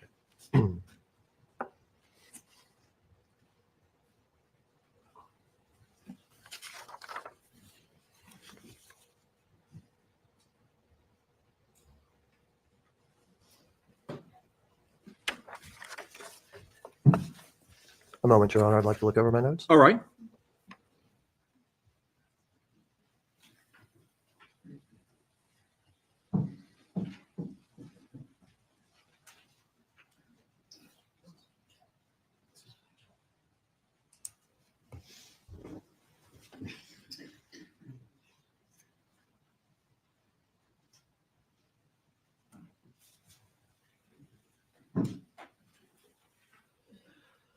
If the contents of the vial submitted to you and were tested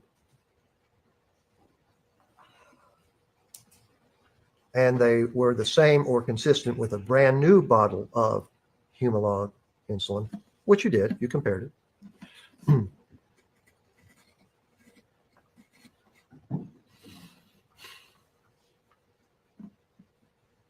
how could, if the bottle were punctured 2 years earlier, how would the contents compare? Would not the contents of the vial you were given be different as far as degrading? We didn't conduct concentration studies. We didn't conduct potency studies. These are, again, outside the scope of our technical expertise or technical procedures. Sorry.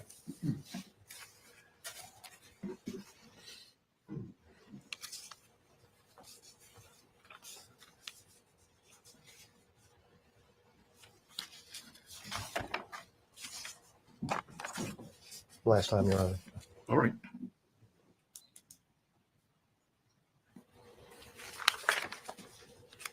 I believe that concludes my cross-examination, Your Honor.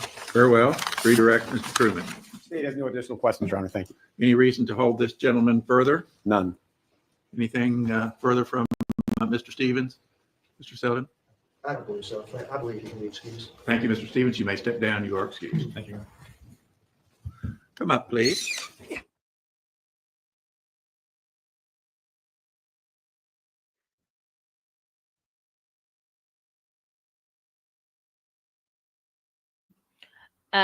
So I think this witness was a bit of a nothing burger. Oh, I think we have reached the end of day 3 already. Broadcast or hear any of the commentaries that people offer. You folks are in the catbird's seats. You folks will be asked to decide this case, and I don't want you to be influenced one way or another. We can talk now. It's just the jury instructions, as always. Every day we hear them saying that not to talk about the case, blah, blah, blah. So, that was at one point, like that lawyer, and I've heard about that, that lawyer, that was on 1.3 speed. If you thought that he was speaking slow on 1.3 speed, imagine live. That's going to be awesome. But, I mean, wow, that was the 2 days of trial. I mean, and we did it in a good pace. Well, at least I hope you guys were able to take it in. I did take a lot of notes that we've got to talk about this 1.5 days that we listened to today, because we are caught up. Tomorrow, day 4, we're going to be listening live, and it's going to be rather interesting having to listen to this lawyer in live and not sped up, but I am looking forward because it was rather interesting. I thought that this testimony was 50-50 in my opinion. It was a bit boring, but I understand why, because they have to get that information in, because I think that it's leading to the medical examiner, where he's going to say what was found in the system and everything, and probably another forensic expert to talk about exactly what it was found in his blood and everything, and how the levels probably were not normal. I think that's where they're heading, at least in my opinion. And the fact that, even though, like you said several times, that, oh, I'm not the expert, but they carry on asking, it's just like, dude, if it is not the expert, why you carry on trying? And the state objected very well, and it was sustained, and it's just carried on. But there was a lot of good points during the trial, because I took so many notes. I think I have to go through them and slim them down a bit. And maybe before the day does start tomorrow, we can have a chat about it and everything, and go through, just to give a bit of a refresher, because I would need from now until tomorrow, when court starts again, I will probably forget half of the things. But it's this, I think, yet again we have another spicy case in our hands, which is awesome because it keeps things interesting. But I am not seeing them like the state lasting a lot more. I think after me talking, we can listen to the rest of the day, but I don't think they talk about timings or anything. But So I don't think the state has a lot long to go, and I'm interested to see what kind of defense does Natalie's team put on. It was self-defense. She didn't do it. I think they are going to. She did not do it, but I don't think. I don't. I think there is a lot of evidence that shows that she had the reasons, the means to do it. But obviously got more concrete, there's a reasonable doubt, more concrete evidence it's needed to be, convict her. But never mind that, I got a new book today. I ordered this the other day, and it's law book for dummies, law for dummies. So just it's more about like the constitution and everything, because I want to read about it. I've been listening to a new audiobook as well about like law 101 type thing, so I know a little bit more about things. But yes, I can always do Google research, but the Google research that's gonna show up, it's more UK based, and I want to know more American based. So I got this one. So hopefully I will start reading a little bit and get a bit more information. But I can't believe that again we've done 2 days of trial. I mean, that was amazing, that was good. I like speeding up. But tomorrow, yeah, we'll be live. Finally we catched up to this trial, which was awesome. And yeah, I think I'm gonna leave the stream here today, because it is a federal holiday for our friends in America, and they need to enjoy their day as well. And I want to enjoy my evening with Nightbot. I'm gonna have dinner and probably put my feet up and rest, because we have another great day to come back tomorrow and do the awesome YouTube things. So thank you very much everyone on stream and even in the prosperity. Thank you very much for being here. Have a great evening, morning, afternoon, wherever you are, and 10-4, have a great day. Bye.